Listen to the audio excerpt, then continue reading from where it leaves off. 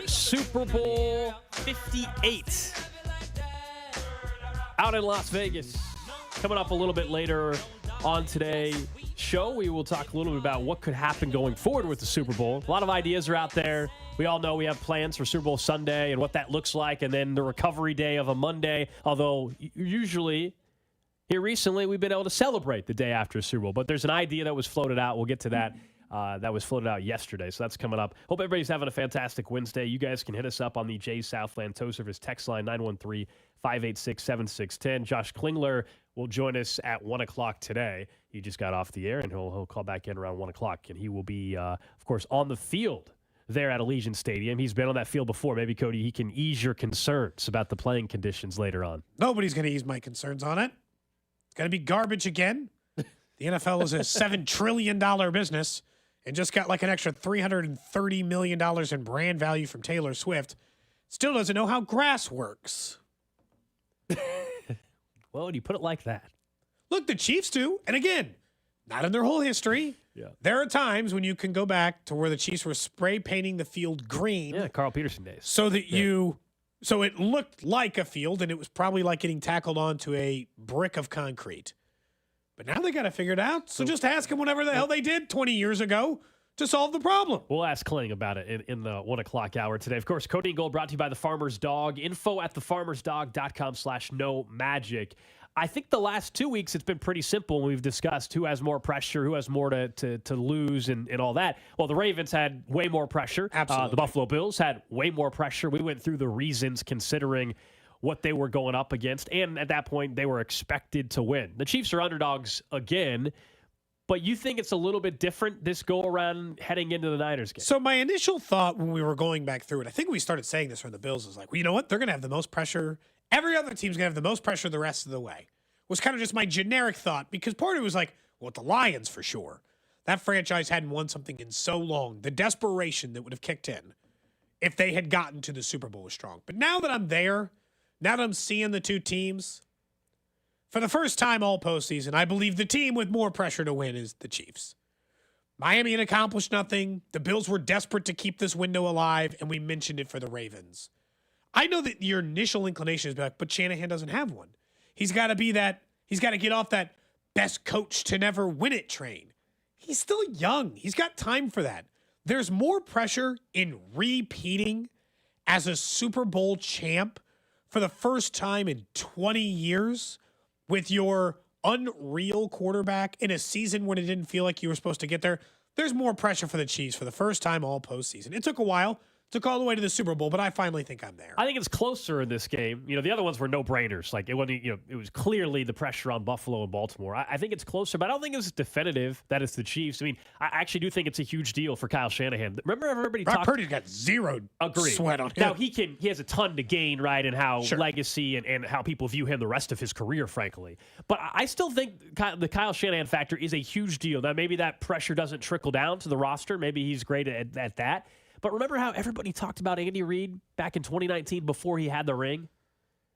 You know, everybody was rooting for him to get his first one. Oh, yeah. And everybody was saying... Everyone's just like, come on, for Andy. You know, and you're right, Kyle Shanahan's way younger. Kyle Shanahan's way younger. But to me, he's in that same spot as where Andy Reid was at. And there's pressure with that, trying to get your first one. Not to mention, they lost to this, different players, but there's still a lot of similarities.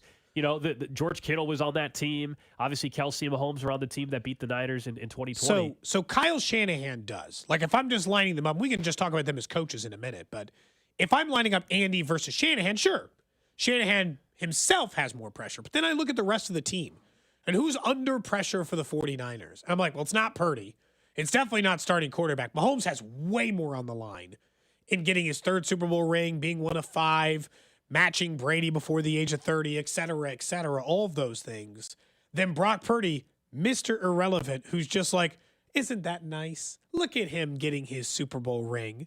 Now, maybe McCaffrey but does anyone judge running backs based on their Super Bowl rings? Like, I just look at the teams. I'm just like, I just think it means more to repeat as a champion as it does for these guys to get there the first time. The only other thing that would make me swing it is for the players that were there for both. If it were the same quarterback, I think I'd feel different about the 49ers. If it were the same quarterback-coach combo, I might agree that the 49ers had more. But because Purdy's a different guy, it feels like it's not the same. Yeah, but George Kittle was there. We saw the mic'd up segments back in 2020 as the game was going on. And he was, after Tyreek Hill caught jet chip wasp and his reaction, and, at the end of the game, not quite Stephon Diggs staring and watching the celebration. But if you go back and listen to some of the mic'd up stuff, Kittle, expressing, of course, his disappointment in not winning. Fred Warner was on that team. I mean, there are still similar enough pieces that I do think there's a little bit of, hey, this team beat us a couple of years ago. It is definitely much closer because you're talking true dynasty and back-to-back for the first time on Kansas City side. But I would argue it's pretty equal for both of these teams, whereas before you could have said definitively all the pressure was on Lamar Jackson in the AFC title game. Ravens are at home and all that. This is a neutral site game, so you don't have that anyway. Mahomes, maybe, is there pressure on him individually and he feels it. But I'm just talking about, as a team, I still think the Chiefs are viewing themselves as underdogs. I mean, technically they are, right? I mean, by the book, I can't believe they are an underdog, but it's back up to 2-point underdogs. This is the 5th time in the last 6 playoff games they have been underdogs. They've won all those games, by the way. All the other ones, they won all those. If you remember, they won the Super Bowl. They've been an underdog in 5 of the last 6 playoff games. So maybe they're just embracing that part, like that end of it. I guess the only other thing that would be questioned about the pressure related to these two that would make you swing to the 49ers would be everyone has thought that they're the best team all year. What comes with that? What comes with if you had taken a straw poll at the end of the regular season and we said, who is the best team in the NFL?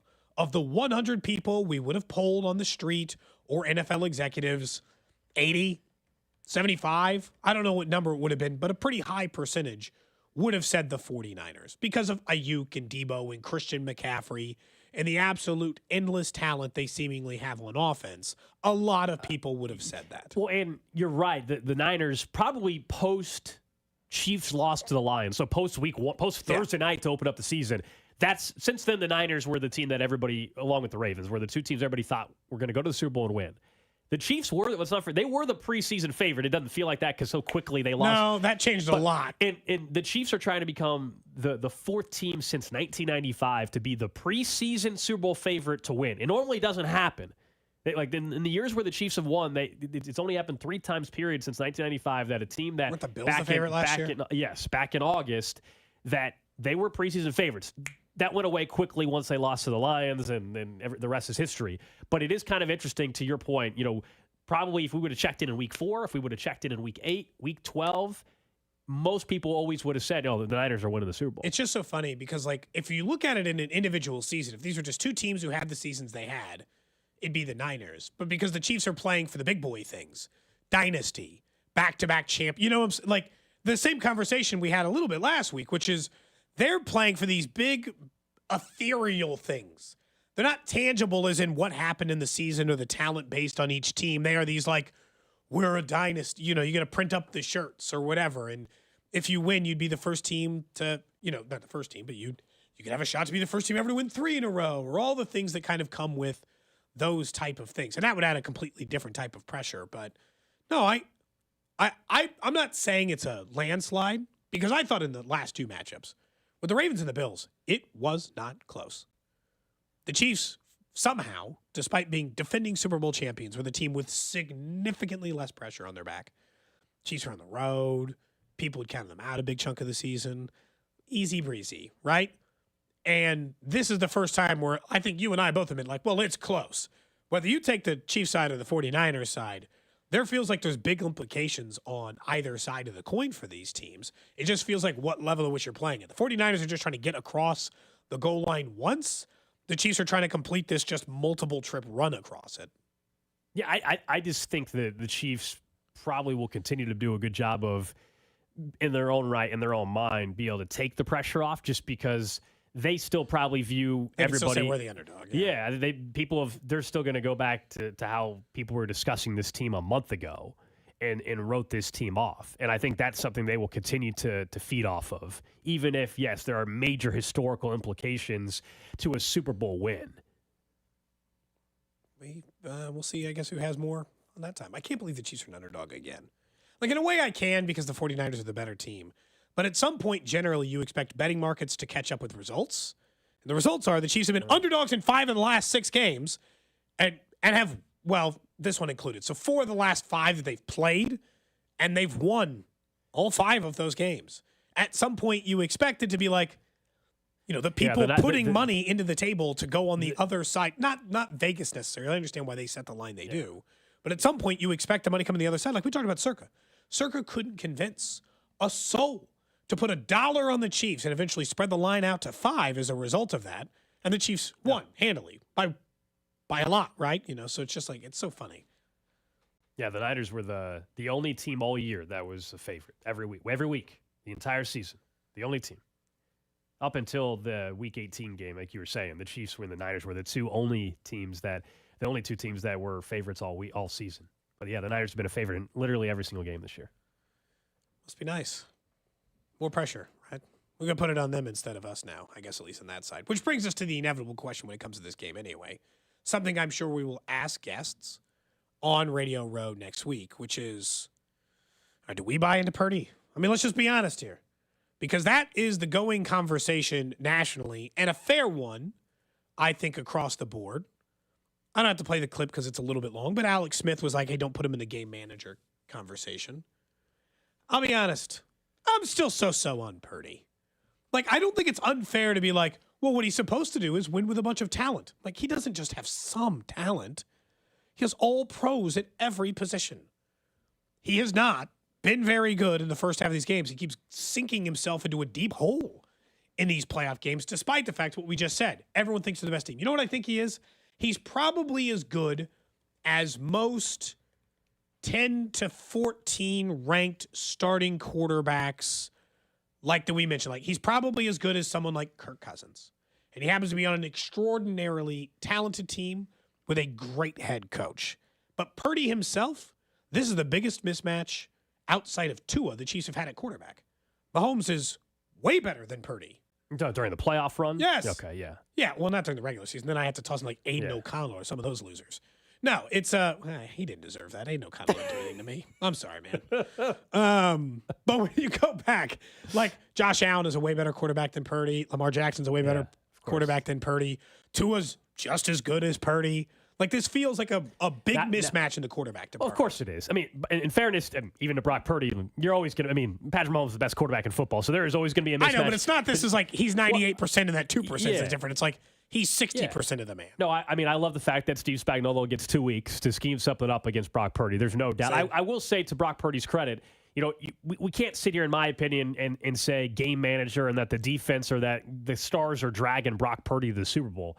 In both games, the divisional round game and this past weekend's championship weekend game for the 49ers, Brock Purdy did go out and win the game for his team. Like, he did. You're correct that, look, he's got an unbelievable amount of talent. Nobody has more talent around him in football. Ayuk really helped him in the last one. But when you see whether it was scrambling or otherwise, Brock Purdy made plays. Now, in the first half, if he has first halves like he did in the last 2 rounds, they will be eliminated and the Chiefs will roll towards another Super Bowl. But he has been much better than a game manager, in my opinion, in the second half of these big-time moments. I was trying to think when you said quarterbacks that Mahomes has faced. So then I was backing up, and I was going back to all these runs, and I was trying to think, where would Brock Purdy rank amongst all quarterbacks he's faced in the playoffs? So obviously or the Super Bowls, because he's got a lot of those too. Just the playoff runs, okay? So, the ones that come to mind, obviously, Baker Mayfield, at one point, he played against. Deshaun Watson.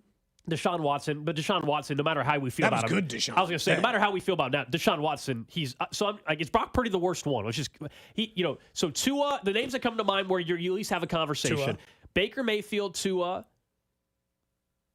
I'm trying, honestly, in the Super Bowl. Well, he's gotten Allen and Burrow a bunch. Yep. So He's now played Lamar. He played Brady in a Super Bowl. He played Ryan Tannehill in an AFC title game. I put him above. Ryan Tannehill, though, it's funny. On pace with Tannehill, right? You and I had a conversation that year, I remember, because we were taking a look at Ryan Tannehill's numbers, and we were talking about, like, how has he actually been as Ryan Tannehill was actually playing really, really good football heading into that game. I know in hindsight it looks weird because Ryan Tannehill lost his job to Will Levis this season. But go back to how Ryan Tannehill was playing and that team was playing.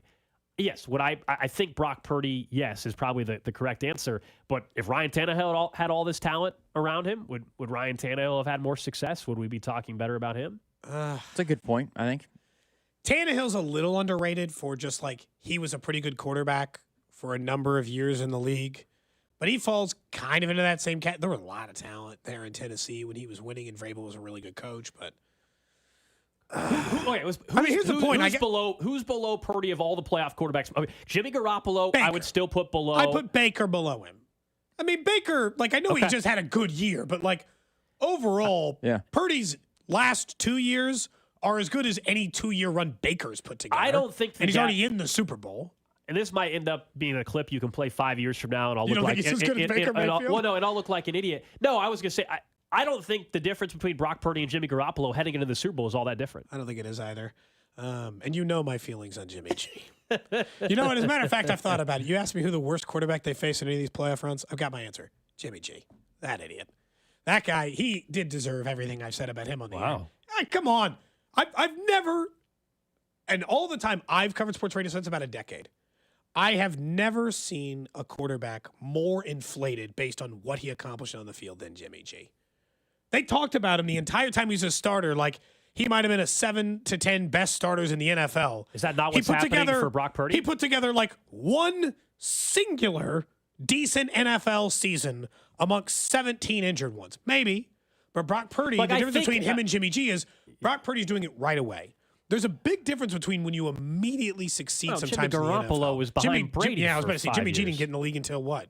He wasn't a regular starter until he's like 28. Well, how many times has Jimmy G gone? Like, because Brock, to his credit, as you said, Gold, has in the moment been able to deliver a drive to get. I don't think Jimmy G, at least to my knowledge, right. I mean, I mean, think the regular season. I mean, it was 13-3 that one year that they went to the Super Bowl.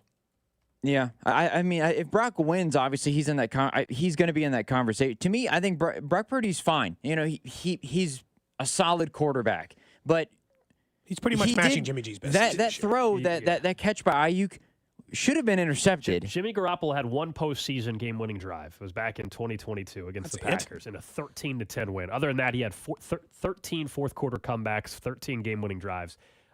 Purdy gets away with more because he's got all the talent around him, I think, than other quarterbacks do, which is why he's in the position. He gets the drive to win the game, but without the defense and without some luck going his way, particularly in that Lions game, they're not even in that position. They're not there to win because of him. He delivered, but they're not there because of Brock Purdy. Someone said, what about Big Ben when he was just like destitute? Not like current Big Not prime Big Ben. They got Big Ben when he was like wheels had come off. Yeah, when they faced him, he probably is the answer of the worst quarterback at that point in time in his career. Just 2 years ago or whatever that was. Yeah, that's actually probably the answer of the worst, considering where he was in his career. If deep down, if you made me pick, like, do I think Brock Purdy is better than Jimmy Garoppolo? Yeah, probably. I don't think there's much of a difference though. Like, I think it's a small difference between the two. Then we should be feeling fantastic about this matchup. I do. I do feel great. You should be feeling good. I'll say this. In a weird way, I feel bad for Kyle Shanahan because I think it is still a very real question to be like, what if you put Kyle Shanahan, the offensive mind, with high-level quarterback play? Like, let's just say Herbert or better. Like, you got one of those dudes somewhere higher than that. We may never know that answer because Brock Purdy already getting to the Super Bowl probably ensures him a little time there in San Francisco, which means you're right back to just healthy Jimmy G. That's what Brock Purdy probably is. He's healthy Jimmy G. He's on the field Jimmy G. Will they still compete because Kyle Shanahan's a great coach? Yeah, probably. He's made every quarterback look good in that system. Yeah, I think Kyle Shanahan's a terrific coach, but we just mentioned, you asked the question, what would happen if he had this high-level quarterback? I think he would be probably in position to win a Super Bowl every year as well, but at the same time, if you're paying a quarterback $45 million a year, then they probably aren't having Debo and Brandon Ayuk and George Kittle and Christian McCaffrey and Trent Williams and Fred Warner, who are all making top 5 money at their position. Probably not having those guys on your roster together. Yeah. Bosa, thank you. Yeah, Bosa as well. Add him to the mix. Like, they're one of the older loaded. It's a ridiculous roster. They're also got a quarterback on a rookie contract. That's the beautiful thing. I do like the conversation around the different quarterbacks because everyone's like, Tannehill was pretty good, when he was that AJ Brown. That year he was. God, that was a good team though. They just had a lot of talent. Vrabel's a really good coach. I want to call him. I think this is too disrespectful to Brock, actually, but he might be a better version of Andy Dalton, 2015 Andy Dalton. Because Andy That's not Dalton, a disrespect. Andy Dalton was like a 15-year. It's like a 10-year starter. I know, but the consensus around it, like Brock, I think he's Andy Dalton could never give you a drive to win you the game. So maybe that's Brock Purdy. But in 2015, Andy Dalton, Marvin Lewis, not Kyle Shanahan. True, but in 2015, Andy Dalton was one of the top guys for the MVP. Then he hurt his thumb, never played the rest of the year. They lost in the playoffs. But he had A.J. Green. They had young Tyler Boyd. They had a solid roster, not as good as the Niners. I feel like Brock is a little bit better than Andy Dalton, but Ryan Tannehill and Andy Dalton are in that same breath to me. The only time Andy Dalton threw as many play. Passing touchdowns as Purdy did this year was his third year in the league. But he also threw 20 interceptions. Yeah. What a different time the league was. Nobody throws 20 picks anymore unless your name is Jameis Winston. Nobody's out there, not in modern NFL. No one's throwing 20 anymore. Correct. That was a little more common back in 2000, somehow only 10 years ago. The league 2013, is that way was a little different. more common. Yeah, the league has changed in a huge, huge way. Not only with quarterback talent, young quarterback talent, but just the way the game is called and officiated, all of it. I know that we already know that there's a big quarterback advantage. There was one small stat I saw yesterday that actually gave me a little bit excited. You said you're excited because Steve Spagnuolo's got 2 weeks to dial stuff up for Brock Purdy. I'm excited on the opposite end. Andy Reid's got 2 weeks to figure out the 49ers defense. And normally you'd be like, well, that's a really good defense. Why is that an advantage? Because the 49ers statistically do the least creative stuff in the NFL. They are the most. We are set in defense, and we do not move off of what we are set on defense in the NFL, which means, let's just say it's cover two. They just stay in that 80% of the time. That's who they are defensively. That's what you're going up defensively. And as some people were correctly pointing out, that's where Ben Johnson took real advantage against the 49ers, especially in that first half of the game. Oh, you're lined up the same way every time. I'm a very good offensive coach. I'll figure out exactly where to attack you. You're telling me Andy Reid's got 2 weeks to figure out a defense that doesn't do anything exotic? That feels like a massive advantage for the Chiefs. Yeah, you would have to think on the other side, though. They'd be thinking a little different? 2 weeks, you would think they recognize they're going to have some different looks that they haven't shown on film all year. I think it goes both ways. You're correct. They're like, you look at how they've performed, that should be an area the Chiefs can attack, but I would like to think the 49ers are smart enough that if we're all figuring this out and we're all looking at this, that they're smart enough to realize, we probably have to have some different looks than we've shown all year defensively. Now, whether it works or not, that's up for debate. We'll find out on Super Bowl Sunday. But my guess is they will have some adjustments on top of it. Like, do not be surprised if you're listening to Jim Nantz and Romo and it's the second quarter and he's going to say, Jim, I haven't seen that look all year. Because he hasn't watched the film? Or no, because they haven't done it all year. Because he hasn't done it all year. Jim. You want to do that impersonation again? No, that was not a good one. It was terrible. That was all right. You just got to really hit the gym. That's the most important part of it. I realized halfway through, I was like, could have done better. Poor effort on that. The point being, that's what'll happen during the Super Bowl. There will be probably a time where they show something they haven't, and Tony Romo will go nuts. And you guys getting sick of Romo yet? Oh, I've been sick. I think we've been sick of him collectively. Well, this is 3 straight games that'd be called by Jim Nantz and Tony Romo. I got sick and tired of the Chase is on the case, Jim, and it didn't matter whether it was Jamar Chase Young, anybody. Well, the one that got me a couple weeks ago was, I think it was the Dolphins game, and they scored one touch. He's like, oh no, the Bills game. The Bills scored once, and he's like, they're in trouble. Chiefs could be in real trouble here. They don't score. I'm like, it's the first quarter, Tony. Chill. Relax a little. The other part, honestly, thinking of broadcasting, you guys probably saw yesterday, Tom Brady was doing his little media tour yesterday because he just announced his TB12 brand is merging with No Bull, and he was talking about it, and it brings to light more and more. Greg Olson's phenomenal, yeah, really good, and then he's getting kicked to the curb, or at least in the number 2 crew. So Brady walks in, talking about you asked pressure, and I'm sure Tom Brady will be great. But everybody thinks Greg Olson's phenomenal. If Tom Brady were to flop, which is just hard to imagine him not being good as a color commentator. Yeah. But that's the one to watch next year. Who's Greg Olson going to? I feel bummed Greg Olson is going to be on that main cast. He's probably going to be the number 2, and then my guess is when his contract expires, he'll go replace somebody, Sunday night. Maybe Collinsworth retires in 5 years. I don't know. Maybe he replaces Collinsworth, or he does, when all the games are on Peacock, maybe he does the Peacock games, just to irritate people. I mean, I'll take him. He's a good broadcaster. Who's the number 2 at Fox anyways? Is it, right now? yeah. I don't know who the number 2 crew is. Joe Davis? No, Because Joe does. You mean play-by-play? Yeah, I thought you were talking about color commentator. Well, I know. I meant play-by. Who would he be partnered with, essentially? It might be Joe Davis, yeah. It might be Joe He's Davis. the one who I can think of. Someone says they hate Paw Patrol because of Romo. What's the story there? Am I missing something? I don't. My kids don't watch Paw What's the Patrol. I story? don't know. Am I missing something on that one? I haven't heard anything. I didn't know if there's a backstory to that. Please explain more. Has on he the text referenced line. it? Yeah, I don't know. All right, we'll explore that one some more during the break. Our NFL playoff coverage on 610 Sports Radio.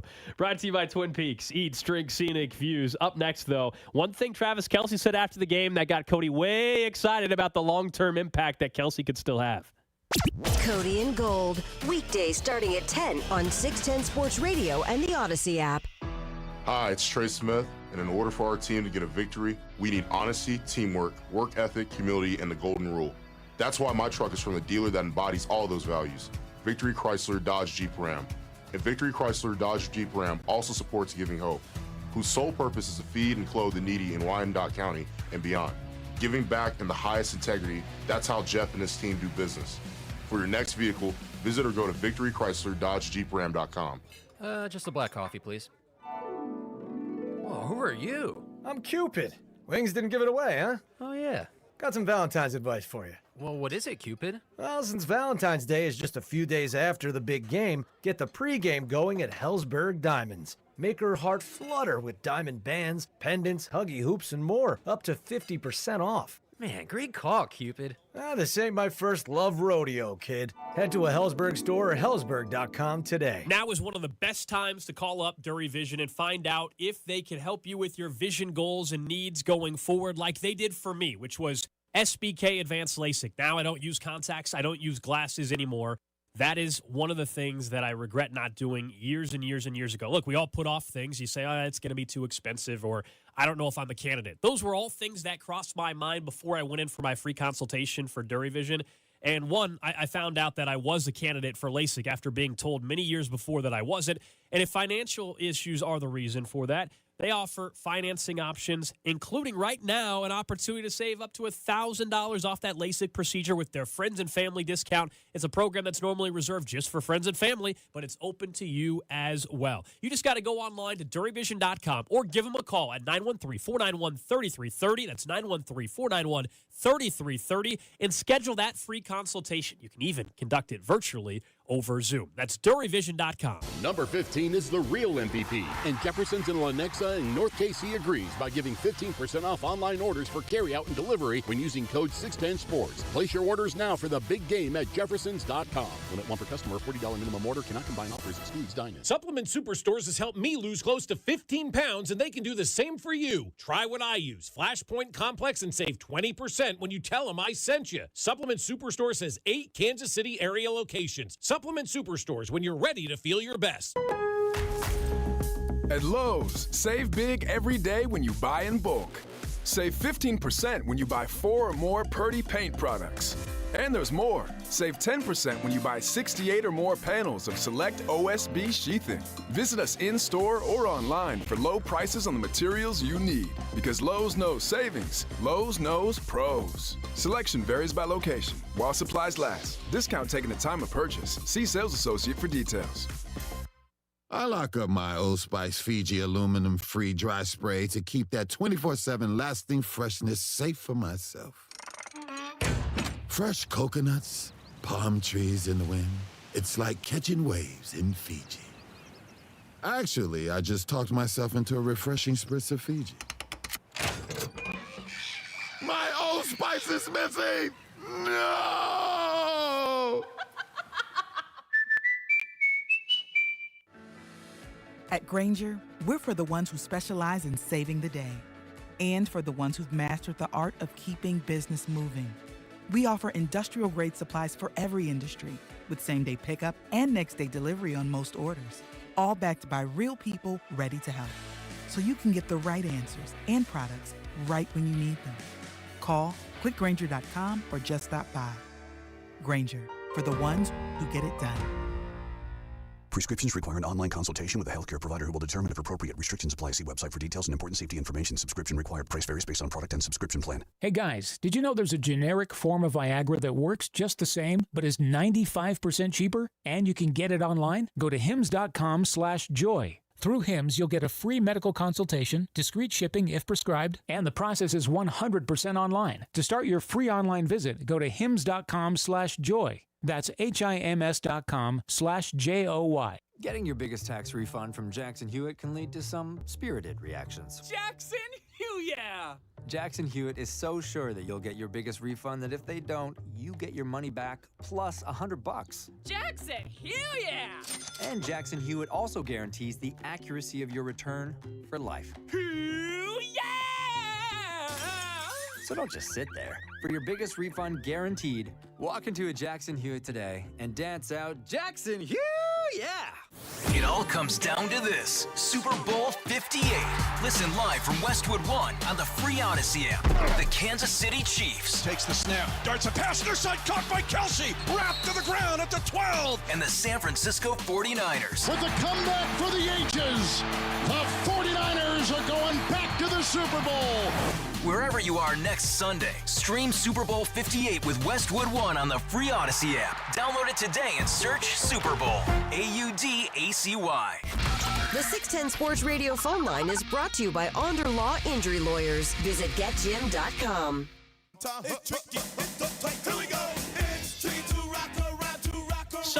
the text line, very quick to explain why that was on me. brought I up, feel like that should have been my wheelhouse. Look, I didn't know it, so that's fine. But I thought, you being the dad on the show would have us covered on kids television. Yeah. I also thought Drew, who was the one that brought up Chase is on the case, would know the reference. Chase is on the case. It turns out it's from Paw Patrol, Drew. I did not know that. All I know is that Jamar Chase is on the case. In that game where he had 266 yards, Tony Romo said it at least 5 times. At least every single time he touched the ball, it was Chase is on the case, and it was so annoying. Romo's kids must Your love kids Paw Patrol. not watch Paw Patrol? Oh, my Never goodness. watched it. Is it? So if you need to know anything about Smash Brothers on the Switch right now, I got you covered. Is it But because if Paw you Patrol, need to know- are they too old, young, or just not there? Like, what's the... Just didn't hit. Okay. So there are 1,000 different kid shows available. That one just never hit with the kids. Currently, my younger one is into Bluey. And then my older daughter, it's a couple of different shows. But Bluey is the one that's been hitting. When I have kids, they're not watching this. They're not watching Paw Patrol. No, because I'm They going might to be hear around when you have kids. Probably not. But this would play, and I would get frustrated. I'd be like, yeah, come on. I think it's something else. more for like younger kids, maybe like 3 to 6 or you know, like whatever. Okay. I don't know. I don't think it's for like my daughter's age now. I think she's more into like different shows than that one now. Makes sense. But Paw Patrol's been around for a while. Yeah, it's had a run. Look, we got some PJ Masks. There was some other stuff that hit that would have been the same range as that. We just didn't hit Paw Patrol. It says Bluey is funny for a kid's show. Never heard of it. It is. It's about a family of blue healers. Bluey being the oldest daughter. Okay. And Bingo. Okay. And Bandit is the dad. What's the mom's name? God, I should know that. This is where at least I can cover it a little bit. Damn, I don't remember the mom's name. It doesn't matter. Okay. All right. Close Well, enough. now we got it covered. Now we've all educated ourselves. Well, our listeners already knew. Text line already knew. Why not on Twitch? The three of Chili us. is the mom. The three of us just didn't know. The three of us just didn't know. Glad we got that covered. I like the text line and be like, come on, man. Her name's Chili, dude. Like, you just got to know that. Like, I mean, just get on your game. We're all watching the same stuff. People are giving Drew a hard time for the Chase is on the case thing, and also saying that Drew is from Indy, likes the Bengals, lives in KC. They'd like to congratulate Drew on his future children being Jets fans. I'll tell you right now, Drew. That's great. If you and Bree stay in this town and you have a kid together, you should accept the fact now that your kid is likely to be a Chiefs fan. My brother, I've said this in the air before. My younger brother grew up. My dad was a Broncos fan. My younger brother grew up a Broncos fan because of that. So he's been a Broncos fan his whole life. His kids, Chiefs fans.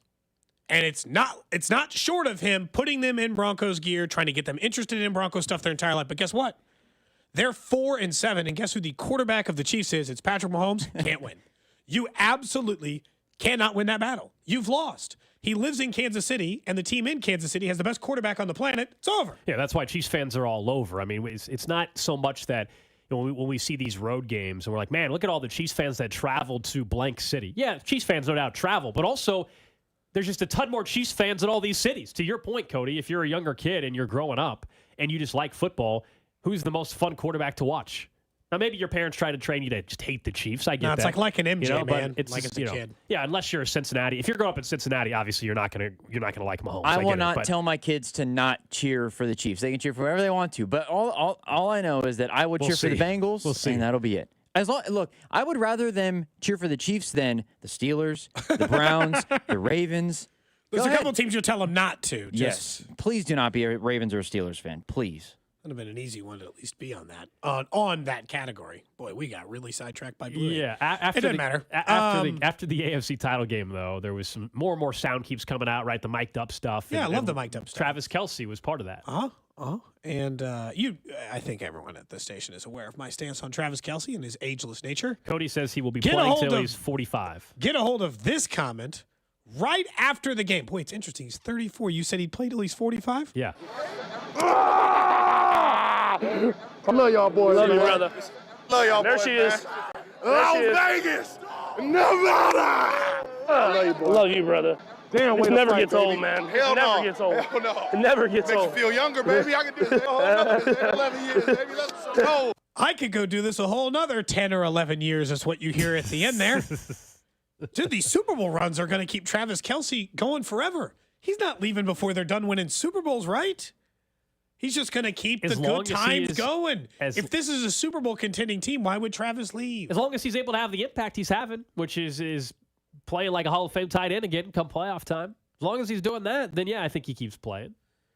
You and I, where we have differed, is whether or not you think he'll always be 1,000. Well, he wasn't even this year, but you thought he would always be 1,000-yard receiver the rest of his career. They don't need that. Like, he can play another 3 years. They don't need him to be 1,000-yard receiver. They need, come playoff time, this dude who's playing like the best tight end, which he is, I know in NFL history. Like, it always feels like when we talk about this, we should not diminish his regular season. It was worse by his standards than it was by normal standards. He was still second in the NFL in receiving yardage, third in receptions. You know, like, I don't have to go through the stats. He was essentially the best tight end in football again. People would be like, wow, what a season by George. He finished like 40 yards behind him and he took a game off. He played 2 less games than George Kittle actually because of the injury. So, like, it's not like he could have gone in there for the 1,000 if we really wanted him to. Yeah, He but we're didn't. so again, I think the outside. We're saying he was so much better than everyone else. Being like just as good as the best tight ends is still a downgrade for him. Yeah, but look, he's judged on a different scale. All that matters going forward. Let's say he plays another 2 years or he plays another 4 years. It's not whether or not he's going to be a 1,000-yard receiver. It's whether or not in the big moments can he still do what he just did, which is make ridiculous catches, make the tough catch that only he can make. That's the kind of stuff that actually matters, which is why I still think whether it's next year or the year after, Cody, it is very important for them still to go into next year and the year after not counting on a 1,000-yard season from their tight end the way they would have prior. And you're right, he was only 16 yards short this year. But if we're going to have the conversation about being short of 1,000, I know we're using it in your case, I guess, a positive. Like, he played in less games and he still almost did it. Yeah, but that's the whole conversation people were having, is that he might not be available for as many games. Like, so but I there's felt a like balance. it'd be different if it was like an injury. Like, in a weird way, it'd be different if it was an injury that seemed related to his age. Yeah. Like, in a way, he just had a hyperextension. That could happen to a guy who's 22 years old. Sure. It bothered the question him all is, do you year. have more, right? And And to this point, it was just that one, really, other than, like, I'm sure he's dealing with other stuff just like anyone else. Yeah. Where his body hurts from being beat up. I don't think that's out And of I the don't think question. he's retiring, and you're playing at this level. You're right. Why would you retire? Yeah, if you're going to continue to rack up some rings, which is you got a chance to add to another one. But I think for the organization, they just have to operate in the off seasons differently. Like, I don't believe you can just go into next season and assume that Travis Kelce is going to do this all next year. I don't think you can assume that from a planning perspective long term. Like, I still think they should consider, a lot of people they're not going to be high enough to draft the Brock Bowers type, but like they should still consider opportunities that exist in the second or third round if there's a tight end that they really like. I don't know that you've ever stated. How long do you think Travis Kelce plays?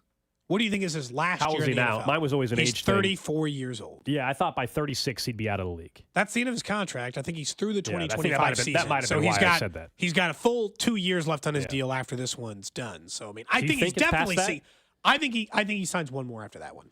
I think at the end of next year, he gets the little friendly 1 to 2 year add-on, and there's another year or two after that one. No, I don't actually think he's playing till he's 45 years old. No, I don't think he's playing 11 more NFL seasons. But I have stood, and I stand by the fact that I think he'll still go out playing this level of football. I think he'll go out the rest of the way playing this. I don't think he'll ever dip back down to 675. And I'm basing that largely on one person, Tony G, who was still a very, very productive tight end all the way to the end. He was still getting 850, 900 yards at 38 years old. So I just think what skills he possesses, for parts of it don't age. For him not to have his final year be, to me, a 700-yard season, then it can't be another 2 years after the current contract, though. Like, you're 36. You're saying you think he plays 2 more after. So you're saying you think he plays till he's 38. Yeah. I'm saying at that point in time, that would be when you're in serious danger of not finishing the way you think he's going to finish. And I understand you're quickly Googling. You're going to pull up Tony Gonzalez. No, at age I was just 38, trying to remember the exact number. I thought it was like 850. But when you are going to 37 and it was 859. At 36, it was 930. Yeah, like I think play out the current contract, and then if you also think Travis Kelce's finishing his career in Kansas City, I'm not so sure that there's 2 more years after this next contract coming. I don't know. I think his contract and Andy's end at the one that they're currently on. I think it ends at the same time. That'll be interesting too. They're going to go to the Hall of Fame together. Yeah, I mean, we always talked about entering with his brother. Instead, he's just going to enter it. And we still haven't heard more from Jason. He hasn't given an official announcement. There was was it a rumor or a report? I don't even want to call it yesterday that suggested that, Jason said that after watching his brother get to another Super Bowl, it kind of got his juices flowing again. But I don't know if that was, I don't know if that was a direct quote from him as much as that was one of the aggregate social media accounts that was pushing that out there. But we'll see, man. Like, he's, of course, right now playing in this playoff run. This is the Travis Kelce for his entire career. I mean, this is what he does. I mean, again, he's a tremendous playoff performer who puts up absolutely incredible stats. He also came to the aid of one Patrick Mahomes. Came to his defense from the evil villain, apparently, of the AFC title game, which was, of course, Justin Tucker. Mahomes was on the drive yesterday, and for the first time, he addressed the Justin Tucker at the goal line incident. It became a bigger deal than I think it actually was, but at the same time, I mean, I've had like 7 years of kind of doing that same warm-up routine, and there's only been, I think, like 3 occasions where there's been a kicker that wasn't because you usually talk to the guys, so there's been a kicker that wasn't necessarily moving out the way, or you weren't kind of sharing the field in the right way, and I mean, it was in Baltimore all 3 times. So he does that little stuff, I think, to try to get under our skin, and I asked him to move his stuff, and he got up and moved it, I think, 2 inches. But didn't move it out of the way, and I was going to kind of let it slide, but Travis kind of got it and moved it for me, and then after that, I wasn't going to let him put it back down. So it's something that we move on. I mean, I have a lot of respect for him as a player and as a kicker. One of the best kickers of all time, probably the best kicker of all time, but at the same time, you got to have respect for each team, and we all share the field, and we try to do that in a respectful way. I mean, that's not exactly taking the blame off of Justin Tucker there, is it? Well, he mentions he mentioned as we were talking with Carrington with that cut there, like the only time it's happened is him. Was against Baltimore. And by the way, the only kicker in Baltimore since Patrick Mahomes has been in the league is Justin Tucker. So only Justin Tucker tries to get under the skin of players, tries to be a pain in the ass during warm-ups. We played the cut yesterday of Justin Tucker trying to act like, I was just joking around. No, he knows what he's doing. He got caught, right? It backfired. It blew up in his face. Patrick Mahomes and Travis Kelce went out there and were as locked in as ever and kicked your team's ass from the start. And you got to eat that if you're Justin Tucker. And then Travis Kelce was talking about it as well. New Heights podcast, new today. This cut is phenomenal. You may not have heard this one yet. The other team's designated area, you kind of stay out of their way. You know, you don't interfere with what they have going on. That is the unwritten rule. That's the unwritten rule. If you want to be a fucking dick about it, you keep your helmet and your football and your kicking tee right where the quarterbacks are warming up and they're dropping. Eyes are looking left and they got a helmet down by their feet. It's actually kind of dangerous, really. But like, if you're not going to pick that up, I'll happily move that for you. If you're going to be a dick, I promise you, I can one-up you every time, dude. I just kind of I love the attitude of like, look, if you're going to be a jerk about this, that's not the word he used, but if you're going to be a jerk about this, I can be a jerk about it. Like, nothing about Travis Kelce's career suggests that he'll just put up with nonsense. How about that? Like the entire time. By the way, one of the things we could have talked about in the Travis Kelce retirement thing is as much as winning the Super Bowl gets him juiced up, I'm still pretty sure St. Joe just gets him in such a sour mood. He's thinking about football being over by the time that thing's done. Tucker is 100% to blame for this. 100% to blame for this. Of course. Because listen to the comments from Patrick Mahomes, who for the most part avoids saying, Patrick Mahomes is actually really good at this, so is Andy Reid. Patrick Mahomes almost never says anything critical about anyone ever. That's why it was such a big deal that he had against the Bills, yeah. The way he reacted about the Bills about the refs in the Bills game after, is that he almost never says any negative, and he puts it on Justin Tucker there. That's as close as he gets to putting it on Justin Tucker, doesn't he? Of course. He said it's happened 3 times in Mahomes' entire career, and it's always happened against Baltimore. And that's all you need to hear. No other kicker really does that. Just one, Justin Tucker. I don't know if he does it to other teams. He just does it when it's Mahomes. Just he thinks that that's what he needs to do. I don't know. The Chiefs play the Baltimore Ravens at Arrowhead next year, by the way. I guess we should be looking forward to that again. Because here we go again. I look back at this whole situation, and Mahomes is probably right. Like, where had you not caught it, it was not a huge deal in the moment. Be like, come on, man, just get out of the way. Stop doing this. Get out of the way. We're not trying to play this game with you. But it's also just like, why are you, like, this is not the only run-in, just to be clear, that he's had. It's just not. It's not the only run-in he's had. If you're going to be a dick, I promise you, I can one-up you every time, dude. That's just a good, actually, attitude for life, I think. Look, if you're going to suck about this, then I'll take it to another level. Yeah. Screw the high road. Yeah. That's what pretty much Travis Kelce's telling you. We'll work on the bleeps on the other clip, I think, before we play that last one again. It has been fixed. I think one slipped through there. It was lowered all the way down, I promise. I'd have to hear it again. It has been fixed. It was a little bit hollow. You made a face that was like... It was hollow. And I was like, oh, man, I wasn't totally sure. Uh-huh. We'll have to... In the headphones, yeah, it was a little bit more... It's been fixed now, though. It was probably fine. It's been fixed. I doubt the we'll FCC. We'll assume it was totally fine. If Drew doesn't make it to Vegas, we know why, right? Like, if for some reason now he's not allowed to go I don't think that's how that and works. Rob's with us or something. I don't think that's how that works. I don't think that's... Ask next time you see Dusty, ask him what happens. You get something FedEx to you overnight. Direct from the FCC. That's what happens. Now we got Patrick on Twitter complaining about how Inside the NFL did him because... Well, you saw it last night. That photo of him made him look... Well, it's a screenshot of a clip that Inside the NFL put out. Inside the NFL nowadays is on, like, the CW. It's weird. Made him look a little round. But he's in the locker room, obviously, like, it's a locker room, right? So his shirt's off. He's talking to the team, and it's a side angle. It's not a flattering angle. It's a side angle, and he's got a little belt. So everybody's making the dad bod joke. We know he's in better shape than that, obviously. But come on. But it's great. He's having fun with it on Twitter. And he is a dad. He's got 2 kids, you know? But it made a lot of people, I think, feel good about themselves. They're like, see? The best quarterback and one of the best athletes on earth has kind of a dad bod. He doesn't look like... Not everybody looks like Chiseled. DK Metcalf when they take their shirt off. Just absolute washboard. Also, it's like, for him, truly, why is he able to withstand hits and stuff? Like, there's actually been science behind this, I guess, where like you as a quarterback, you actually don't want to be just shredded. You want to have a little... It was the golfer thing for a while. They all got really shredded for a while. They're like, maybe a little less shredded. Well, I'm talking about just like from flexibility and taking hits and all that. Like, you don't want to just be completely shredded as your quarterback. You need a little, you need a little cushion. A little cushion. It was a total, like, the photo, everybody immediately, the dad bod jokes immediately. He's got a little belly. Made me feel better. Made everybody feel a little better about themselves. Patrick Mahomes takes his shirt off and you're not like, dear God, you're the most talented quarterback in the NFL and you're also just shredded.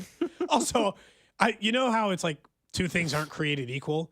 Like, sometimes you're like, that guy's a little bigger. You're like, do you know how much stronger and in shape of course. they are than us, than you, than me? Yeah, I don't think anybody's making... any of us in between. I don't think anybody's making that argument. Yeah. No one's going to tell him to cut out the Coors Lights just because, And I just think that's I think, unfortunately for him, too.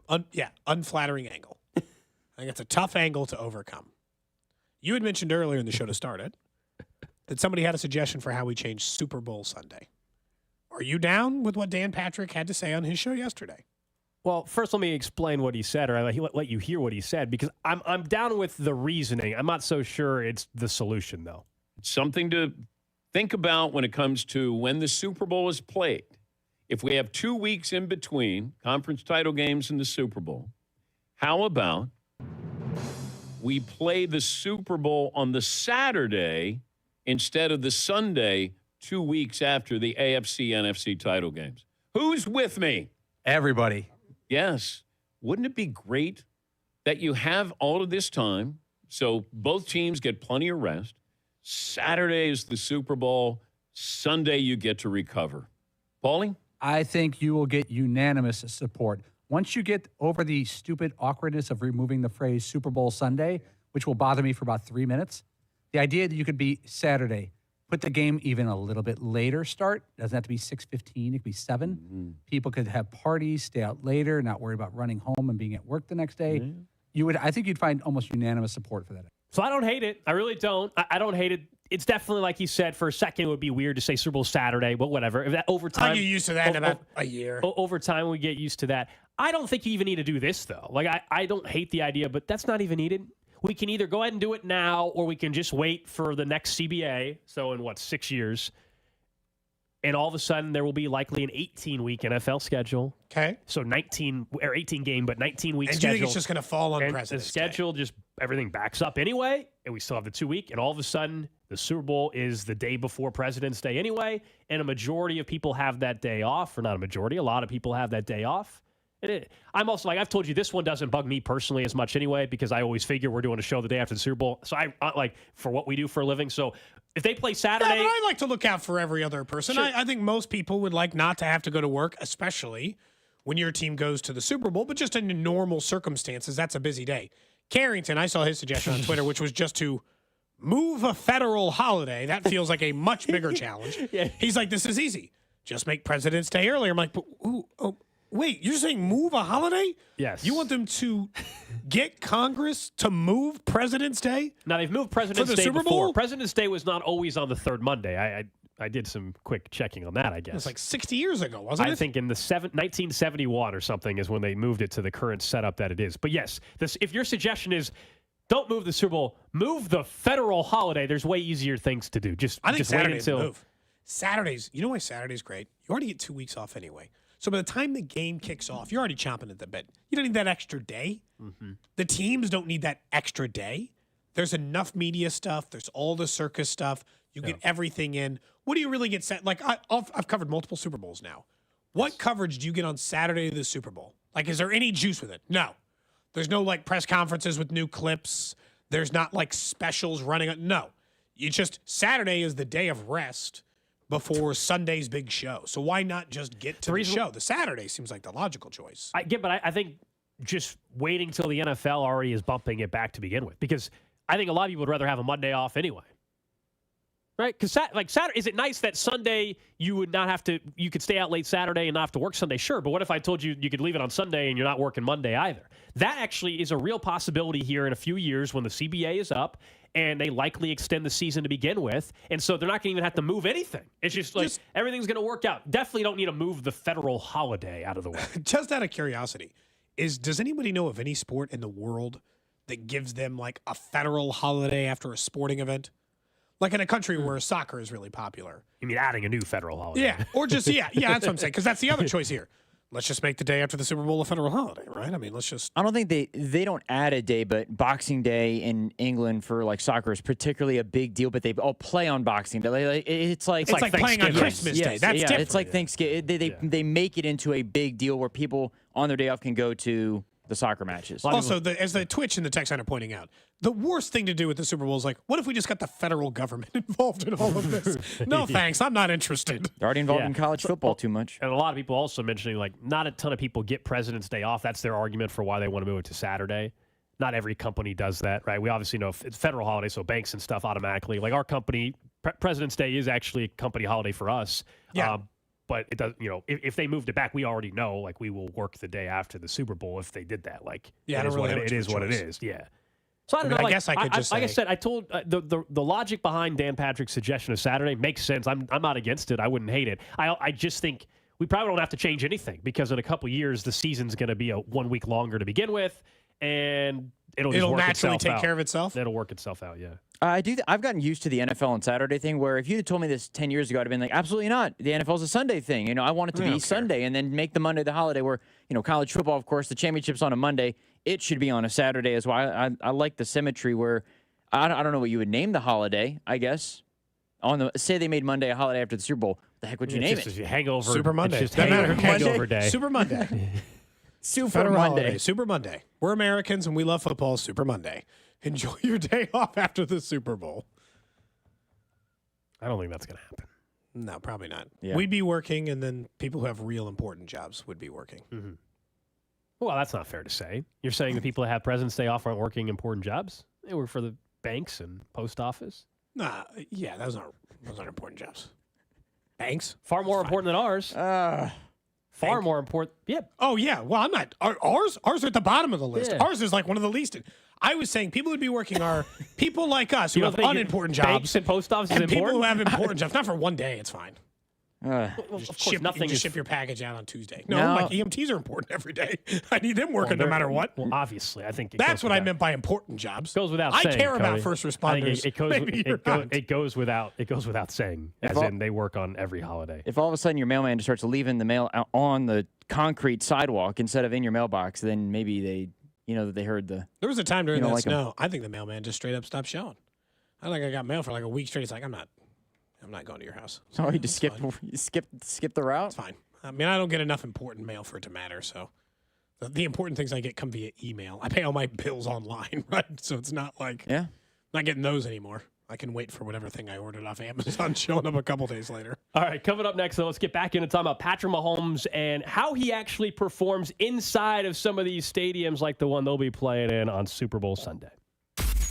Cody and Gold. Watch the show on YouTube by subscribing to the @610 Sports KC channel. 610 Sports Radio. If you keep one resolution this year, it's to let Smokehouse Barbecue cater all of your events. With the football postseason upon us, invite Smokehouse to your tailgate. At the stadium or at home, Smokehouse is the perfect choice for game day. And if you don't feel like getting out in the cold this winter, have Smokehouse delivered to your house. And make sure you try their new Smokehouse Bowl, a delicious combination of their world-famous beans, mac and cheese, chopped burnt ends, and smoked sausage. Visit them in Independence, Zona Rosa, or Gladstone, or at smokehousebbq.com. It's Smokehouse Barbecue. Nothing says I love you like romantic, timeless jewelry. Even better when you can save an extra 20%. Right now at Diamonds Direct, all fashion favorite jewelry is 20% off. That's earrings, bracelets, pendants, bands, colored gemstone jewelry. Get 20% off Diamonds Direct's already unbeatable prices. Special financing too. Get her something she can enjoy and appreciate for years to come. A fashion favorite from Diamonds Direct. Shop in-store or online at diamondsdirect.com. Diamonds Direct.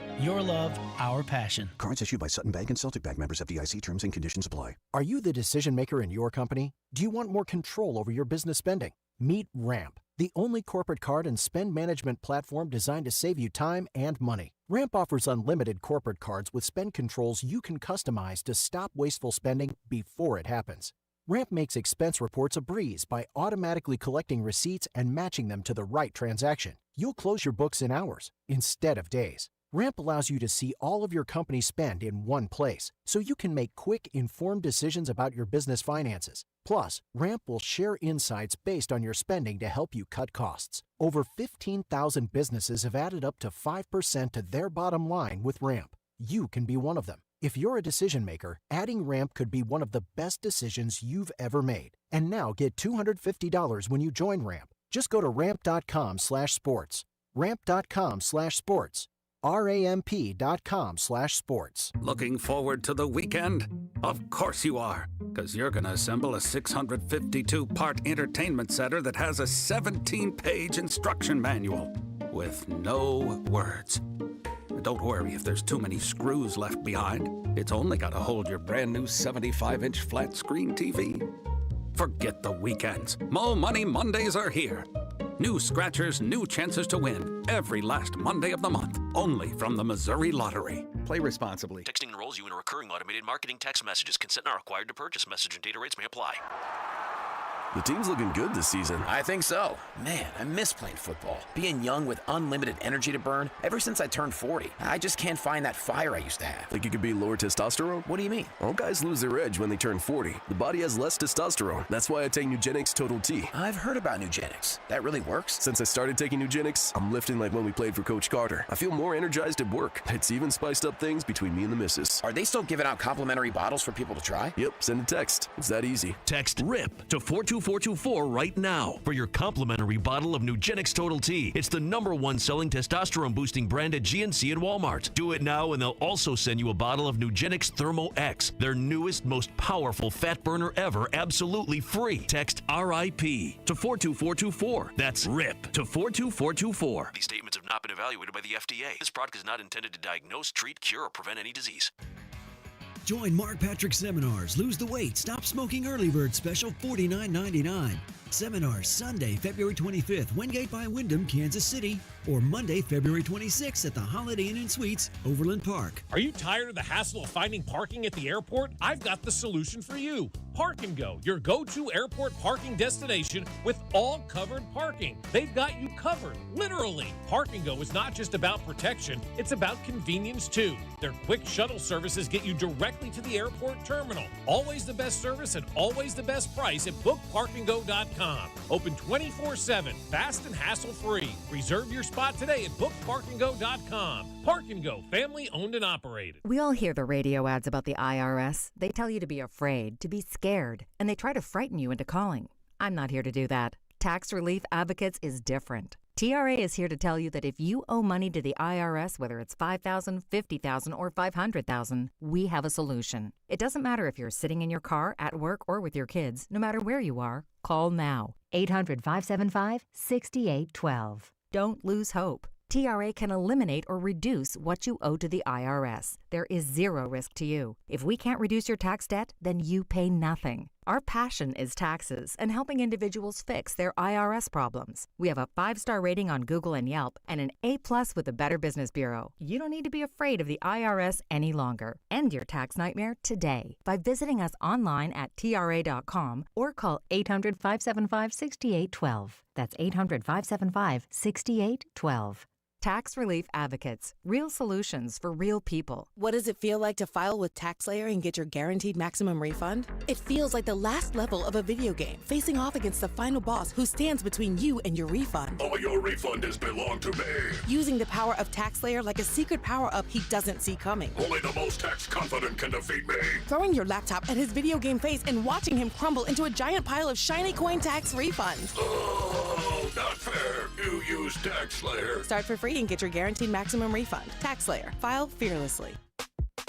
eBay Motors is here for the ride. Go ahead, feel your engine. Admire that perfectly installed exhaust. Your vehicle's moving along this freeway like it was made from fresh installs and a whole lot of love. With eBay Motors, you get over 122 million parts to keep it running. And with eBay Guaranteed Fit, they'll be the perfect fit every time. Plus, at these prices, well, we're burning rubber, not cash. Keep your ride or die alive at ebaymotors.com. Eligible items only. Exclusions apply. NFL playoff coverage on 610 Sports Radio is brought to you by Twin Peaks. Eats, drinks, scenic views. He'll get it again behind left guard. Triangle out, pushing, touchdown! Kansas City! The Ravens defense has only averaged giving up 16 points a game this year. The Chiefs have 14 if they get the PAT in their first 2 drives. Proud to be your official broadcast partner of the Kansas City Chiefs. 610 Sports Radio. KCSP Kansas City. WDAF HD2 Liberty. Always live on the free Odyssey app.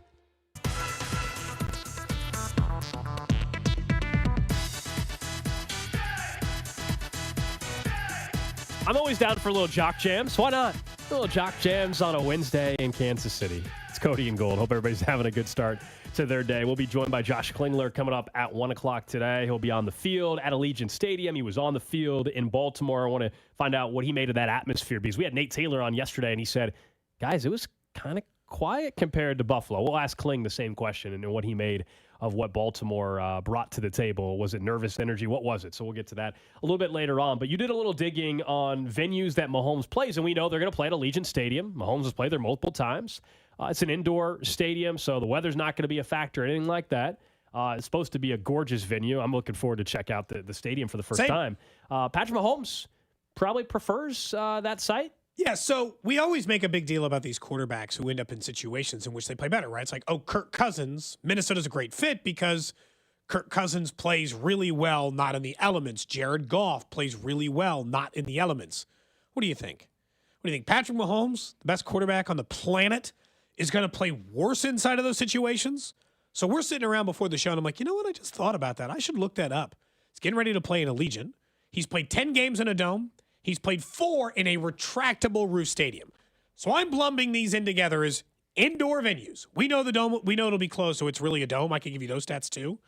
But indoor stadiums, as in it's either a retractable dome or indoor, Patrick Mahomes averages 306 yards a game, 68% completion. He's played in 14 games, 33 touchdowns to 3 interceptions.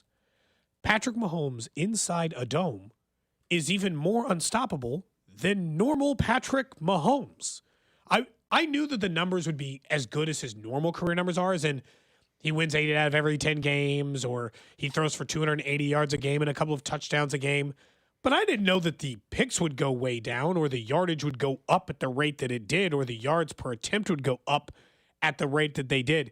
He, across the board, is about 20% better as a player inside a dome than he is under normal circumstances. And I want you to think about what Patrick Mahomes looking 20% better would look like. Yeah, I mean, the stats are always going to be impressive no matter where you're at, but knowing that it's, perfect elements, right? It's supposed to be a great playing surface. I know last year we all know that wasn't the case, but theoretically it's, when you're indoors, there should be no issue. The playing surface should be perfect. There's no wind, all of that. You put the best quarterback in football in perfect conditions, he's going to be perfect, right? And he's going to be even better than what he was. So I'm not too surprised. My guess is, we were trying to think about Brock Purdy. He plays a couple games a year indoors. He plays the Rams once a year, so that's at SoFi. He plays down in Arizona. And then I don't know the rest of their schedule. Every couple seasons they're playing some games, of course, indoors. Patrick Mahomes also I think there's something to be said for being familiar, Cody, with that building too. The Raiders haven't been good since they've been in that building anyway. He hasn't lost in that building. Yeah, and so, the fact that you're comfortable, they're staying at a different place than they do for a normal Raiders road game, but they've been in that venue. They're actually practicing all week in the Raiders practice facility and Raiders offices. I'm sure the Raiders are just thrilled with that. Whereas because they're the home team and the Niners are technically the road team, so they're practicing at UNLV's facilities. And so it's the way it worked out. But it is for the Chiefs get to use the Vegas's brand new gorgeous facilities all week long, and that's just got to sting if you're a Raiders fan. The only loss, by the way, and I looked it up, was to Matt Ryan's Colts. Yeah, last year. That's the singular loss inside of a building that Patrick Mahomes had. It's so funny because this one could technically be considered a dome but he's actually even better in retractable roof stadiums. And that doesn't mean that it's open or closed. They're just retractable roof stadiums. He's actually 10 interceptions to 1 pick in those 5 games, completes 73% of his passes, and averages 330 yards a game. He's an unstoppable force. I mean, it doesn't make any sense based on what you would expect out of him in those games, but when I saw that stat, and you and look, we don't have to give our official score predictions until a week from Friday. Wow, we're doing this early. You and I both think they're winning this game. Spoiler. You've already said as much. I think I hadn't said that on air, but I think the Chiefs are going to beat the 49ers, if that's not made clear. It's for a variety of reasons, but one of them is absolutely this. If you're betting, if you're just listening to this because you're a 49ers fan, you're trying to get some sense of what Chiefs fans think of the 49ers, everything isn't just about you or what we do against you. It's about the circumstances. Given ideal conditions, Patrick Mahomes is borderline unstoppable. And I'm telling you, he already wins a lot. This is a whole nother level. This is a greater win percentage, more yards per game, more touchdowns, less turnovers, all of it. The only thing that maybe goes up a little is sacks. I don't know. Yeah, other than the Eagles last year, which was, as you said, a retractable venue, but that's included in this stat, this is probably the second best team that Mahomes has ever played indoors, though. Is that fair to say? Because a majority of those indoor/retractable have been against the Chargers and Raiders. Duh. SoFi Stadium or Allegiant Stadium. They're playing there, twice a year. He's guaranteed. And bad teams. And they're not good. Yeah, they're not. And we know the Chiefs have dominated the Chargers and the Raiders. And then you brought up the Colts. Not a good team, but the Chiefs did lose. But so other than Philly last year in the Super Bowl, so clearly they were a very, very good football team. This is the second, if not, you could argue maybe the better of the two. I don't know. Team that he will ever face in a dome too, to add, just to add to the stat a little bit. I'd say some of those Chargers teams were at least, but they weren't the 49ers. Competitive. Right? They weren't the 49ers. Yeah, they're not the rate, and again, the Raiders were somehow 500 in a couple of these years, or around 500. There's no doubt that it's being juiced up a little bit, but that's not a small sample size, That's almost a season's worth of play inside of a dome. That's not, because I can pull up Brock Purdy's. I'm sure he's probably playing like 4 games inside a dome or whatever. But is that going to really give us some indication of what he's doing? I assume, like most quarterbacks, he'd also be slightly better in a dome, right? Slightly better is a big difference, but slightly better when your quarterback is already Patrick Mahomes feels like a distinct swing heading pretty heavily in your favor, no matter what Brock Purdy does.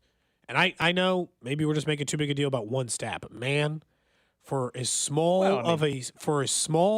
of a sample size, and it's not because it's 14 games, he's just better. He didn't turn the ball over, and he throws for a lot of yards. I think the reason why probably it won't be made quite as big of a deal as it would for other because of what you said. I mean, Patrick Mahomes is just great everywhere for the most part, right? And so, if this was if you told me Brock Purdy had been in the league, Cody, Purdy's played in 4, yeah, by the way, if Brock, domed games. If Brock Purdy had been in the league for 5 years, and at outdoors he had rougher numbers, but then indoors for whatever reason he looked like a MVP quarterback. Much bigger deal. Yeah. Whereas for Mahomes, nobody's questioning how Mahomes is going to play in the Super Bowl. So that's probably why it's not made quite they just saw him go on the road to cold Buffalo to freezing cold Baltimore as well and win. You know what I mean? So I think that's probably why it's not the same versus a lesser quality quarterback. You would make a even bigger deal about the indoor stat. That's also probably what hurts other teams. They're like, oh, cool. He's even more superhuman in indoor games. And when it's -20, he also rips my heart out. Cool situation to be in if you're the rest of the NFL. I did, since we were talking about it, 4 games indoors for Brock Purdy. So same situation, either dome or a retractable roof. He averages 249 yards per game. He has thrown 7 touchdowns and 3 interceptions. So his record is 3-1. So he's not been bad. But even that stat line, that to me is just who he is everywhere. Yeah, that's roughly. That's in fairness. Yep, that's about roughly what he probably does. 250 yards a game, a touchdown and a pick, or 2 touchdowns and a pick. Yeah, that feels about right. That feels pretty we can close. probably have a deeper conversation next week on this, but I just mentioned it in passing, and then someone was asking it again on the text line, just about the Niners and Eagles from compared to last year. The Eagles were a better football team than this Niners team. No? Yay? Nay? You like to say yay or nay a lot on this show. Yay or nay? Oh, gosh. Not like that, though. God, remember we used to do that? That was a segment. When was that? We could bring it back. Just yay for, or nay? Oh, gosh. Nightmares. The 49ers are better than it's harder with my voice right now. The 49ers are better than the Eagles. Both two clearly the best teams in the NFL. I think the Eagles were better. Yes. The Eagles had the number 1 scoring defense. So, they were one of the best defenses in the entire NFL. And I still like Jalen Hurts a little bit better than Brock Purdy. And they had AJ. They didn't have Christian McCaffrey. They didn't have that. They didn't have him. But the Eagles are Eagles are the answer because of the defensive front and what they even though the Chiefs defense of course held them without a sack, but they were the number 1 sack. They were historically the second greatest sack team ever. So the Eagles were the better team between these two. Yeah, I think that's pretty evident. Even if coaching wise, I think there's a much bigger difference, right? The Niners much better coach than clearly, and this was. I would have probably said that before this disaster of a season for Nick Sirianni, who now... You're not just saying Nick Sirianni had to, explain his job security. Yeah, that's why they went out and got some pretty good coordinators, on paper, for this next year, because his job is absolutely on the line. Man, I forgot about yay or nay. Good stuff. You want to bring that back? Yay or nay? We used to do that during the Chiefs Red Half Hour. Was that when it was a couple years ago? I might have been, I don't remember when. I think I said it once. And then I kept doing it, and you guys hated it even worse. Yes. By the way, it appears our Patrick Mahomes audio is playing on ESPN at the moment. From Carrington's show. From Carrington's 610. So good for him. Right? Is that ESPN? Is that where that's playing? I think at least a good plausibility. There you go. It is. Anyway, let's get back to where the Chiefs are. You had mentioned Brett Veach yesterday, somebody who, in fairness, I don't think has been the focus of our conversations a big chunk this year because we were a little frustrated with him. Happy about Tranquil, happy about Mike Edwards. But boy, oh boy, the wide receiver stuff had really, really, really started to get to us.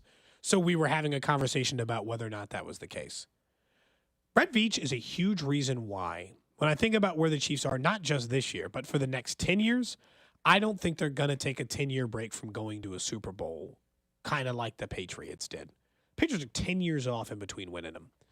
Tom Brady won it when he was 27. He didn't win another one until he was 37. I think the division of power, the fact that Bill Belichick's not doing both jobs, and that Brett Veach now, year after year, at least does one thing great. Doesn't matter which thing it is. One year it was the draft. This year it was the cheap free agency pool. One year it was banging the table hard enough to convince everyone to take Patrick Mahomes. But whatever the thing is, he is great at one thing every offseason. It's hard to imagine some sort of, not just Patrick Mahomes, but because of him, it's hard to imagine that this team's going to go through a lull.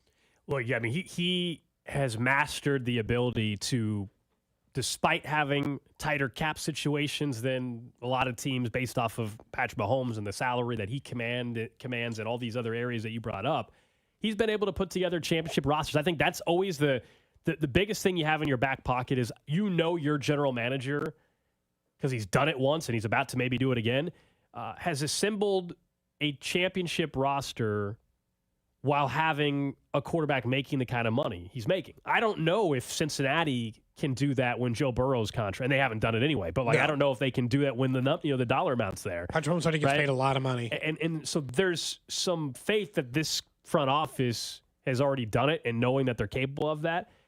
And when you are able to evaluate specifically, I would argue recently on the defensive side of the ball too, in the secondary, the way they have with a lot of first-round picks. I know a lot of people, the jury's still out on Felix, of course, but Trent McDuffie, George Karlaftis, 2 of their 3 last first-round picks are big-time hits. Now, big-time Clyde hits. didn't work out, and we don't know about Felix and Udike-Uzomah, but I'm not asking for a 100% success rate. Yeah, nobody's 100%. When they're right, they're all pro, then we can live. Nobody's 100%, and also, I still think it matters that typically they're picking 28 to 32. I mean, this isn't like, well, man, you're picking the top 5 every year. How are you not finding stars? They're picking kind of like 28 hit to rate when you're in the second round. Yeah, I get it. You're picking 28 to 32. The other part, though, I will say is like you mentioned that maybe they won't have the 10-year gap between Brady's his ring. He had the 10-year absence. I don't think it'll be general manager related. The big question will, whenever that day comes, not like Mike Florio is saying in 2 weeks, but whether it's 5 years from now or 3 years from now, 2 years from now, whenever there's a coaching change, that'll be a huge question at that point in time. Who the next guy is, because Andy's not coaching for 10 more years, but I also think he's coaching for at least another year or two. So what happens in safe number 6 years from now? He's probably not the coach, right? We would agree. Okay, I could probably agree to that number. 6 years from now, he's not the coach. That's a number that nobody would argue with. Yeah, so like, might be 3, but sure. Yeah. 6 years from now, we'll just say he's not the coach. Whoever the next guy is, there will be questions. What do you think the hiring process like that will look like? How much will it get to be Brett Veach's coach versus Clark? You know what I'm saying? Like, in some cases, the general manager is the person in charge of hiring the coach. Does Brett Veach get that discretion in this situation? Or is this like a Veach and Clark Hunt collaborate decision? I don't know what the real answer is. I'm sure we will be told it's a collaboration. I don't know if we'll get a definitive it's 90% Veach and then just sign off on it. I have no idea. We know Clark Hunt, the last go-around, was the guy because they didn't have a general manager yet in place, right? So they hired Andy before the GM. Andy hired John Dorsey, basically. So it's a little bit different spot. Look, I think as far as who ends up replacing, and all, it depends who the OC is at that time and how does everybody feel about the OC, whether 3 years from now, 4 years from now, all of that will be in play. I mean, if you had to make Spags or Matt Nagy your head coach next year. Next year? Yeah. Matt Nagy, and the reason for that is I thought for sure you were going to. No, the reason for how that. How dare you disrespect your guy Spags? Let me finish the answer, man. Here's the answer. We have seen how great, basically Spags is the defensive head coach. Yeah. And so I want him to continue just to focus in on that. Yeah, that's why my answer. Now, I do think we talked months ago that the fan sentiment around Matt Nagy changed drastically based on the offensive struggles until the last month or 3 weeks, really. Yeah. And so before the season started, I think most people would have assumed that Matt Nagy would eventually be the guy that just steps up. I think it got way more complicated based on how this year goes. Also, the timeline. I mean, is Matt Nagy waiting 6 more years if it takes that, or is he willing to wait 2 more years? Whoever is out there, Ben Johnson, Bobby Slowick, those guys, those young offensive minds, if Andy's only around for a year or 2 more, is that the direction they had to get? These are further down the road conversations. It's easy to be on the list now. It is not easy to be on the list multiple years in a row. Ben Johnson's been on 2 years in a row and has turned down jobs both times. Yeah, and then by next year, his team could stink. Yep. And all of a sudden, he's not the hot coordinator name anymore. There's some other offensive coordinator who did a nice job, or quarterback coach, or anything else. Mm-hmm. That's how Kafka got the OC job in New York. And then, I don't know, maybe he'll get a shot at Seattle. We can talk about that later. But I just, I don't think Brett Veach has been disrespected in this. I think he was in the middle part of the year when people were mad about his wide receiver plan. But I don't know how you'd complain now. Whatever plan he put together on paper, it was good enough to get back to the Super Bowl and maybe win a Super Bowl. Yeah. So while I think it could have been a lot easier on themselves this year had they actually gotten wide receiver right, I can't exactly hate the plan either. Maybe Patrick Mahomes just covers a lot of warts, but I can't hate the plan He either. outbuilt the number 1 defense in football. Yeah. I mean, that doesn't mean there's not criticisms about. It's also just like you and I said this. How often are you the number 1 team on offense and in defense? Almost never. And when you are, you're like the undefeated Patriot. Those are special kind of teams. This might just be a really great team that goes on and wins a Super Bowl. Trash of the day. All right, so for a while we hesitated on doing this story because we're talking about individuals that had passed away, but it continues to go viral. I was asked about it in an interview in Portland last week, I think it was, or something. Okay. And it has to do with the story that I'm sure many of you are familiar with, and there's this big mystery around it. It has to do with the 3 Chiefs fans from back in December that were found frozen to death in this gentleman's yard, right? Very weird. So we've known about it for a while. We stayed away from it, but it's blown up even more. It's become a national story now. We're still waiting, or everybody's still waiting for the toxicology report to find out maybe what really happened. But what do you guys make of this? So again, the story is that basically this gentleman said he was getting ready to go to bed, and he noticed someone was in distress walking near somebody's home. The girlfriend, one of the dead men, finally found their bodies. Several police cars, ambulance swarmed the scene, and it turns out that basically they were all watching the Chiefs game together. This was not the playoff game, right? This was in December, and they're watching the game together. They're watching Jeopardy reportedly together or whatever. When the gentleman that did survive went to bed, and then he wakes up and never saw the bodies, we're supposed to believe? I'm doing a terrible job of explaining this. No, but I thought really hard about it but because there's a million different conspiracy theories that you could make about it. Like, he knew and left him. He knew it was inside the house and then he moved the body. All the things that could come in there. My best guess, based on the evidence we have until we get the toxicology report, which I assume will say illicit drugs were used, is that they went outside, didn't realize how cold it was, were super high on fentanyl, and then just stayed outside. Now, not being able to notice them does seem crazy. Although I'll say you and I and Parks were sitting out in the lobby, and we were talking a little bit about this story. And you had said every morning you look out your window and just kind of like get a lay of the land. And Parks said he does the same thing to be like, well, I would have seen my friends' cars. Yeah, I'd have been like, wait, they're still here. No, I do not do that. I do not look out my windows every morning. I only begin to look outside when I leave. So I would admit that there's a way, if I didn't have a dog, there'd be a way in which maybe I wouldn't have looked into the backyard. For multiple days, whatever, that his friends' cars were out in the driveway and just didn't notice. That's the part you that doesn't notice make that, Cody. That's the part that doesn't make any sense. And you're acting like it's not like, Cody, I wake up, I spread my arms wide. That is kind of how you guys were describing it. And I don't like open my sipping a cup of tea. I don't sip a cup of tea. Open the blinds. I don't just sit there survey and smell the fresh air and open the door. No, it's like a quick look. I open the blinds and I look outside for like 5 seconds and that's it.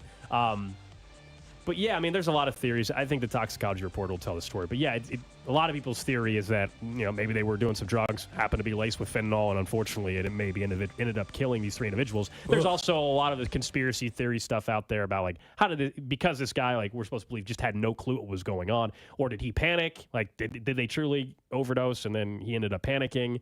How did the body? The latest report is that the body of one of the individuals was sitting in a patio chair or whatever. Yeah.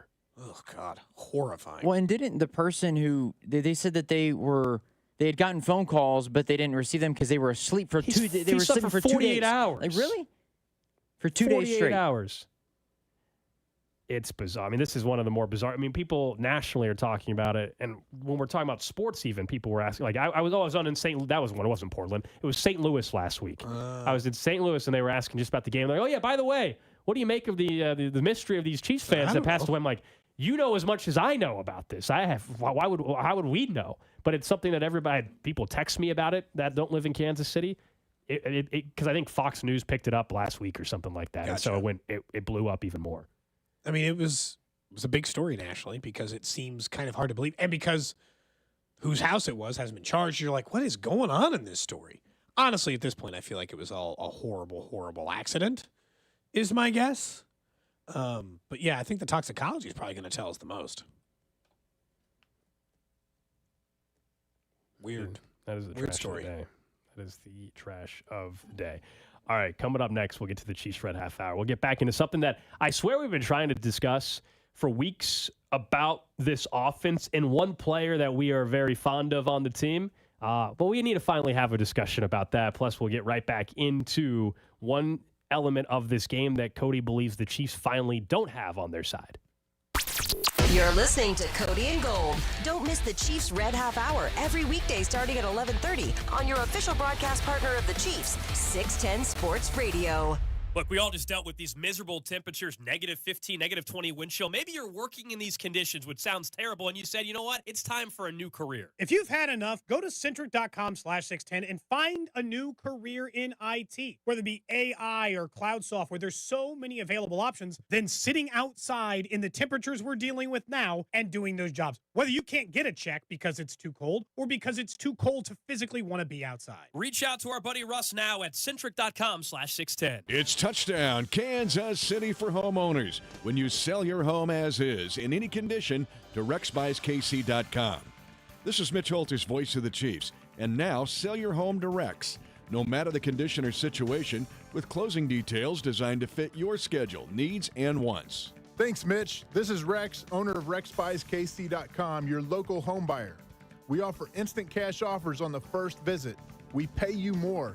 We give you unlimited options on how to sell your home as is with no out-of-pocket repair cost, no closing cost, fees, or commissions, and will close in as little as 7 days. Call now at 816-330-6000 or go online to RexBuysKC.com. Rex will buy your home for more with huge cash offers, fair and honest dealings, and options that make selling your home quick and hassle-free. Homeowners, call now, 816-330-6000 or go online at RexBuysKC.com. Now is one of the best times to call up Dury Vision and find out if they can help you with your vision goals and needs going forward like they did for me, which was SBK Advanced LASIK. Now I don't use contacts. I don't use glasses anymore. That is one of the things that I regret not doing years and years and years ago. Look, we all put off things. You say, oh, it's going to be too expensive, or I don't know if I'm a candidate. Those were all things that crossed my mind before I went in for my free consultation for Dury Vision. And one, I found out that I was a candidate for LASIK after being told many years before that I wasn't.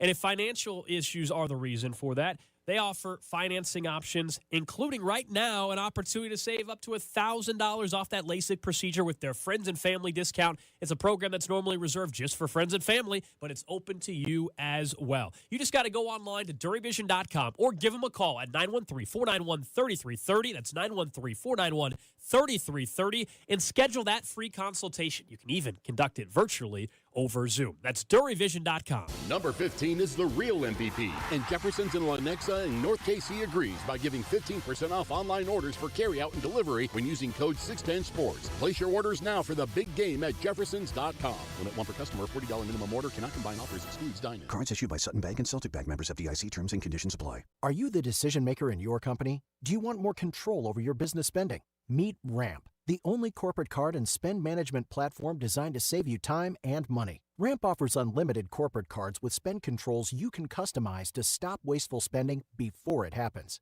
Ramp makes expense reports a breeze by automatically collecting receipts and matching them to the right transaction. You'll close your books in hours instead of days. Ramp allows you to see all of your company spend in one place, so you can make quick, informed decisions about your business finances. Plus, Ramp will share insights based on your spending to help you cut costs. Over 15,000 businesses have added up to 5% to their bottom line with Ramp. You can be one of them. If you're a decision maker, adding Ramp could be one of the best decisions you've ever made. And now get $250 when you join Ramp. Just go to ramp.com/sports. Ramp.com/sports. ramp.com/sports. Sick and tired of achy joints? Dread the idea of surgery? You need to call QC Kinetics today. Hey, it's Bob Fesco. The state of healthcare is always changing. The old ideas like steroids and surgery are no longer your only options. Regenerative medicine at QC Kinetics is transforming lives with innovative, non-surgical, drug-free treatments that deliver lasting results. If you have any sort of joint pain, call QC Kinetics today. Their advanced state-of-the-art treatments harness and direct your body's natural ability to restore and repair damaged joint tissue. This is a revolutionary approach that can get you long-term relief with no downtime. Make 2024 the year you reclaim your mobility, reclaim your independence. Call QC Kinetics now for a free consultation.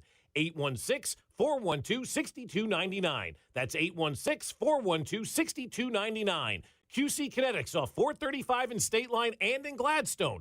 816-412-6299. Getting your biggest tax refund from Jackson Hewitt can lead to some spirited reactions. Jackson Hewitt! Jackson Hewitt is so sure that you'll get your biggest refund that if they don't, you get your money back plus $100. Jackson Hewitt! And Jackson Hewitt also guarantees the accuracy of your return for life. So don't just sit there. For your biggest refund guaranteed, walk into a Jackson Hewitt today and dance out Jackson Hewitt!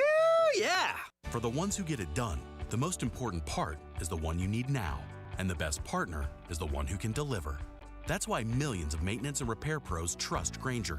Because we have professional-grade supplies for every industry, even hard-to-find products. And we have same-day pickup and next-day delivery on most orders. But most importantly, we have an unwavering commitment to help keep you up and running. Call, click Grainger.com, or just stop by. Grainger, for the ones who get it done.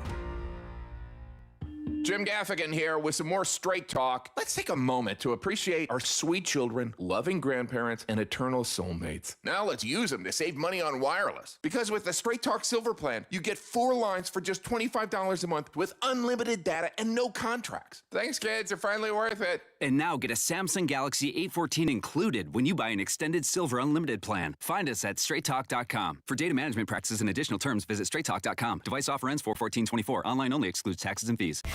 The 610 Sports Radio phone line is brought to you by Onder Law Injury Lawyers. Visit getjim.com. Chiefs Kingdom. This is Mitch Holtis, and welcome into the Chiefs Red Half Hour on Cody and Gold. Every day at 11:30 on your official broadcast partner of the Chiefs, 610 Sports Radio. It is the Chiefs Red Half Hour here on Cody and Gold, which is brought to you by the Farmer's Dog. Info at thefarmersdog.com/no-magic.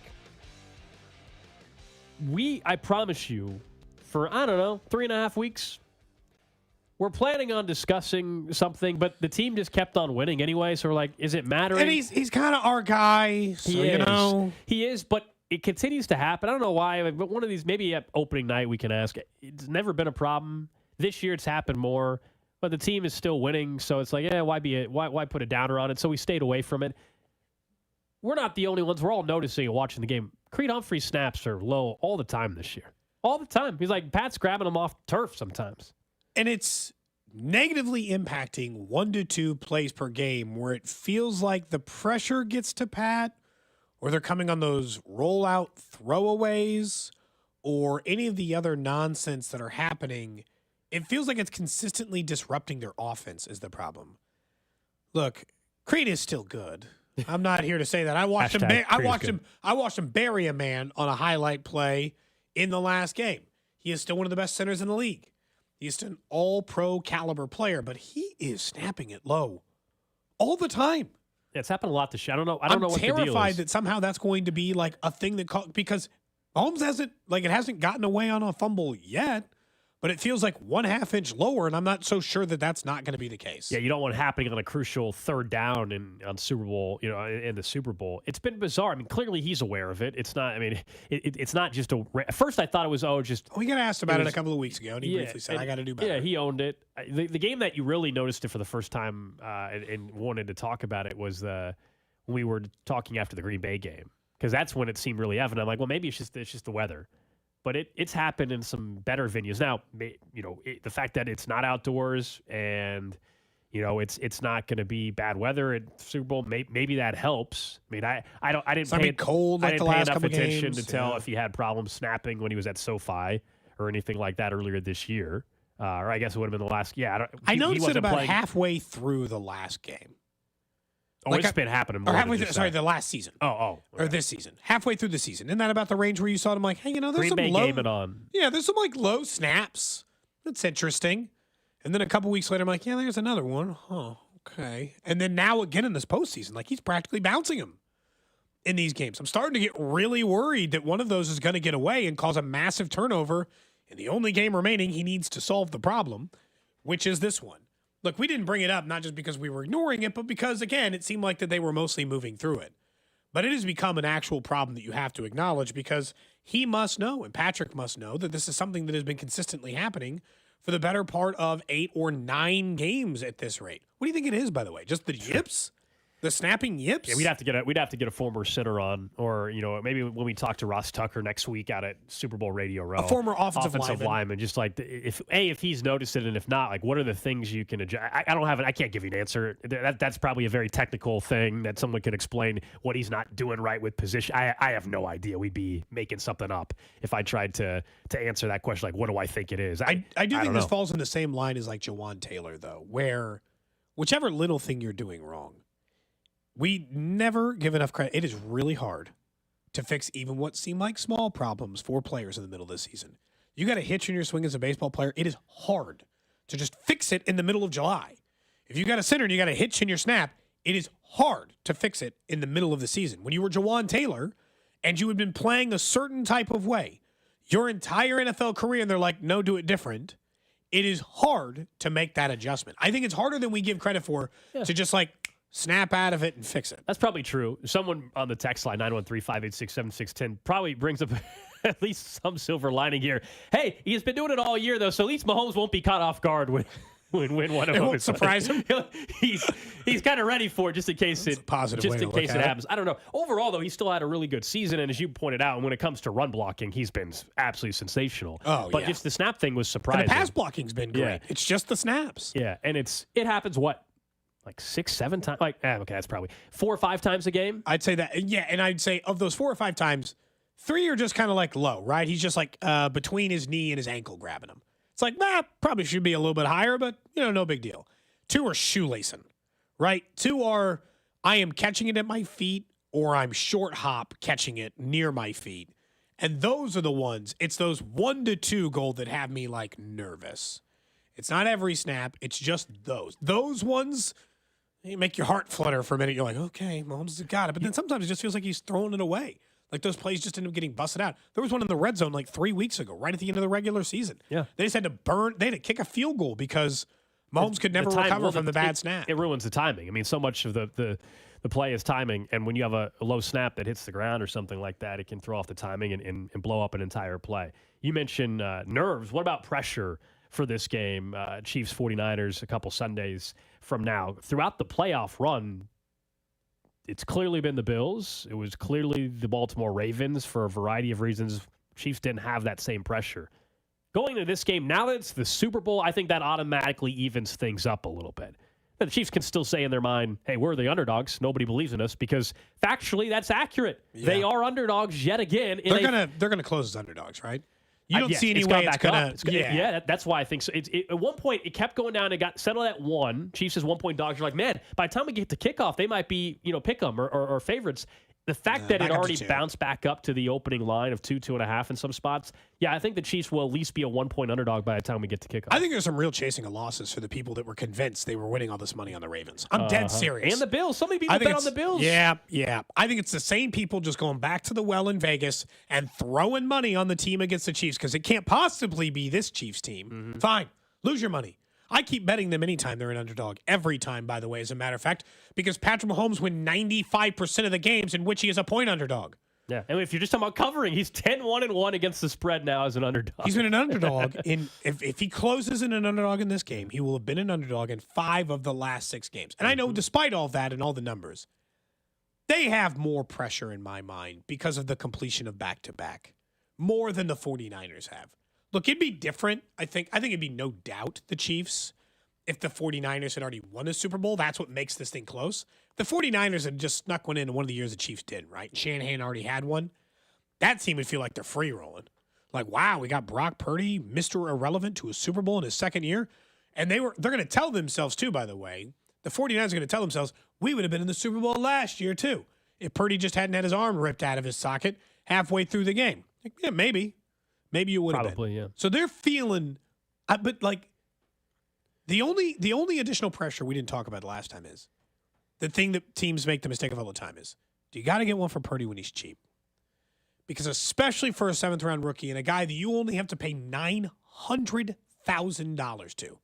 Yeah, I'm sure if the Chiefs had to pay $900,000 to their quarterback, they could have Bosa and McCaffrey and Ayuk and Debo and pay Ward a free agency. I'm sure that they could afford every single and Fred Warner. So they could have 15 players above $40 million too.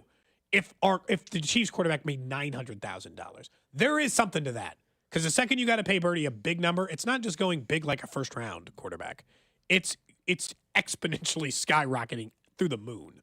There's definitely that.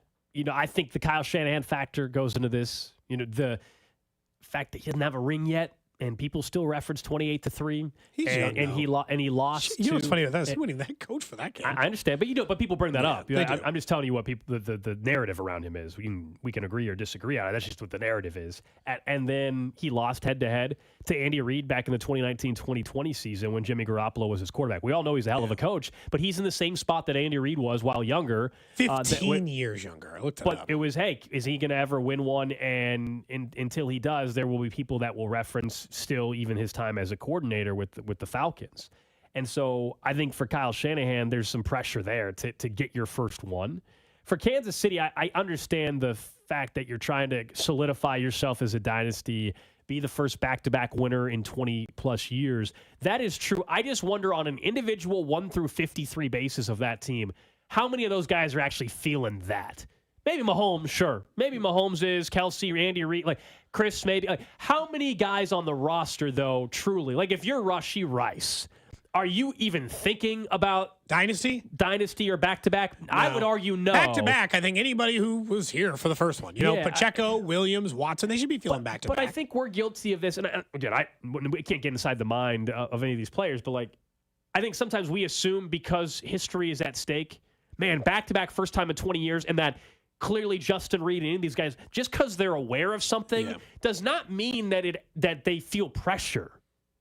I'm not saying it doesn't mean that they don't, but like it doesn't just because someone acknowledges that history is on the line does not mean that everybody is like, oh my gosh, there's just so much pressure on me in this game. We're trying to go back to back. Like we just automatically assume that, man, they're all just feeling that pressure. It's not that they don't know. It's just people feel pressure differently. We know that Patrick Mahomes doesn't feel regular pressure. And at this point, I don't assume Travis Kelce does or Andy Reid does. The age thing, I think what it probably comes down to, if you and I were, like if we said, hey, we got to find common ground.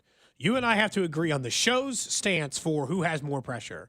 I think the correct answer is Shanahan has way more than Reid, but the Chiefs players have more than the 49ers players. But see, again, I'm not even like I think yes, but then how does George Kittle, who lost to this Chiefs team 3 years ago, whatever, how does he not have more pressure? How does just as a unit, how does right? Fred Warner, like 1-to-1, fine. There are a few 49ers players, but they only have 5 guys who are on that team. Is it down to 5? The rest are the exact same you just mentioned. They don't know anything about that team. They didn't play with it. They didn't play with that squad. They don't feel, the hell do I know about that? I wasn't on that team. I didn't play with that team. Christian McCaffrey didn't play with that team. I got nothing to do with that. Christian McCaffrey probably feels it because he's a running back. You never know how long you're going to last in this league. I just think you brought this up earlier. If we're going to consider outside noise for any of this anyway, the Chiefs, while in that locker room, they still believed in themselves. But if you buy into the Niners especially the first 5 weeks of the season, everybody was crowning them already. First 5, well, you don't want to play them. Heck, I even said that. You don't want to play them 5 weeks. We talked about them. But when we had that conversation in October, I also said the good news is the Super Bowl's not played till February. I mean, we could pull the audio. That's the very thing that I said and a lot of people said. Yeah, you don't want to play them in September the way they're playing. But in February, who knows how that team's going to be? And little did we know, here we are, it's about to be February, and they're playing each other. And we do feel way differently about the 49ers today than we did in September. And I feel way differently I still think they're one of the best teams in the NFL. Absolutely. Absolutely, but they don't look like the dominant juggernaut that we thought they were in September. No, it's also hard because there were two teams that were clearly ahead of, clearly ahead, I would say, of where the Chiefs had been most of the year, and they just beat the hell out of one of those two teams. Sure. Like the Ravens had more talent. You and I still think that the Ravens have a more talented football team. Crushed them. I know it was 17-10. That game was not close. The Chiefs controlled all 60 minutes of that football game. They were never not in control of that football game. So it's harder to view the 49ers as this oh no. Had they not played the Ravens, I think we'd be talking about the 49ers a lot different. Let's say the Texans had gone on to beat them and the Chiefs went through Buffalo, tough game, and then got to play at home against the Texans. We'd be like, the 49ers, man, that's the best team they played all year by a lot. The 49ers are as good as the Ravens, but they're not infinitely better than them, which is a completely different conversation, which is why, you and I don't fear them the same way I would have, a month ago, probably going into the postseason. I remember before the postseason, we're like, wow, well, the Chiefs' path sucks. They're going to have to take on Miami, a team that gave them a good scrap earlier in the year, go to Buffalo, and then go to Baltimore. That's the worst case scenario. We could have been dreaming up before the playoffs had started. And then they, obviously won all those games. So now when I'm up against the 49ers, I'm like, what am I supposed to do? Walk into this quaking in fear? Yeah, kind of hard to feel that way anymore. There's a lot of different elements, and I'm sure on Monday night when the players talk again, because again, the players won't talk until Monday. The coaches will talk again this Thursday, but Monday opening night there in Vegas will be the experience factor. You're right that there's only 5 players still from the 29 on the Niners, whatever, from the 2019-2020 season. But the Chiefs have a majority of the, 95% of this roster was in the Super Bowl last year. And there's something to be said for that. Even Andy Reid's schedule this week. It's hard to have that much Super Bowl experience because if you're 3 years removed, half the team's gone. Yeah, but the experience even from just the plan. And Kyle Shanahan's been in the Super Bowl before, so he has his routine. But the Chiefs just did this a year ago. Even the little stuff, like this week, they're treating it like they're playing Sunday in terms of their game plan. They're installing everything this week. That way, next week is way more relaxed because they're going to be doing every damn media interview on earth, including Monday night. So I think that's a big deal. Like these Chiefs, most other than Rashee Rice, they've all gone through opening night at the Super Bowl. That stuff does matter. To me, it does matter that you've gone through stuff like that before. That all goes into it. It's one of the secondary things. In terms of the pressure, there's just the nerves are not going to be there the same way I believe they'll be there for the 49ers. I mean, based on the first half, a couple of games of these for Brock Purdy, I feel like he's feeling at least a little of the pressure. I know he's performed late, but boy, got off to bad starts. I mean, it just looks like he's out of sorts to start those games. Maybe the way Mahomes used to talk about, remember at home for a first quarter, sometimes sometimes I have a hard time. I'm getting a little too amped up. I'm having too much fun there in the early going, and I'm just kind of running wired. That kind of feels like what's going on with Brock Purdy a little bit. You and I both said that we don't care, though. We know that the Chiefs are hated by everyone. Vinny Pasquantino came on the show yesterday and said, embrace, essentially, your villain era. Have to. Why wouldn't you embrace it? And you told me that there's a study that said the Chiefs, shocking. Wait, Gold, are you here to tell me that the Chiefs are the least liked team in the NFL? They are. Who knew? Little did we know we'd be here. Now, look, if you told me at the beginning of the season they were probably already trending that direction, now you add in the Taylor Swift stuff, and for whatever reason that bugs people, you add in that the Chiefs are enemy number one. And if you would have told any of us growing up rooting for the Chiefs that one day your hometown team is going to be so good that they're going to be the team that everybody else, all 31 other NFL cities, they're 30, I guess, 30 cities that they all hate, your team. I would have said, How's that? Why would they hate Kansas City all? Well, you're going to win. Kansas City, we're such a nice. We're not New York or Boston. You're going to win all LA. the time. Yeah, that's why I said 30 because the Giants and Jets share the same city. Anyway, but yeah, when you're talking about all of that, I never would have thought we'd see the day. But according to Bet Online, which is an offshore book, the defending champs were determined to be the most disliked team in the NFL, which tracked tweets from the last 90 days to express negative sentiments about each franchise. Over 120,000 tweets were tracked. Do you care to guess the other teams in their order? Like top 5? Jets. Yeah, this graphic is so small. Aaron Rodgers had an interesting year. Cowboys? Cowboys were the second most hated. Okay. 49ers. Eagles were the third. The Eagles. I should have known that. Fourth was Bengals? Ravens. Okay. Fifth, think about a team that used to be the number one hated. Patriots? Patriots, yeah. That's the top 5. And then the 6 and 7 are the Giants and Jets. Wow, you're telling me that the Chiefs are so hated right now that they could be still hated 5 years after they were any good? That's right. Patriots haven't been good for years. How could you even hate them? It's Mac Jones. I borderline pity them now. Yeah. That's a sad state of affairs over there. Hate them. They're starting Bailey's at. Actually, you know what's in fairness? I was thinking about it. I was like, I don't pity them. I kind of like laugh when they're bad. It's like, huh. Must suck. You know what? You do kind of still enjoy them being bad a little, don't you? And here's how you know your team just sucks and is irrelevant and nobody cares. The Jags were dead last. Then it was the Colts. Then it was the Bucks and Commanders. How small is the type on that, by the way? Look at the graphic. It will not enlarge. It's very small because the text line says, "Hey man, this isn't a good look for Duravision. We're gonna need you to." But I'm looking at how small that is. There's no way you could have seen this. Has nothing. The fact that I can still see without having the graph will not enlarge. This has nothing to do with. I mean, it is the smallest print. And the fact that I can see, there's a lot of people that wouldn't even be able to see that. You know, shout out Duravision. If you may, where are the Bengals at on that list? We can't hate. They've never won a Super Bowl. Like 17th? No, yeah, the Jags are last. Oh yeah, you're right. Panthers are last. Panthers are last, right? Who hates the Panthers? I just told you the Jags. He just said the Jags are last. 2, 3, really? 4, the Panthers weren't even. I just said it. Yeah. The Panthers weren't even in the last 5. 4, 5, 6. They're the seventh on the list as far as least cared about. Dude, they've never won a Super Bowl. Or you could say 7th most liked, but win a Super Bowl and then we can hate you. I know. Well, I. Burrow's so smug too; it'd be easy to hate him. He's got a real air of arrogance to him. If you told me this like 5 years ago, I'd be like, "Oh yeah, for sure." But since they got Joe Burrow, I think a lot more people have seemed to hate the Bengals. Jamar Chase, they're actually legit. They've made it to a Super Bowl. They're more hated. Trash. Someone is right on the Patriots, and I don't know if you. It's also the cheating stuff to go with them. Oh yeah, for sure. Fair. It's a good point. It's the cheating, Spygate, Deflategate stuff on top of just what was happening here, which is people just hate winners. If your team is irrelevant, nobody hates you. Why would they?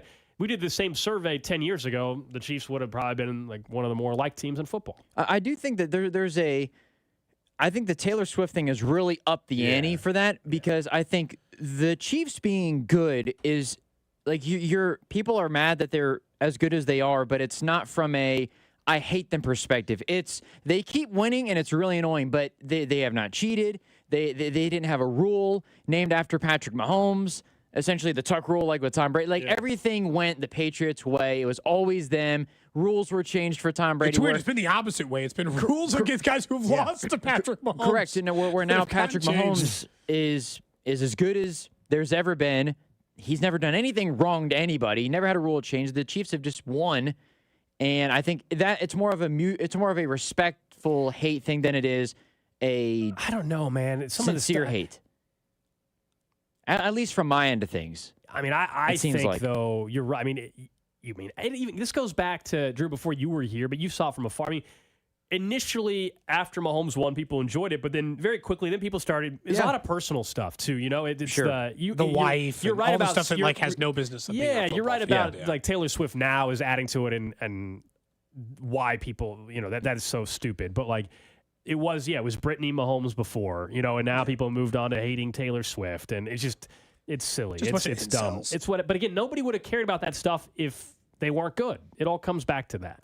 Yeah. Like, nobody would have cared about Mahomes' personal life if he wasn't the best quarterback in football. That's all it is. Yes. And then because they want to find ways because he's not that hateable.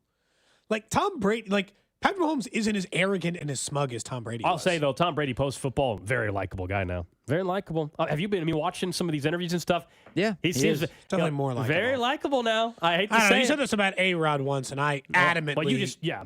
I adamantly disagreed, and then he looked like an ass like a week later. My mom is disgusted at that because she felt the same way. She goes, I hate that I actually enjoy watching Tom Brady talk about football now. Post-football Tom Brady. Very likable guy. Actually, he became much more likable the second he got out of the Belichick shell of As soon as he went to secrecy. Tampa? Yeah. When he came to Tampa and he loosened up a little bit and he seemed like Hawaiian shirt Tom, it was like, yeah, he does seem a little looser. That might be the reason why people hate the it's Chiefs hard as well. to not. It's like, well, they're very close knit. The Chiefs are not publicly available as other teams. They don't have as much access.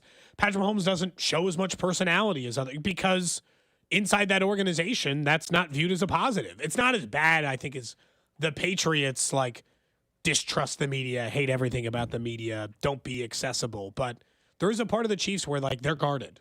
I think along the lines of them also being likable too, it makes it even worse. Is I like them, but they're also so freaking good that it's really irritating. I think Patrick Mahomes hasn't done anything bad. Seems like a great dude.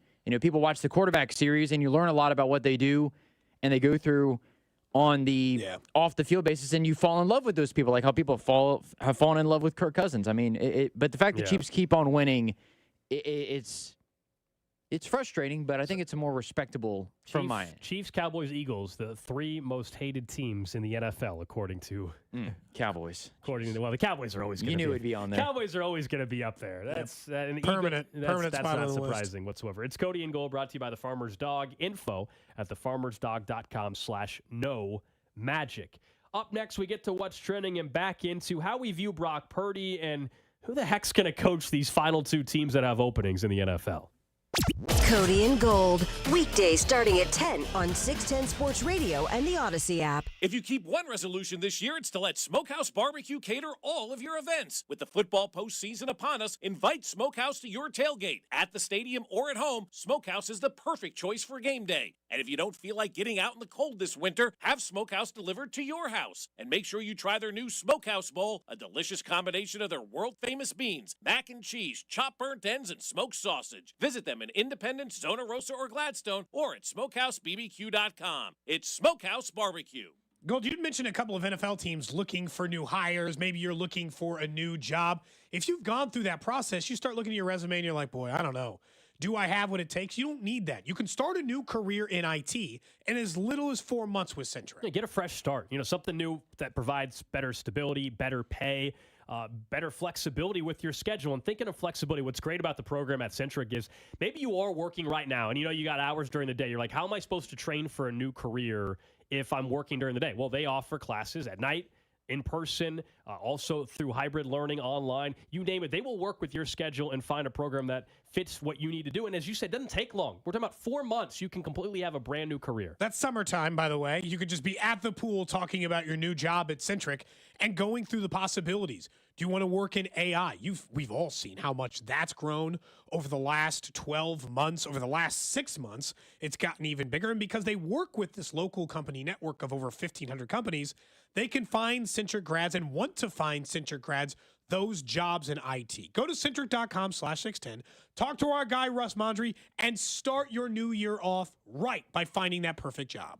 Show your love this Valentine's with exquisite fashion jewelry from Diamonds Direct and save an extra 20%. Now through Valentine's, all fashion favorites at Diamonds Direct are on sale. All earrings, all bracelets, all necklaces, stackable bands, colored gemstone jewelry, and more. Lots of romantic and timeless gifts for under $500. Special financing available too. Don't miss this. An extra 20% savings on all fashion jewelry favorites at Diamonds Direct. Shop in store or online at diamondsdirect.com. Diamonds Direct. Your love, our passion. Supplement Superstores has helped me lose close to 15 pounds, and they can do the same for you. Try what I use, Flashpoint Complex, and save 20% when you tell them I sent you. Supplement Superstores has 8 Kansas City area locations. Supplement Superstores when you're ready to feel your best.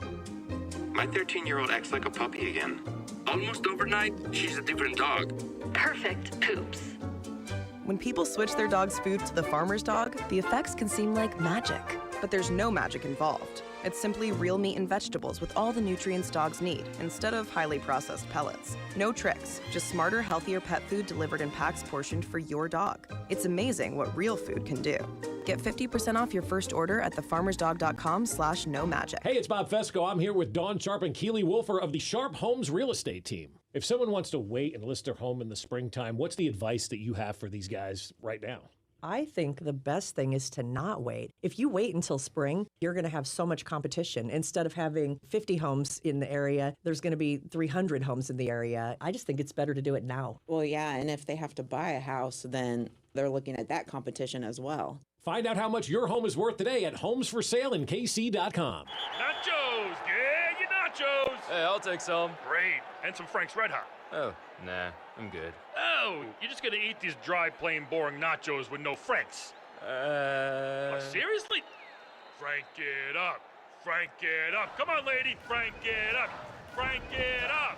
Frank it up. Yeah! Yeah, this guy finally gets it. Hey, look, we're on the Jumbotron. It's the perfect blend of flavor and heat. Frank's Red Hot. I put that on everything. Now, during Staples Print Big Sale, get $20 off your print purchase of $100 or more, $50 off your print purchase of $200 or more, and $100 off your print purchase of $300 or more. So the more you print at Staples, the more you save. To demonstrate, print at Staples, you save. But if you print at Staples, you save. See how that works? Staples Print Big Sale. Print more, save more. Up to $100. Ends 2/10. Visit staples.com/print for details. What does it feel like to file with TaxSlayer and get your guaranteed maximum refund? It feels like the last level of a video game, facing off against the final boss who stands between you and your refund. All your refund has belonged to me. Using the power of TaxSlayer like a secret power-up he doesn't see coming. Only the most tax confident can defeat me. Throwing your laptop at his video game face and watching him crumble into a giant pile of shiny coin tax refunds. Oh, not fair. You use TaxSlayer. Start for free and get your guaranteed maximum refund. TaxSlayer. File fearlessly. eBay Motors is here for the ride. Go ahead, feel your engine. Admire that perfectly installed exhaust. Your vehicle's moving along this freeway like it was made from fresh installs and a whole lot of love. With eBay Motors, you get over 122 million parts to keep it running. And with eBay Guaranteed Fit, they'll be the perfect fit every time. Plus, at these prices, well, we're burning rubber, not cash. Keep your ride or die alive at ebaymotors.com. Eligible items only. Exclusions apply. NFL playoff coverage on 610 Sports Radio is brought to you by Twin Peaks. Eats, drinks, scenic views. Touchdown! Kansas City! Patrick Mahomes absolutely took duct tape and just wrapped the ball around the waist of Travis Kelce for a 19-yard touchdown. You're listening to the official broadcast partner of the back-to-back AFC champion, Kansas City Chiefs. 610 Sports Radio, KCSP Kansas City, WDAF HD2 Liberty, always live on the free Odyssey app. What's trending? All right, let's check in on the hot topics trending. Number one on What's Trending. Things awfully quiet right now. Going to pick up big time on Monday. And also a little bit tomorrow we'll hear from Andy Reid again. But reminder that the players will not speak again. No, actually, I think some start talking. Oh, maybe not. I thought it was Monday is the next open meet. The locker rooms. Maybe that's what it is. The yeah, locker room I think there'll be some podium stuff later this week, there's but no not open locker room. Locker room is closed down until Monday. They save that for the opening night. There'll be select players at the podium. You're right. That's Pat. it. So you'll probably hear from Mahomes tomorrow, but the rest of the team will not be speaking. So things are a little quiet right now. We maybe get a little bit of injury update tomorrow to a certain extent from Andy. Remember, keeping an eye on Joe Thuney, Mike Edwards. We already know the injury with Charles Omenihu is a torn ACL. So really, it's down to Mike Edwards, right, and Joe Thuney. Did I miss anybody else? No. Willie Gay's neck, I'm guessing over 2 weeks will be fine. Yeah, Andy probably won't have an update for us to that point yet, but, I guess we'll see. Look, and as a reminder, when it's official, we will certainly let you know. I'm just going to say, if you're going to Vegas, keep your Thursday evening free. Okay? Yes. Keep your Thursday evening free in Vegas. We got plans, and we'd like you to be a part of those plans. We are 90% sure that thing's locked up. Thursday evening, when you're in Vegas, that's when you'll hang out with us. Next up on What's Trending, the Angelos family is officially set to sell the Orioles. This is always interesting because this is a market size that compares to Kansas City, a downtown stadium, and one of the lowest spending teams in baseball across the board. They're going to sell it for $1.7 billion. So if you don't think that the Royals are already worth more than the $1 billion they were purchased for just a couple of years ago, 5 years ago or so, they certainly have gone up. But they're set to set the Orioles, the next major league team, to sell $1.7 billion. Deal expected to finalize over the next couple of days. Yeah, it has some interesting TV trickle-down effect, not here locally, but just because I believe, was it Mason or whatever however they pronounce MASN? I think they call it Mason or whatever. Yeah, Masson. Masson, that's what it is. Massachusetts. Masson, I think you're correct. And so the owners also own that, I think, and so it could have a trickle-down effect for, like, the Nationals are in a TV deal, so there's a lot of thought that maybe it impacts them in wanting to get a new deal as well. Next up on What's Trending, local college basketball last night saw the Kansas Jayhawks take care of business against Oklahoma State, 83-54 at Allen Field. A lot of Chiefs players were at the field, as you see that. A whole offensive line. Yeah, Rashee Rice was there as well. So the Chiefs were there, and it's also the day they announced the Chiefs Stadium. Arrowhead will host KU football next year for 4 games, so an opportunity. A lot of the times, some of the players get a chance to go to the Fieldhouse during that stretch. Next up for KU is number 4 Houston at Allen Fieldhouse. As for Kansas State, last night was a rough go for them. They got killed. Yeah, that's the accurate way to probably put it. 73-53 to number 23 Oklahoma. K-State will travel to Oklahoma State on Saturday. This is officially the breaking point of their season. It's one thing to lose to good ranked opponents like you do in the Big 12. Getting killed by Oklahoma, kind of the depths. If you lose to Oklahoma State, then you've kind of lost it. I did see a stat, by the way, for Kansas for Houston. Bill Self has faced ranked opponents at Allen Fieldhouse ranked higher than him 13 times since he's been with the Jayhawks. 13-0. Jeez. This isn't like, team, this is not like to knock Kansas. They're a much better team than Kansas, especially right now. Yeah. I think sometimes people are like, hater. You're like, come on. We're watching the same thing, yeah, right? Cody's just a known KU hater. No, look, they got a tall task on Saturday. But look, the point of that record right there, though, I think we all recognize it's a little different at Allen Fieldhouse. But yeah, they're definitely up against Houston Saturday. Next up on What's Trending, the PGA Tour has reached a deal with Strategic Sports Group, a billionaire sports teams owner, to infuse $3 billion into the new for-profit PGA. This is all under the guise of trying to get this LIV deal done because they've been working as a non-for-profit for all these years, and this deal has been taking even longer to complete than most people thought.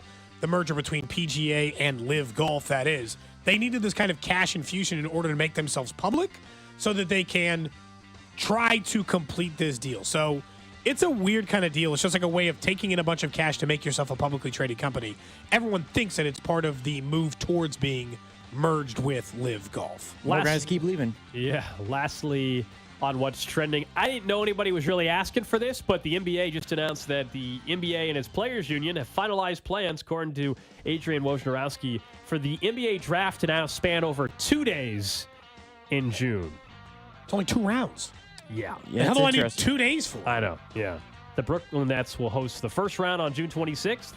The second round will take place in ESPN's studios. The reason why I think that is because I kid you not. Why?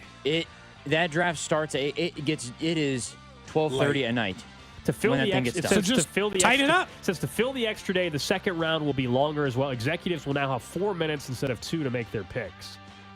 The NFL, of course, is a 3-day one, but that's okay. It's different. The NFL's different. It's a different animal. 2 days for the Nobody NBA even draft. knows when Major League Baseball's draft is. Well, Just all of a sudden it'd be like a Tuesday. They'd be like, baseball's drafting. You're like, whoa, back up. When? It says the reason behind this is it'll allow the NBA to offer more programming for television partners before those rights are set to expire in 2025. Yeah, okay. They've got more advertisers. They want to sell more advertisements. Got it. Yes. More commercials. 4 minutes for a second round NBA pick.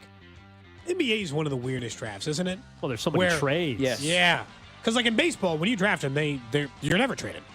That's the team you And play there's with. guys from Yugoslavia who you're picking who aren't available to you for 3 more years. Oh, yeah. And the NFL, it's crazy. everybody you draft, they're just on your team. You don't trade them away. They're on your team now. Very rarely does Eli Manning show up there with the wrong hat in his draft. Someone was about to text in and say, well, did you forget? It has happened. Yeah, there's always exceptions. I actually just sent a photo on Twitter to Aaron Ladd of Luco wearing that Hawks hat after he dropped 73 on our guy's team. He's obviously an Atlanta sports fan. Trolling our guy, Aaron. Dude, he scored 73 on the team that originally drafted him. I was like, pass. Did they lose that game? I can't remember. I watched it. I can't remember. They might have lost the game. The Mavs? Yes. In the game that he scored 73? That's happened a lot. In games that guys have scored 60 points this year, they're 2-2. I didn't care anything about Yeah, that. because then Devin Booker, did he lose when he scored 7? Devin Booker scored 63 points on the same night that Lucas scored, and the Suns lost. That was what it was. The Mavs won. There you go. Can you imagine? You score half your team's points and you still lose. That's got to be It infuriating. would suck. Yeah, I mean, I wouldn't feel good about it. Harrington tweeted me yesterday again about the Wilt Chamberlain thing. So he still thinks it's a hoax? He tweeted me a video of some random person on TikTok, which I said is not your strongest way to convince me, by the way, sending me a video of someone on TikTok. Strangers, conspiracy theories. His game is fake? His 100-point game is the not Wilt real? Chamberlain game is fake. And apparently there are a lot more people out there than I realize that actually buy into that Wilt Chamberlain never scored 100 because there's no video evidence. And it wasn't played in Philadelphia. The game was played in Hershey, Pennsylvania. There was half capacity. And because we don't have video evidence, it must be fake, basically. You know? There is footage of Wilt Chamberlain running It's all part of the chocolate end-to-end lobby. and getting a dunk. And people are like, we have this footage. Sell more candy bars. What? I don't know. There's pictures of him, and people are like, how do we have photos of him and evidence of him like doing a hook shot? The NBA wasn't what it is now back then at all. Like barely any games were televised. This was 60 something, right? 70 something. The argument also in favor of Wilt Chamberlain is he was playing against guys who were a full 8 inches shorter than he was on average. Yeah, it'd probably be like playing against me. I mean, that's probably the comparison. Shaq playing against Cody Tapp. That would not go great for me. I would look like that kid in the Zion photo. That kid in high school when there was like just that like 5'8" and I still, white like, kid trying to guard Zion. And like, what's the true like takeaway? Even if you wanna buy into like, yeah, it is weird that they didn't have the video, and yeah, it is weird that they don't have the. What was the reason for the NBA to lie and make it seem like this guy scored 100? Nobody's been able to give me a real answer. Well, he just said they scored 100. They just took him at his word, you know? Maybe they didn't lie for him. They just took him at his word. Okay, he scored 100. Well, that's even deeper of one. Like, but exactly. But that's the point. Is like, what was the benefit? Why would they have done that back then? And why would they have picked Wilt Chamberlain? To make the league more popular, you know? No, that was so people are saying that he's what, a plant? Part of the conspiracy just didn't happen. So that means everybody was in on it, right? Yeah, because I've seen that. Because his teammates have said it did haven't said it didn't happen. So they're saying, so I guess everybody was in on it, right? Everybody was just in on it. Interesting. I'm just looking at This this. isn't Do it. I want to buy into this conspiracy? I don't think I do, but you know, I like to look just to be sure. Shoppingforconspiracies.com. Cody's shopping for which conspiracy theory he wants to buy into. There's a website that just lists them all out, and you can choose to buy into it. I'm just trying to decide, you know. Yeah, the not televised part. But I mean, it was the 25 minutes of the fourth quarter. The other part that people say was weird is because he was so good at the free throw line that night, and normally he sucks. And so like, well, that was out of nowhere. You know, got unusually hot. Because we've never, by the way, because in sports history, we've never seen a player just have an unbelievable night. Never, ever, never have happened. You know. I do think it is. I think this is let's be honest. This is a MUKU thing. No. Oh, okay. This is a Kobe Bryant thing. That's what I think it is. This is a prop up Kobe Bryant thing. The late, great Kobe Bryant. He deserves the record of 81 because he's the real record There's a lot of holder. Kobe Bryant. We saw it. It was on TV. That's what I think it is.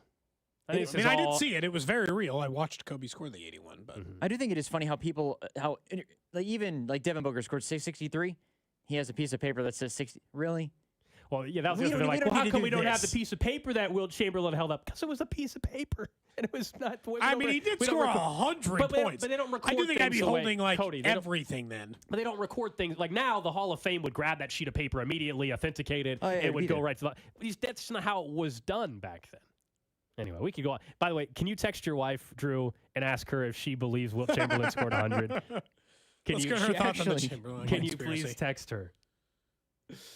Let's find out. Yeah, people are like, Chamberlain averaged 50 in the season. So what if the guy was averaging 50, what's to say that he couldn't have a game where he scored 100? He was averaging 50 points. Averaging. I will say this, whether it happened or not, Kobe's 81 is more impressive than Wilt's 100%. That's fine. Yeah, that's like, fine. It's a more impressive feat. Yeah, I don't know why we can't just agree to that. Like, if it's about that, why not just agree that the people that Kobe was going up against were far better, more athletic people than Wilt Chamberlain was. If your argument that like weird stuff was happening and the teams were like letting him score or whatever back in, when Wilt was doing it, that's fine. Gave up on the game in Hershey because I don't have any video of it. But that doesn't mean the whole thing was just a conspiracy. Anyway, all right, we could. Chocolate was getting made on the one of these times sidelines. we'll get Carrington in here. Honest to God, how did someone ever score 80? And 80 is an incredible number to put in a game. I do think we'll see someone break Kobe's record within the next 5 years or so, the way the league is trending with how much the talent right now. Yeah. There's a lot of 140-plus point total games this year. All right. No defense. We've talked about our 6-month allotment of NBA discussion. I think we probably used it all up here in the last five minutes. It's a good run. It was. You know? I'm glad we used it today. We can't use it for another 6 months. It'll be June, July before we gotta wait till the NBA draft. NBA Finals. NBA Finals. We can probably get off some NBA Finals takes. That's true. That's true. We're good. What do you think is going to happen, though, with the two remaining openings in the NFL? We know Seattle still hasn't hired a guy. Washington thought they were going to get Ben Johnson. That news broke during the show yesterday that Ben Johnson pulled his name out of the running, and he's staying with a brand-new contract with Detroit. Bobby Slowick was then maybe an opportunity, but he reportedly signed an extension and a new deal with the Texans. Got a good raise, according to the reports. Yeah. So it looks like the Commanders are going to probably have to go defense. So maybe it's Mike McDonald, the Ravens DC. They just hired. They literally just hired Mike McDonald. A youth movement in Seattle, according to Adam Schefter. Seahawks are expected to hire Ravens defensive coordinator Mike McDonald as their new head coach, according to league sources. Finalizing a deal at 36, McDonald becomes the NFL's youngest head coach. Okay. So the what are the Commanders? That was good timing, by the way, to do that topic. Us talking about the what the are the coaches perfectly remaining. Who the hell are the Commanders going to hire, guys? So Seattle's hiring Mike McDonald, which is Vrabel. They should, but I think they Shouldn't wanted they just hire Vrabel and don't overthink this? I think they wanted a younger coach in DC initially because they just had the veteran. I think Vrabel will be a great hire. But now they're down to their third, fourth, fifth choice. I mean, Vrabel's going to be 15 years younger than Ron Rivera, doesn't he? I mean, how many jobs has Vrabel actually interviewed for? Is it none? Has Vrabel interviewed anywhere? He interviewed in Atlanta. He interviewed somewhere. I think it might have been Atlanta. So the Commanders, The Commanders essentially had even though they didn't fire Ron Rivera till the last week. They had 14 years younger than Rivera. It's not the same, at least. No, I understand it's older. I'm talking about veteran experience, coach. But the Commanders didn't fire Ron Rivera till the last week of the season, but they knew for months that they were going to. So the way I view it is they had a head start on everybody else, and they're going to be the last team to fill their vacancy. And they didn't land Ben Johnson, their number one target. Mike McDonald was the next one. Didn't land him. I mean, what direction are they going in now? I think that their plan was Ben Johnson, and they don't want to admit it. And my guess is now they're going to make a bad hire. And because they don't have a quarterback yet, they got to pick high enough that could get them a quarterback. They're getting the leftovers, man. You better be this is the problem with waiting on one guy. If you wait on one guy and you wait for everyone else, you do not want to be the last team hiring a head coach. How could you possibly? I know that they'll stand at the podium and be like, "This was our guy whole time." You sure? You sure? You sure? Here's the thing. I don't think it ever makes sense with Belichick. They would have already kicked the tires in that situation, I think, if they were there. My guess is that they end up with some unproven coordinator. They go some random range and they go back down to interviewing Miami's coordinator, who got some interviews early in the cycle, and they end up going that direction instead because I don't know where you go from this. McDonald's not a bad hire by Seattle. I don't know if that's the perfect answer, but for the Commanders, based on unless they completely just start, basically open it back up, based on who they've already interviewed, it's either going to be Dan Quinn, Aaron Glenn, or Anthony Weaver. Those are the guys that they've interviewed and haven't been hired by other teams, basically, is what it is, and have still put their name in the mix. Unless they just say, hey, you know what? We did miss. We're gonna expand our search out. But otherwise, right now, Dan Quinn looks like he'd be the betting favorite to be the next head coach of the Commanders, who everybody thought was going to Seattle. And didn't get that job. Did not. Yep. Defensive-minded head coach for a team that might take a quarterback third overall? Is that really what you want to do? Fine, get a great offensive coordinator, but guess what? All those guys are hired too, Gold. What do you think? All these teams who have hired coaches started filling out their staff. You had mentioned Philly went out and got some good coordinators, it looks like, on paper. The Chargers, Harbaugh staff already started to find, everyone is already hiring their staff. So not only are you going to get the second-tier coach, the one you really didn't want, you're going to get all the assistants that already didn't get jobs. I guess you could hold on to Eric Bieniemy if you want, who currently is still employed by the Commanders, I guess, and go that route. That would probably be your best choice if you were Dan Quinn, at least for a year. Yeah, I think it does probably increase the likelihood that maybe EB could stay as an OC in D.C., if they hired one of these defensive-minded coaches. What we shall see. Again, reports consistently throughout the season out of D.C. is that Eric Bieniemy, just telling you what the reports were, he's too big of a hard ass. Was not liked by the players in the locker room. That is a problem. Whether you think players are soft or not, it's reality of 2024, and you have to adapt to your players because there's 32 NFL teams. There's only so many jobs. It is still the players ultimately that are out on the field, and if you're not going to have a coaching staff or a coach that the players can connect with, that's a problem. And that was the reports out of DC at least. But the Commanders, despite having a new ownership group, despite not having Dan Snyder, it sure seems like candidates are treating them like they still got the Dan Snyder stench. Yeah. Even though he's not there anymore. Well, again. And they got a top 5 pick. They got like $90 million in cap space. Like, you can truly shape that roster how you want to shape it. Yes. You would think that would be attractive. And Ben Johnson just doesn't want to coach for anybody, it sounds like. It's not even just he just doesn't want to coach for anybody. Well, he doesn't want to coach for anyone under $20 million or whatever. Reported. Whatever Harbaugh just got, the reports yesterday is that Harbaugh got $16 million. Mm-hmm. Now, it's not public. Same as I could tell you what I've heard Andy Reid makes, but I can't tell you for sure that that's what Andy Reid makes. He's never going to get that money, though, as a first-time head coach. Well, nobody's. I don't think anybody's going to hire him. For that amount of money?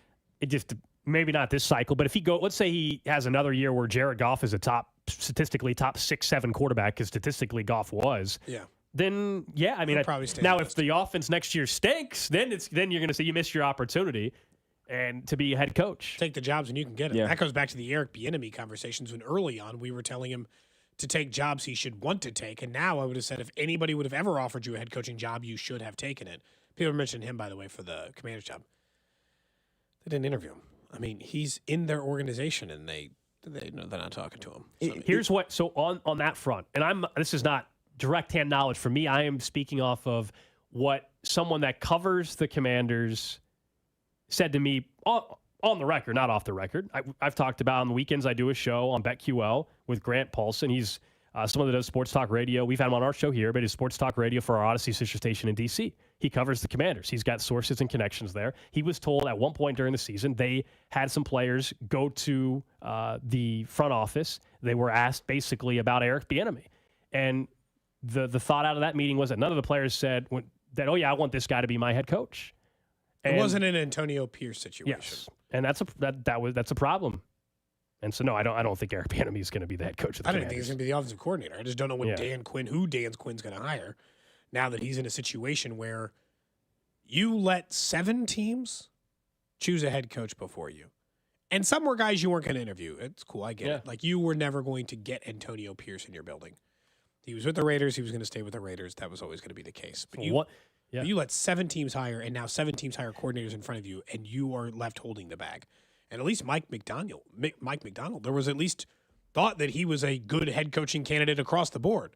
But he's the last one on the list of guys that have already not said they're not going, and Sloak and Ben Johnson. Yeah, so one left. And yes, people texting in Mike McDonald to the Seahawks. Yes, that is why we're talking about the very thing we're talking about, is because the Seahawks have hired Mike McDonald. And we were saying the Commanders are the last team without a head coach right now, despite pretty much having a leg up on everybody, knowing they were likely to move on from Ron Rivera at the end of the season. And yet here they are, and they don't have a head coach, and it does seem like they're going to kind of get the leftovers. I know that's not fair to whoever they hire, but that's just, we all know that there's no way you were the first, second, third choice. If you guys think about it too, say they hired Ben Johnson and paid him $20 million a year. If that didn't work out, that is the worst coaching hire. It's not only it wouldn't only be, to me, it wouldn't only be it just didn't work out thing. It's you paid him $20 million a year. And he's not good. Yeah, but Grant's true. Like that doesn't. Here's why I say that doesn't matter, because if you hire a guy for $12 million a year and he sucks, you're firing him in 2 years. Like it just doesn't matter. The like story behind it, though, I think who cares how people perceive it? You never hire thinking you're getting the bag. Like everybody that makes a head coach thinks they hired the right guy. Like nobody hires a guy saying, we're really not sure about this guy, but we hired him. They just didn't give Mike McDonald the job in Seattle and said we think he stinks. Yeah. Yeah, I get it. It's just to pay a first-time head coach like Andy Reid level money, for example, or whatever it sounds insane. Or to be asking for it, it sounds crazy. I don't blame him for trying. I mean, you can ask for whatever you want, right? I never fault anybody. You can ask for. We can all ask for whatever dollar amount we want. Doesn't mean they're going to give it to you. Ultimately, though, you guys are right in the fact that if they have a tick down in production, all of a sudden, does he even get looked at anymore as head coach because you didn't want to take $10 million. You Ask don't Kellen want to take Moore. 12. Ask Kellen Moore what it's like to not take a job through a couple of cycles and then see good when your point. name gets rinsed and washed through the league interview circles. Yeah. See how easy it is to keep getting a job if you fall back once. It's a risk. Now you can get but you're back. betting on yourself. I don't blame people for saying, Yeah. Kirk Cousins bet on himself in Washington. It paid in spades. Now you can get it back though too. Like if Kellen Moore is the OC in Philly, if that was going to be the all of a sudden. Is that where he's going? Is that where I think so. That's official, right? Yeah, I think yes. so. Like if he goes and all of a sudden the offense is fixed next year, then suddenly he's the hot name again, just like that. Now, if they still suck, then it's probably done from talking about him being a head coach. It's also the same thing. But It's like we talk about owners all the time, like, well, I wouldn't pay him. I'm like, well, I'm not a billionaire, but I wouldn't care if they paid him. What do I care? It's their money. Yeah, correct. Cost the team nothing. Risks. Well, even nothing. the guy that got the Carolina job, Canales or whatever, Dave Canales. Yeah. Like that wasn't a name anybody was really talking about. Nobody probably even knew who the heck the guy was outside of like in league circles. Like I don't They think gave him 6 years. and they gave him a 6-year deal. It's probably because he was like, hey, I got to have some assurance that it's gonna. But for him, like take that job now because you don't know. You just put together a great year with Baker Mayfield. This might be your best opportunity you're ever going to get. So he took it, and he got some job security with it being a 6-year deal. If Dave Tepper were to fire him after 3, he still gets paid for the final 3 years of that contract. Good for him. Got himself a little bit So of again, life insurance money. Again, the breaking news, Mike McDonald, the next head coach of the Seattle Seahawks, according to multiple reports, which leaves the Commanders as the one team without a head coach at this point. Coming up next, we get right back into the Chiefs, though. One bit of audio from Travis Kelce that has Cody wondering just how much longer Travis Kelce's playing, and the random question of the day. At Shane Company, we believe we're all made to shine. This Valentine's Day, celebrate the love of your life, your best friend, or your best self with unique fine jewelry from Shane Company. We're passionate about sourcing the most beautiful and vibrant gemstones from around the world so everyone can shine bright. We take the time to ensure each piece of jewelry is expertly crafted so it can be treasured forever. Visit Shane Company and discover Valentine's Day gifts for everyone, your new crush or your soulmate. Let them know how much you care with fine jewelry designed by us, guaranteed for life, for free. Radiant red rubies, pink sapphires, diamond hearts, gorgeous jewelry with all the colors and symbols of love. This Valentine's Day, give a necklace with a gemstone as special as your love, a gold ring engraved with a date you'll never forget, earrings that make their eyes sparkle. Give a gift that was made to shine. Shane Company. Fine jewelry since 1929. Texting enrolls you in a recurring automated marketing text messages. Consent not required to purchase. Message and data rates may apply. The team's looking good this season. I think so. Man, I miss playing football. Being young with unlimited energy to burn. Ever since I turned 40, I just can't find that fire I used to have. Think it could be lower testosterone? What do you mean? All guys lose their edge when they turn 40. The body has less testosterone. That's why I take Nugenix Total T. I've heard about Nugenix. That really works? Since I started taking Nugenix, I'm lifting like when we played for Coach Carter. I feel more energized at work. It's even spiced up things between me and the missus. Are they still giving out complimentary bottles for people to try? Yep, send a text. It's that easy. Text RIP to 42424 right now for your complimentary bottle of Nugenix Total T. It's the #1 selling testosterone boosting brand at GNC and Walmart. Do it now and they'll also send you a bottle of Nugenix Thermo X, their newest, most powerful fat burner ever, absolutely free. Text RIP to 42424. That's RIP to 42424. These statements have not been evaluated by the FDA. This product is not intended to diagnose, treat, cure, or prevent any disease. Hey guys, Pete up here from Fesco in the Morning. Back in June, I had a life-changing decision that I had to make. Weighed 444 pounds, on high blood pressure medication. I needed to make sure that I was around for all my girls' big days. So I made that call to Slim. Right now, I'm down over 97 pounds. If you started a weight loss plan at the beginning of the month and you're frustrated with lack of results, well, Slim for Life is the answer. Take it from me. I'm living proof. Slim for Life is the answer to permanent weight loss. Yes, they offer the semaglutide meds to any of their plans. The difference is with Slim for Life, the prescription semaglutides are temporary, but the results from the weight loss program are permanent. What makes Slim for Life different from any other program? They teach you the secrets of weight loss, re-engaging your metabolism and teaching you how to eat. Are you ready to take that first step like I did? Well, you just need to get started. Make the call. Book that free consultation. Let them know that you heard it from B-Dub and you could lose up to 100 pounds for only $99. Plus, you can add those semaglutide meds to any plan for $99 for 4 weeks. 833-SLIM today. That's the number you need to call. 833-754-6863. Or you can hit them online at slim4life.com. All services included, exclusive of products.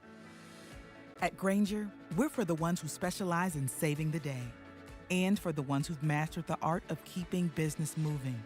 We offer industrial-grade supplies for every industry, with same-day pickup and next-day delivery on most orders, all backed by real people ready to help. So you can get the right answers and products right when you need them. Call quickgrainger.com or just stop by. Grainger, for the ones who get it done. With your choice of select sandwich, nugs, fries, and a drink, Wendy's $5 Biggie Bag is your go-to. Your nugget wingman. Your hot and crispy fry co-pilot. Just like us. We're like the bag boys. What? Bag boys, what you gonna do? What you gonna do when we bring your food? For a deal you can count on, bet on Biggie and choose wisely. Choose Wendy's. Bag boys. U.S. price and participation may vary. Includes choice of JVC or crispy chicken sandwich with 4-piece nugs, junior fry, and small soft drink. Third-party delivery pricing may be higher. Progressive knows we're all trying to save right now. Hey, at least we're still enjoying baseball on a Saturday night, right? Even if it is T-ball. Yeah, but tickets to the majors are just so expensive now. And who knows, maybe we're seeing a pro in the making. Sure, in like 20 years. How is he safe? Boo! This ump stinks! The ump is only 14. We don't really do that. Oh, my bad. You're doing a great job, ump. Progressive offers you savings without sacrifice. So save big when you bundle home and auto. Progressive Casualty Insurance Company affiliates and other insurers. Not available in all states. For your big game party, you better pop in to Total Wine and More for a guaranteed win. We've got thousands of bottles down every aisle, and prices so low they're gonna make you smile. Ask our helpful guides for a recommendation to add some wine and beer to your beverage station. Discover something new and let the fun begin. Come on down to Total Wine and More for a guaranteed win. Drink responsibly, B21. Lowe's knows pros want savings now. That's why, as an MVP's Pro Rewards member, you get volume savings on orders of $1,500 or more at the Pro Desk. And there's more. We've lowered our prices on select top products like electrical wire and drywall, so you can get the job necessities for less. Because Lowe's knows savings. Lowe's knows pros. In-store only. Exclusions, restrictions, and more terms apply. Details at lowes.com/terms. Subject to change. The 610 Sports Radio phone line is brought to you by Onder Law Injury Lawyers. Visit getjim.com. Now who you gonna call? If you ever riff with people wanna buzz, break out before you get bum rushed at the Wild Wild West. When I roll into the Wild Wild West. When I stroll into the Wild Wild West. When I bounce into the Wild Wild West. Does Vegas count as the wild? I haven't heard wild. I haven't heard I this was song. about to comment on the song as well. Go I ahead. very rarely Go ahead. comment. I comment on songs about once a week. I hadn't heard the song in so long. Yeah, I don't know. Technically, you're supposed to just go. You're not really. I think it's one of the first things. You're not supposed to comment on the. Who cares? The bumper music, but when it's That's something old like fuddy-duddy when it's stuff. something like that, yeah. I don't think you counted the Wild Wild. No, when people say Vegas, I don't think they really count it as the. Yes, it's close to the West Coast, but it's not. We just call Vegas. gamblers and Vegas stuff. is Vegas is Vegas. It's Sin City. You think it's its own standalone situation? Like it's in the desert. Okay. I think does Will Smith have a new movie coming out anytime soon? I'm trying to think of what celebrity could be on Radio Row that's promoting a Didn't movie. he get canceled after he slapped Chris Rock?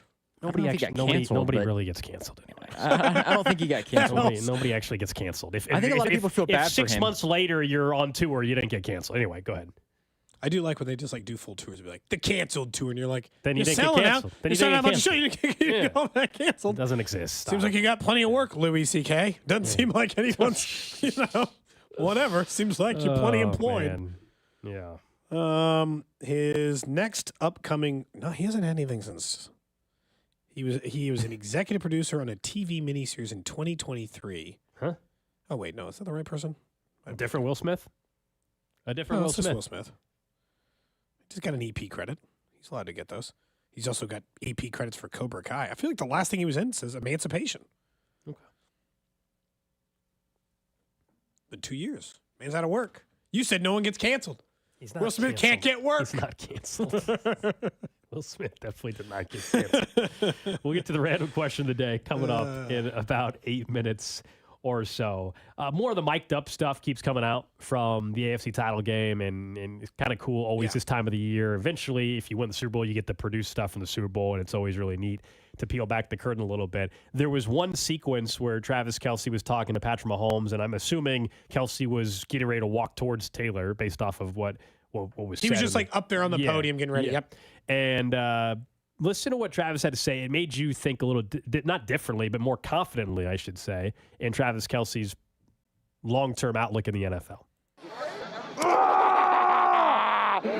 I love y'all boys. Love you, man. brother. Love y'all There boys. she man. is. Las There she is. Vegas, Nevada. I love you, boy. Love you, brother. Damn, This way to never fight, gets baby. old, man. Hell It no. never gets old. Hell no. It never gets Makes old. you feel younger, baby. I can do this. Oh, no. 10, 11 years, baby. Let's go. Makes you feel younger. I can do this another 10, 11 years. That's how long he's played now. He's obviously... Travis Kelce doing 45? What's the oldest tight end ever? Is it Tony G? I have It's no the oldest idea. tight end in NFL I have history. no idea. I'll Is it tell like you this. Dick Butkus or something? If he plays at this level in the postseason, then the regular season stuff doesn't matter as much, right? I mean, you can handle an eventual, if you think he plays another 3-4 years, you can handle an eventual drop-off a little bit in the regular season if these are the moments where he steps up. Because I do think it's a combination of Week 18 fresh, sitting out, but also the great players, and he is going to go down as one of the best players in NFL history. The great ones step up in the biggest moments. And I think this year, with all the criticism that he has faced personally, a lot of it off the field related, I think that added to his motivation to go give everybody kind of a middle finger with his performance so far this postseason. I think so. But I think that part of what he's talking about is very real. That is the difficult thing to walk away from, if that makes sense, Gold. Where you're Travis Kelce and you're saying that and you're feeling good. If he can still put up 100 yards and a touchdown a game in a postseason situation, why the hell would you walk away? You got Patrick Mahomes and Andy Reid and Super Bowls at your doorstep. You've been in 4 in the last 5 seasons. You had said you were worried because of the off-the-field opportunity. And he has openly talked about that in interview opportunities. He's like, pardon my take, and many others where he said it's difficult as the media stuff makes life plausible. I think, though, that whether that's next year or 3 years from now, I think that opportunity's now there for him, Cody. Like, either way. I don't think he will lose an opportunity if he plays another 2 seasons and that he just won't be a hot star anymore. Like, especially now with the Taylor Swift stuff going on top of it, like, he's not suddenly just going to fall off the map in 2 years from a star status, celebrity to me, it's status. not even that. It's just like, because obviously that drove part of the success of the podcast, but I just feel like when you're the level of competitor that Travis Kelce is and everyone talks about him being, how the hell can you walk away from Super Bowl wins? Like, you got a chance of doing things people just don't do. Like, that would be too tempting. And when he's talking about, he's standing on that podium, he's talking about how much fun he's having. He could do this in 10 or 11 years. I think that is a very real circumstance where he feels that. By the way, Kelce was on Pat McAfee, and there's another cut talking about Justin Tucker again, so we probably had to play that one again. But he was talking about as they walk into the stadium, they're all you notice a lot of them wearing black. Yeah. Travis is wearing black. Chris Jones at the wearing podium black. wearing all black. Yeah. So why did that happen? Did you wear the all black on purpose too? I saw the oh yeah. Mm-hmm. Chris Jones made sure to tell everybody, make sure you're wearing all black this week. We're going in there. We're gonna hit the bank like Chiefs-aholic, baby. He's watching in jail somewhere right now. Yep. I did have my impact on the game. We're gonna rob the bank like Chiefs-aholic. Yeah, M&T Bank Stadium. They certainly did. We know MVS posted that. That's when we should have known it was the Chiefs year, Once the Chiefs-aholic story really carried us this year, we should have known that. So good. Hit the bank like Chiefs-aholic. Incredible. Like, because MVS had the photos that he put, or the images that he sent put out that out. tweet right after. It was so good. So that was clearly like the theme that they were. And we now know where it started. Chris Jones. It was his idea, and everybody followed. As far as Kelce long-term outlook, we know he's under contract next year. He's under contract in 2025. So I think that's when, if not anything, that's before, to have the conversation. I mean, at that point, he'd be finalizing his 36-year-old season. I mean, but we think he's finishing out his deal. I think so. As long as his body's, healthy. Yeah. But after that, I think that's a point where I think you would have to believe that will be it, in my opinion there. But I'm not worried about next year in terms of that. Same thing with Andy Reid. All the rumors, that stuff is ridiculous. I think both of them are back no matter what happens 2 Sundays from now. I think anytime, and I do think that there's been real times between the media stuff and how successful New Heights is and all this, that there have got to be plenty of times that Travis Kelce thinks about is this worth it? Like, is this really worth it? Like, my body, and that's something Jason really thinks about, and making sure that he's alert and aware and physically capable of being with his kids and all the things that can be scary about playing football. I just feel like, and for all the times like he just seems like he's hot in training camp and getting in fights with some 22-year-old being like, look, I don't want to do this with you. Stop trying to make your name off my back. I think the postseason brings him back around every year, especially because they're not having those early. I could see why you'd be like, I'd be more inclined to think of like they just had a couple of early exits. Be like, I'm not doing this. There's a lot of work for, being done December 1st, or whatever, like because we didn't make the playoffs, or being done January 15th because we can't get past one round of the playoffs. The Super Bowl. Every year. He is one of their biggest weapons. Every year. He's one of the best tight ends in the league. Every year. I don't know how you'd walk away from it. I like seeing that kind of energy. I'll say that. Gives me more confidence of I think he's probably playing until he's 38. And the other part about this that someone pointed out earlier is I'll be curious to find out if he really cares about catching Tony G. He's about 4,000, a little over 4,000 yards behind him for total yardage in NFL history for Tony Gonzalez. He's played less. Even if he plays to 38, he will have played less years, by the way, because Tony Gonzalez got in the league way younger. Yeah, I don't know if he does he care about that number. I don't know if he peeled back the curtain at all by him deciding already to recognize the postseason accolades are a bigger deal. What I'm saying is in week 18, he was 16 yards away, we know, from 1,000. And that would have been, his 8th straight 1,000-yard season. And he chose to end that streak, which is a historical streak already, but still, that means something. But he already had the record, And so he chose to pass it up for what I think allowed his body to be fresh and ready to go for what now is a legendary playoff stretch again. And ultimately, he, to me, is at a point where these Jerry Rice playoff records and all that stuff is what is going to actually change how people view him 30 years from now, even more than postseason anything of the regular season yardage record. I think it really is all postseason stuff now. I mean, it has to be. How many rings can he get? How many postseason? Three rings? Yeah. Or 4. He got the one with the Bucks with him, right? He's got at least 3. I thought maybe it was 4, but I'm not sure. So, I think it's all the postseason stuff now. That's what you're targeting. If you're thinking legacy stuff, you're trying to break Jerry Rice's records. He already broke one of them. 4, by the way, for Gronk. 4 Gronk rings. Yep. Kelsey's got 2, trying to go for his 3rd. Yep. So there you go. You get 3. If he played those 4 years that I'm predicting, 4 years would get him close to Tony G. Like, it would be within grasp. Like, he might be able to pass him. Get him a chance for those Super Bowls. Get him a chance to pass all of the Jerry Rice ones. Bury all of the Jerry Rice ones, right? Does he strike you as someone, though, that's going to be hanging on for dear life, though? Let's say it, because someone on the text line. But I don't think line, he's going to play that way. You know what I'm saying? I don't. I think if he starts turning into the tight ends you're worried about, and all of a sudden he's 650 yard, no. I think then he's done. Yeah. I think then he would hang it up. I'll just be honest. I think if you think, though, that he can be 39 years old and still get 950 yards, I think that's wildly ridiculous. But why? Out of curiosity, why is it so crazy when Tony Gonzalez was able to do something similar? Tony Gonzalez was 85% of the level of productivity as he was at 38, Kelsey gets beat up far old. more than Tony Gonzalez does. Honestly, that's why. He gets beat up far more than Gonzalez does. Gonzalez wasn't getting triple teamed his entire career. Gonzalez, while he played in more games early in his career, we talked about that.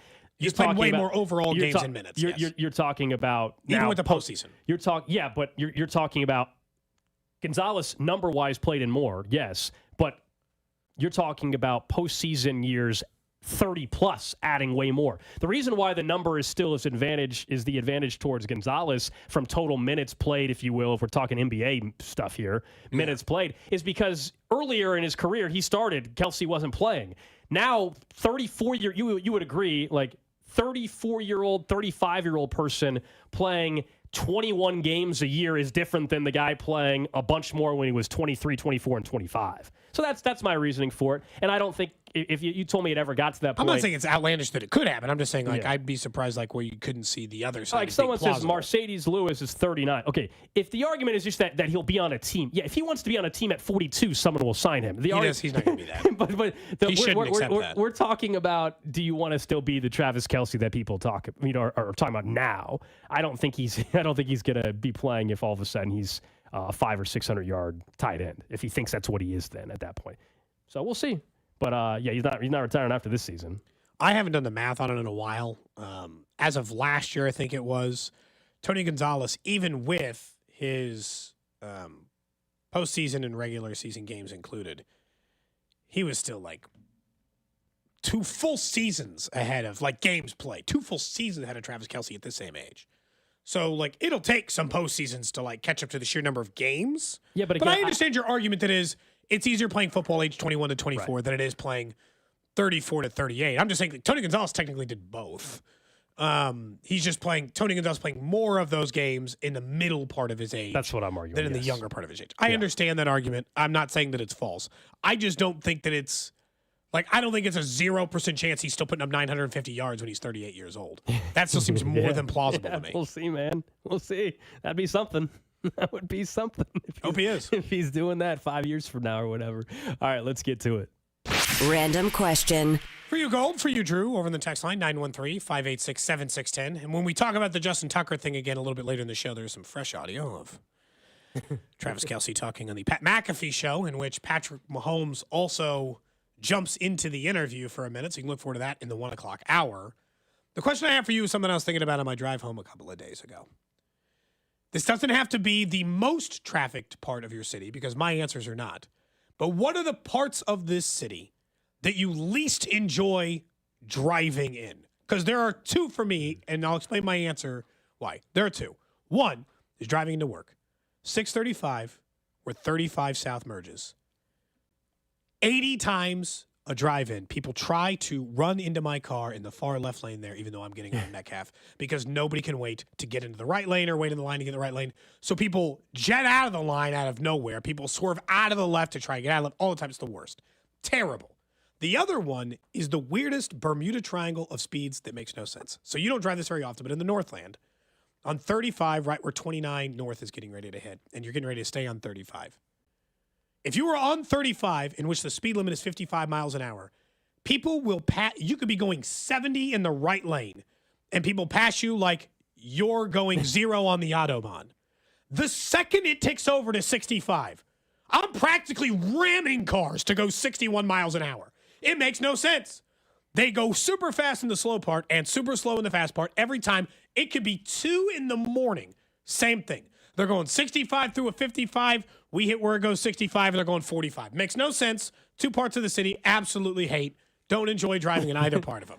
Yeah. So, overall, that area I don't have to deal with, fortunately, for the most part. Obviously, we live in different parts of the city. There's 2 that came to mind immediately. One, if we're just talking, Cody, about traffic. Pure traffic. Pure traffic. Like, just anywhere on Metcalf. Like, 119th and Metcalf is just always, especially around rush hour. Yeah, Drew, you live off of Metcalf. You kind of know a little bit what I'm talking about there. So that's what comes to mind immediately. And then the other one is if you talk about just needing new shocks for your car immediately after you drive on Main Street heading towards the plaza from downtown.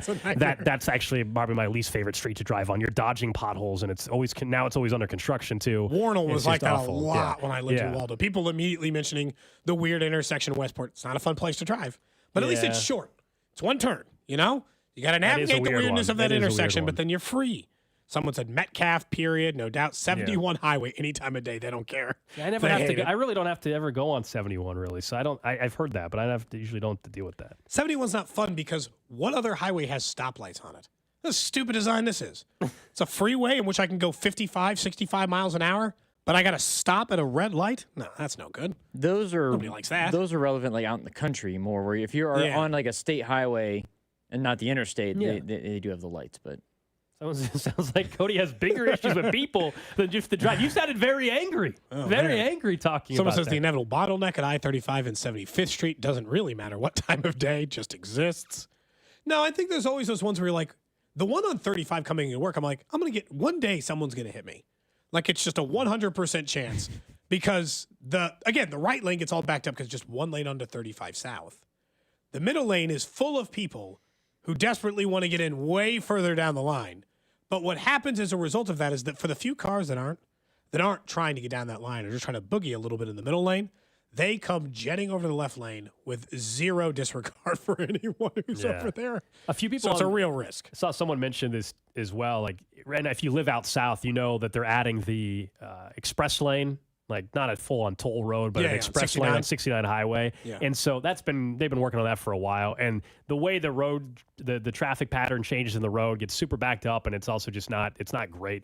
That's probably one right now that you could add if you're someone that lives in the south side of the city. I haven't been here obviously that long, but Metcalf I agree with. And then there's one getting So if when I went up to Wisconsin, this happened.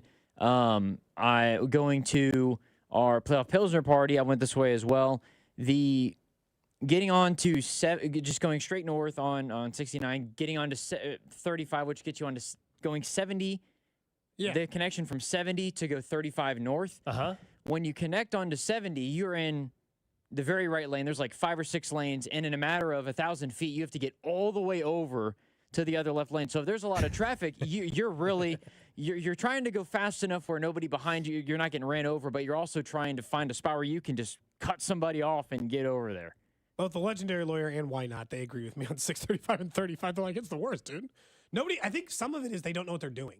They're like, wait, which lane goes where? And everyone always seems confused in that area. I'm like, we all live here, right? Is this your first time on this highway? How can this possibly I've always be? told you it's more the road conditions and stuff than anything, because the traffic. That was Warnell for me. It's the road conditions thing. The traffic itself is not bad. In this city? No, it's not. If anybody that's lived outside of Kansas City, overall, our traffic is nothing compared to a lot of major cities, thank goodness. Like, I lived in Houston for a couple years. That is miserable. I've driven through traffic. Houston. It's not fun. Atlanta, not fun. Miserable traffic at all. And the roads also suck in Houston, so you get both. You get crappy roads and you get traffic. Somebody mentioning another Northland one, I-35 and 152. The problem there with Liberty is when they built all that, there were not nearly as many people as there are now living there. So there's just never enough. There just isn't enough space. Plain and simple, there's just too many cars for not enough people. Someone said, I just avoid that during traffic times. Someone else said anything involving leaving Arrowhead's parking lot. Well, that's obviously yes. You have to be prepared. It's going to take you in some cases, depending on where you're parked. It could be an hour before you get out of the parking lot. Yes. I figured this would be very relatable because there's that one spot that you just hate every time you have to take. You're like, I can't believe you got to take this stupid way again. I got to do this again. Thinking of traffic in Las Vegas. We won't have a rental car when we're there. We'll just be Ubering, I think, everywhere. But the strip, just to go from one end of the strip to the other, will take way longer than it should just because. It'll be like 1 mile, but it takes you 20 minutes. Yeah. How bad do you think foot traffic will be because of that reason? During the week when we're there, not too bad. But later on, like Thursday through Sunday, it'll be a madhouse. Yeah. Monday, the first 2 or 3 days we're there, I don't think will be that crazy because a lot of fans probably aren't getting there till Thursday and Friday from both teams. So I think it'll be a little. You complained about this too. Somebody said Uber in Vegas is really slow. Yeah. Said it takes longer to get an Uber than you think it should. Yeah, we'll have to plan some stuff out ahead of time. Yeah, it's not the smoothest operation. And then a lot of the Uber pickup zones at some of the hotels, got to walk through a damn maze to find out where the actual. They don't want you actually leaving. They want me to put a few more, more on black. It's just, that. How much you bringing to bet in Vegas? I don't know yet. Ooh, we're there for a week. Got to pace yourself. Well, yeah. I mean, the first couple of days, I just might not bet. Just take my time. Fortunately, we'll be busy doing plenty of other stuff that actually there won't be as much time as you would think until the weekend. But, yeah, I don't know. That's a good question. Someone says $150 a day betting sounds reasonable. You want me to bring a G? You want me to just bring $1,000, sir? I'm there for a week. Cody thinks $5,000 is actually what it is. It's $5,000. Well, they want me to bring a cool grand. No. I have a feeling, Drew, if there's anybody in this group going to Vegas that's going to actually end up, because I don't play slots. Just put money in a slot and win a bunch of money. It'll be Drew. Drew will win like a $5,500 jackpot. I think we all got to, listen, one $10 spin, Oh, sure. I'm down to do one spin. I hate slots. I can't. I don't play slots. Slots are such a one waste. Spin, I don't play slots. One spin? Play some craps. Absolutely. That too. That's the thing that you guys are better positioned for Vegas than I am because I don't know card games like that at all. Well, craps you can pick up quick. It looks way more complicated than what it is. It really isn't. You don't need to know everything on the table. You just need really to know 4 basic things. Yeah, just play pass line, and it looks way you'll more. Be fine for a while. It looks way more complicated than what it is. Follow everyone who looks like they know what they're doing. It can be the first time it looks intimidating if you never play. It's not. We'll figure that out. Someone says you're there for work. Take it easy. Oh, it's a mix of pleasure and business. It's a combo trip. It's a combination. You're in Las Vegas for crying out loud. It's a combination. They know what they're doing when they send us there. Okay. It's gonna. Can I expense gambling losses? No. Is that?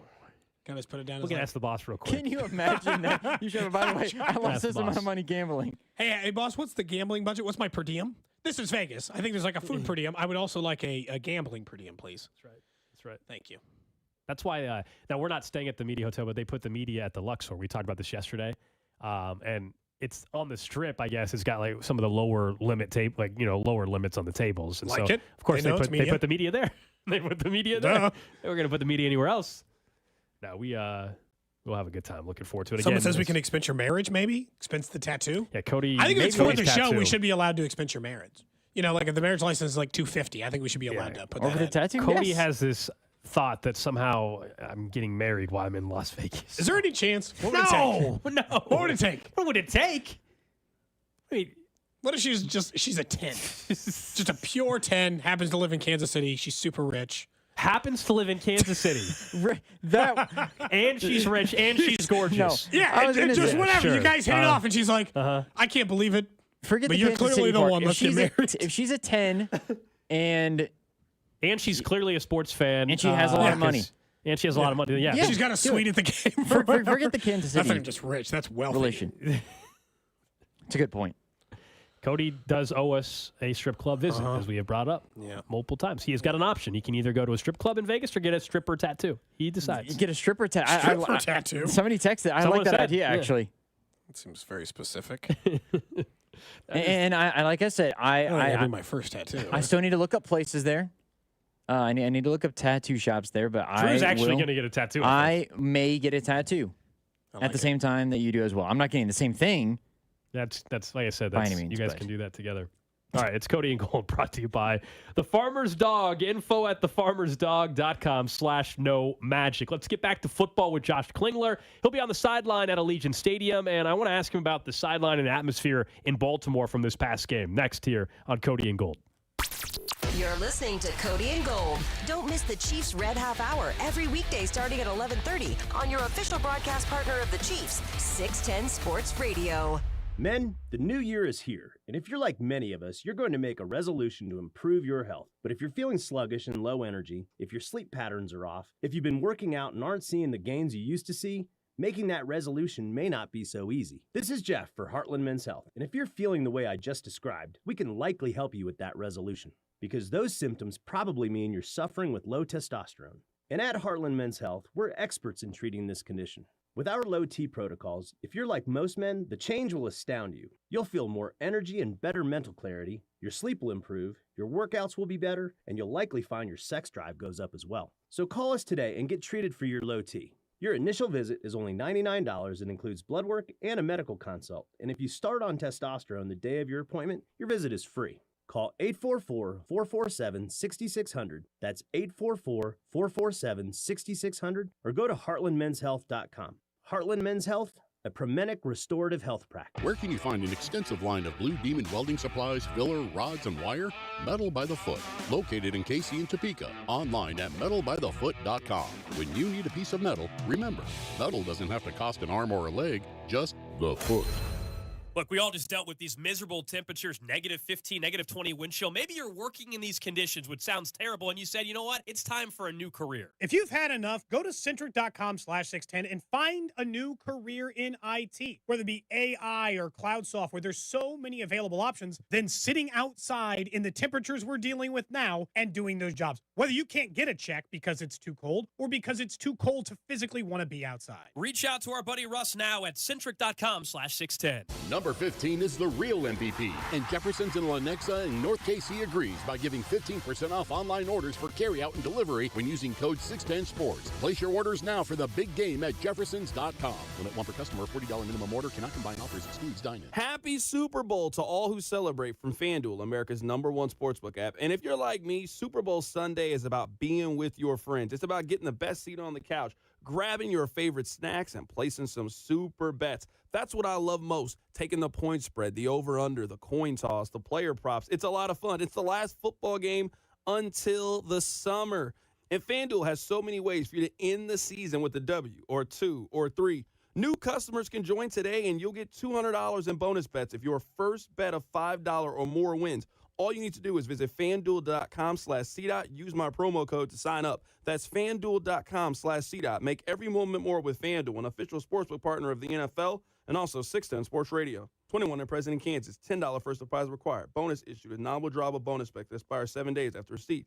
FanDuel is offering online sports wagering in Kansas under agreement with Kansas Star Casino LLC. Gambling problem. Getting help is your best bet. Call 1-800-522-4700 or visit ksgamblinghelp.com. Hey, it's Bob Fesco. As I begin to get older and my daughters grow up, I want to make sure that I'm here to walk them down the aisle on that special day. So naturally, being healthy so I can be there for all their big life events is important to me. Before the holidays, I was 224 pounds and wasn't feeling my best. I was in a rut. After talking to a friend, he told me to go to supplement superstores. So I met with Dylan at Ward Parkway, and he turned me on to Flashpoint Complex. It's one shake in the morning and one at night. That's it. I'm down now almost 15 pounds. I look and feel great. In fact, my workouts are even better now because of Supplement Superstores. This product is designed for an AM and PM drink to help with fat loss. The 213 Flashpoint increases metabolism, kills cravings, and gives you focused, sustained energy all day without the jitters. In that order, the Burnout 6 aids in recovery, hormone optimization, and getting you a deep, restful night's sleep. Go to any of the 8 Supplement Superstores and tell them I sent you, and we'll give you 20% off the Flashpoint Complex. Supplement Superstores, when you're ready to feel your best.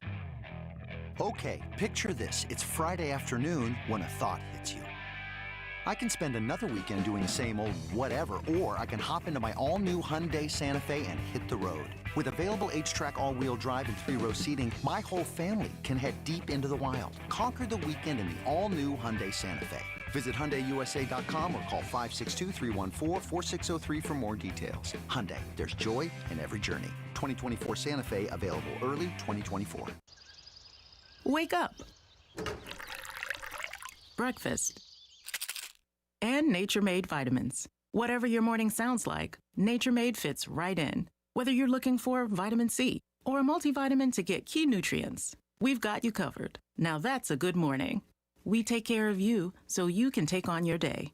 Start your day with Nature Made, the #1 pharmacist-recommended vitamin and supplement brand. Based on a survey of pharmacists who recommend branded vitamins and supplements. With your choice of select sandwich, nugs, fries, and a drink, Wendy's $5 Biggie Bag is your go-to. Your nugget wingman. Your hot and crispy fry co-pilot. Just like us. We're like the bag boys. What? Bag boys, what you gonna do? What you gonna do when we bring your food? For a deal you can count on, bet on Biggie and choose wisely. Choose Wendy's. Bag boys. U.S. price and participation may vary. Includes choice of JVC or crispy chicken sandwich with 4-piece nugs, junior fry, and small soft drink. Third-party delivery pricing may be higher. At Grainger, we're for the ones who specialize in saving the day and for the ones who've mastered the art of keeping business moving. We offer industrial-grade supplies for every industry with same-day pickup and next-day delivery on most orders, all backed by real people ready to help. So you can get the right answers and products right when you need them. Call quickgrainger.com or just stop by. Grainger, for the ones who get it done. NFL playoff coverage on 610 Sports Radio is brought to you by Twin Peaks. Eats, drinks, scenic views. Back-to-back AFC champions. Travis Kelce with that reception, the all-time NFL postseason reception leader in National Football League history, eclipsing the great Jerry Rice. Proud to be your official broadcast partner of the Kansas City Chiefs, 610 Sports Radio. KCSP Kansas City, WDAF HD2 Liberty, always live on the free Odyssey app.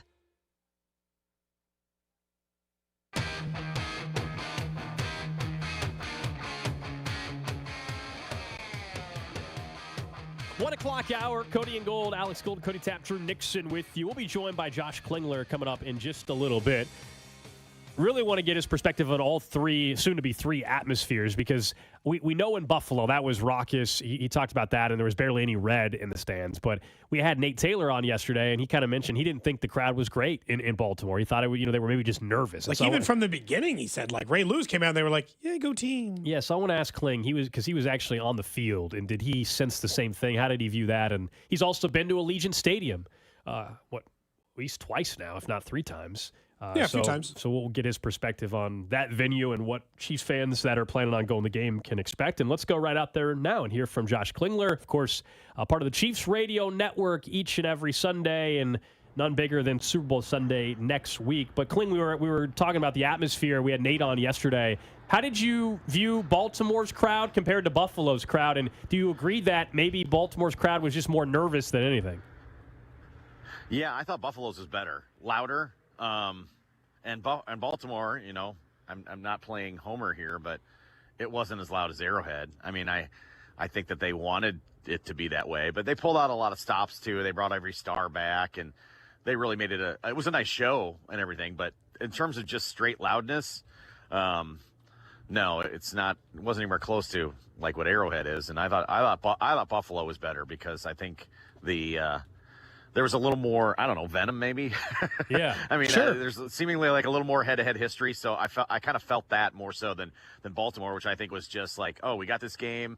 It happens to be the Chiefs, but we're happy to be in this game. I mean, Buffalo was more personal. Like we were trying to dig through the reasons why Kansas City and Baltimore would have beef, and I'm like, I don't know. I think the best I've got is like the Dunce versus the Chessmaster in 2014. I'm not sure that they've got any beef other than that. No, and I think, I mean, and it's not even real beef, but it's like, you know, master and student a little bit with Andy and John Harbaugh. So I feel like that's a big advantage right now. I thought as much as anything, it was the coaching and the preparation that went into the game the other day. I just think that Baltimore got away from themselves and the Chiefs really didn't. And so I think that was kind of the key in terms of the game to me was that I would think Baltimore radio's dealing with a lot of what was that and why and the Chiefs are just like, yeah, we played our game. So, you know, I think there's points for not overthinking it sometimes, right? And I don't think the Chiefs overthought it. I think they knew what they had to do on defense. They knew they had to be efficient on offense and were for a half, and then, you know, rode the defense in the second. I think if you look at coaching, obviously we know there's going to be a lot of great coaching in this game as well. Andy and Shanahan, and then, of course, Steve Spagnuolo. We were licking our chops a little bit thinking about the possibility of Spags has 2 weeks to get Brock Purdy figured out for a guy who started slow in 2 playoff games anyway. How much of that do you think, or how well of a job will Spags do kind of limiting that? Yeah, I mean, you'd think San Francisco would stay with the run game a little bit longer, right? I mean, if they go out of that game and Christian McCaffrey's got 3 carries or 6 or whatever that the combined runners had for Baltimore, they'll really be asking questions. So I mean, I think you got to prepare for the run a little bit better, and then figure out ways to you know, bring some more complex where's the blitz coming from stuff for Purdy to handle and try to complicate things for him. No, I mean, if anybody's dialed in, it's Steve Spagnuolo right now. I don't think he's just the wizard of this entire thing. So yeah, give him a couple of weeks, and I like the Chiefs' chances for sure. Kling, you've been out at practices, you've been in the locker room throughout the season. Now with Charles Omenihu out for the year with that torn ACL, unfortunately, it looks like Felix and Udike Uzama could be active, and they may need him to be active for this game. Talking with the team, and I don't know if you had a chance to talk with Felix, do you think, you know, he's capable of giving you 8 to 10 snaps in this game if needed? You know, I wish they'd have found a way to do that a little bit during the playoffs. I think that was kind of one of the disappointing things. I mean, you got to earn it. I'm not saying I'm not saying that they're holding him back or anything, but you love to just, you know, he's been allowed to have this red shirt freshman year to me, you know, and so, but you wanted him to just get a little feel for the postseason. Like, this is September baseball, right? You bring that guy and you have him play a little bit in September, knowing that he's going to be in your opening day lineup, hopefully the next year in spring training. I was hoping they'd be able to do something like that. I guess the injury might open up that avenue for him to come in and make a couple plays. Will he be as impactful as Charles Omenihu? No. But can you get his feet wet a little bit? I mean, I'm not really counting on anything more than that, but I think his clock will start next year. And if you can get, you know, maybe him to make a play, all he needs is a play, right? Like, look at why the name's escaping me right now. The dude that had the pick last week. Deion Bush. Deion Bush, yeah. Yeah, Deion Bush. He played 3 defensive snaps. And he made a play. Like, if Felix could do something like that and walk out of that game feeling great, I think that's a good bump for next year. But in terms of like the impact, you know, in this game, I don't think there's anything that would say count on him to have any kind of impact. But, you know, can he crack the rotation and at least get his feet wet? That's all I'm looking for. I assume that I had big questions about the Chiefs' offensive line's tackle play going into the postseason and their ability against 2 teams that rank really highly in the sack department, in Buffalo and the Ravens. But in a way, once they got through those, I'm like, what am I supposed to worry? that all of a sudden San Francisco is going to completely take advantage. They might get to him every once in a while, like any defensive line would, but they're playing well enough now, Kling, that I guess I'm no longer overly worried about somebody else's pass rush going into it. No, I don't think we should be, right? I mean, if you're not, knock on wood, right, with Juwan Taylor, but if you're not going to jump offside or start early against two road atmospheres, you better not be doing it in the Super Bowl. So I feel like that was the only complaint I really had with him. It wasn't even as much anything after snap. It was just pre-snap. Like, can you just stay? And then, Donovan Smith's a pro. He's a veteran. Could they stand to upgrade at that spot next season? Yeah, kind of looks that way. But if he's fully healthy now and can give you that, and heck, Wanya Morris is healthy and ready to go too. So I guess if you would struggle in that department, you still got that extra guy if you need to. But no, I think they performed well. You haven't called their names. You haven't really noticed them. And that's for an offensive line, that's a good thing. The only thing we noticed the other day was, guys doing the extra pylon and that offensive line, Trey burying people into the turf and that kind of stuff. They were mean and nasty up front last week. I hope that continues. This is the most mean and angry team I feel like I've seen from the Chiefs in a while. We used to complain all the time that they were soft in the trenches. Oh, and they were anything but the other day, right? I mean, Baltimore did not like it. They were getting ticked off. Really got under their skin with, being able to stand up to somebody and dish it themselves. So no, I think that was a nice angry group that played. Nick Allegretti played well as well, filling in. He's obviously a guy that's had experience, so that's a good thing as well, that you can continue to kind of plug people in to cover up some injuries. And you'd love to have the injured guys back, but if you don't, I think you should have every confidence that whoever they're going to plug in is going to be able to do something. Again, Deion Bush, the fifth safety, made a big play last week. Like, they've fed upon each other very, very well, and I expect they'll be a little bit healthier. I'd still be surprised if Joe Tooney's ready. So you're probably going to have Nick Allegretti. Who knows about where Willie Gay's going to be in a couple weeks, because it felt like he was close, but maybe with 2 weeks he's able to feel better. But if not, I don't think it's going to be a hampering thing like we saw maybe with like Miami and Buffalo, where it was like glaring that they had injuries on defense. And those are things you can take advantage of. Even if the Chiefs have some injuries, I don't think there's anything glaring that, San Francisco would be able to exploit. We're talking to Josh Klingler. He, of course, is on the sidelines for the Chiefs radio network each and every game, and you hear him tomorrow morning at 5:58 right here on 610 Sports Radio on Fesco in the morning. But you've been to Allegiant Stadium, 3 times, or is it 4? Would be 3. We weren't there. I guess we weren't there the COVID year. So yeah, 3. 3 times. What can people expect at that venue? Because we were going through. Cody dug up some numbers just in general. Mahomes, probably not surprisingly, ridiculous inside venues. 14-1, 33 touchdowns, 3 picks when playing inside. Yeah. I mean, it's one of the cooler atmospheres because it's been a home crowd every time the Chiefs have been there. So I don't know if that will be the case. Who knows with $8,000 and $10,000 tickets what the makeup's going to be. Right. But I expect there's going to be a lot of Chiefs fans. Although San Francisco, you guys remember Miami? I mean, they weren't shy about going anywhere, and this is an easier trek this go round. So say it's a 50-50 crowd. It's a cool venue. I mean, they put on a show.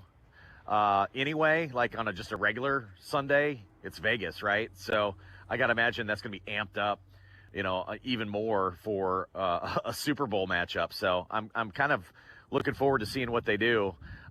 It's one of my favorite places because there's not all that many places that have, or any, that have like a 10-piece band that performs, in between series.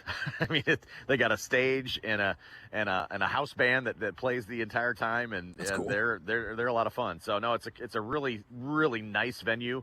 It's probably the nicest one. I think even better than like SoFi of the new stadiums. I mean, it's pretty gorgeous. And then obviously a walking distance to the Strip's not bad either. So yeah, anybody that's going, if you can, donate a kidney to get there, I think you'll probably have a good time. What about the field? Because we know last year that was the story. They claimed they had the field growing outdoors and it was going to be great. They got it on a tray, and I guess that's what's going on here. They got the field on a tray. They can bring it in.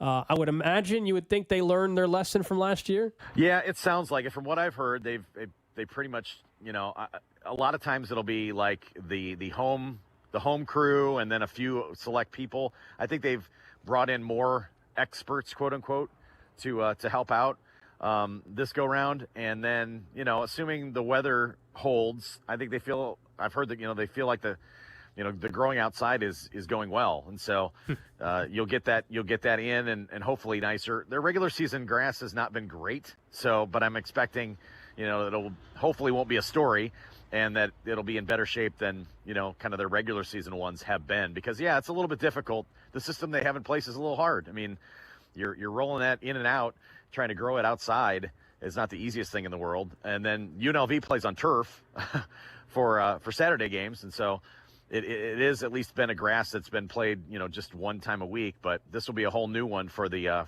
Super Bowl. And so hopefully, knock on wood, it'll be fine. Hopefully it won't be a story at all. It'd be nice. Right. It'd be nice if referees and grass weren't a story of a Super Bowl. Don't worry, there'll be some when the Chiefs win, Kling. There'll be some conspiracy about something, So, well, it can't be the Super Bowl logo color anymore.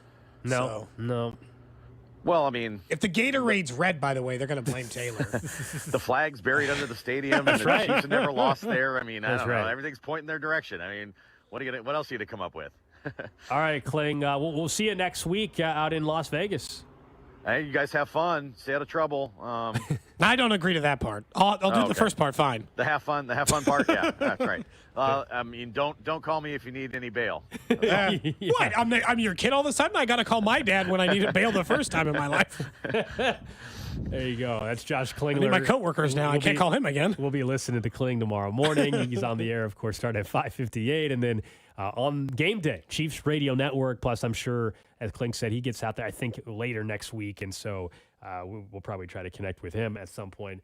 And it's going to be a blast. I mean, it's a lot of people listening maybe have been out to Vegas for a Raiders-Chiefs game before, and so you've talked a lot about going out there and wanting to make sure you saw a Chiefs game out there. Yeah, I don't think you were expecting to get to do it for the Super Bowl, but it was definitely a stadium. I wanted to go see a Chiefs game at Allegiant Stadium. I guess that's what's going to happen, but definitely not mission accomplished. Mission accomplished. But I definitely pictured a Chiefs Raiders game. But I think this will be just fine. I think that'll be all right. You think so? I think someone says expect to walk a mile to get in the stadium. I think those newer big stadiums kind of are that way. They're very sprawling. Well, we were at Phoenix last year. You have to walk from the street to it's just this venues in what it is? The grounds are so big. But you're walking on the grounds versus I have to walk a mile at Arrowhead too. I'm just walking over the berm, across the pedestrian bridge.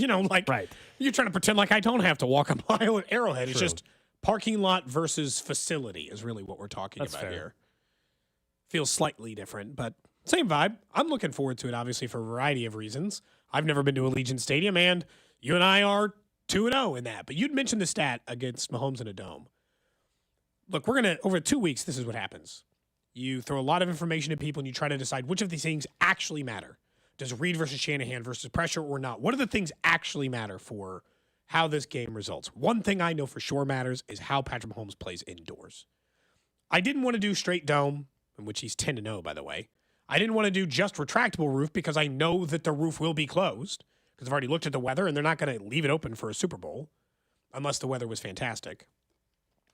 He is 13-1 indoors. He has 33 touchdowns. He has 3 total interceptions. Oh, I looked it up because I didn't give that stat originally. 0 fumbles. He has never given the ball away on the ground. He has only given it away 3 times in 14 games.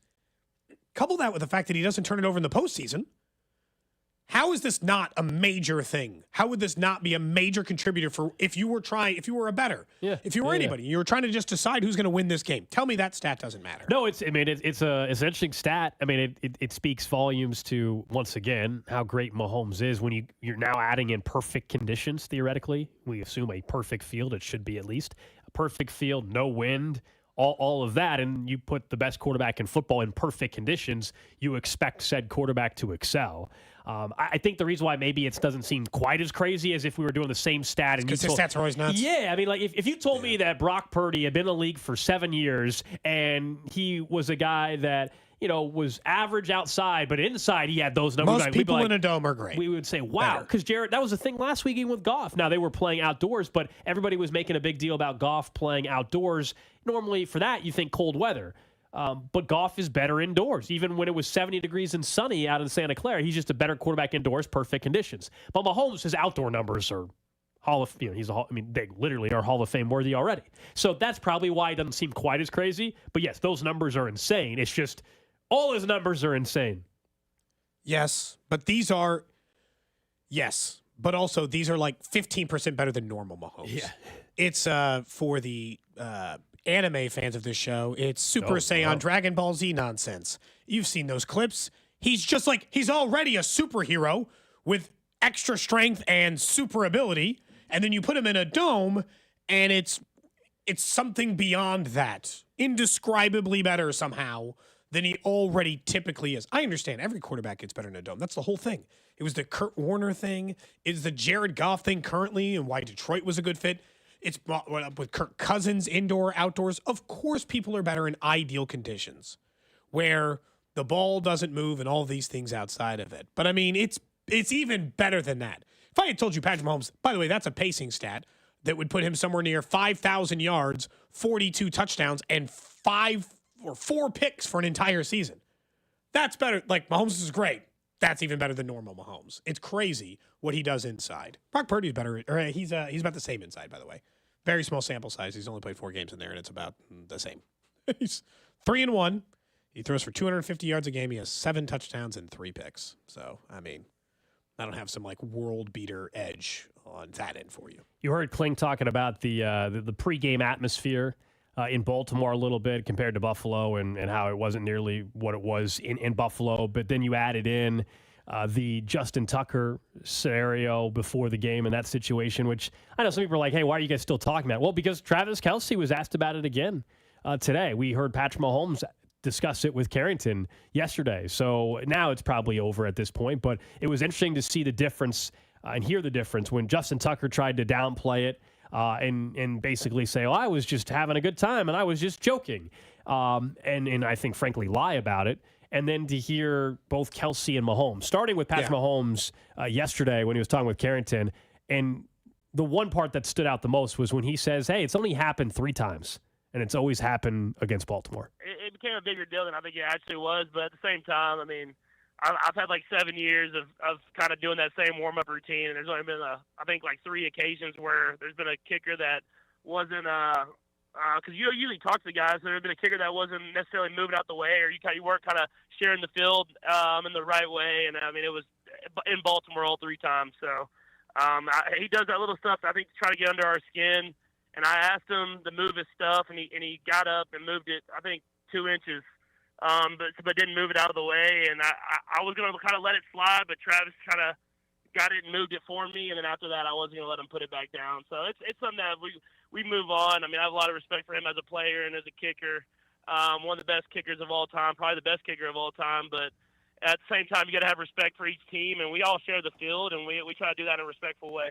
Yeah, it only happens with Baltimore, and guess who the kicker has been in Baltimore the whole Justin time? Tucker. Yeah, so I think it's pretty clear. Then Travis Kelce was on today talking with Pat McAfee about the Justin Tucker situation. Because, again, it was Kelce who threw the helmet. And Kelce on his podcast said if you want to be a jerk about it. This first clip I can play, is from his own podcast, New Heights. I believe we have it properly edited this go-around. Take a risk. The other team's designated area, you kind of stay out of their way. You know, you don't interfere with what they have going on. That is the unwritten rule. That's the unwritten rule. If you want to be a about it, you keep your helmet and your football and your kicking tee right where the quarterbacks are warming up and they're dropping. Eyes are looking left and they got a helmet down by their feet. It's actually kind of dangerous, really. But like, if you're not going to pick that up, I'll happily move that for you. If you're going to be a I promise you, I can one-up you every time. That's such a great answer.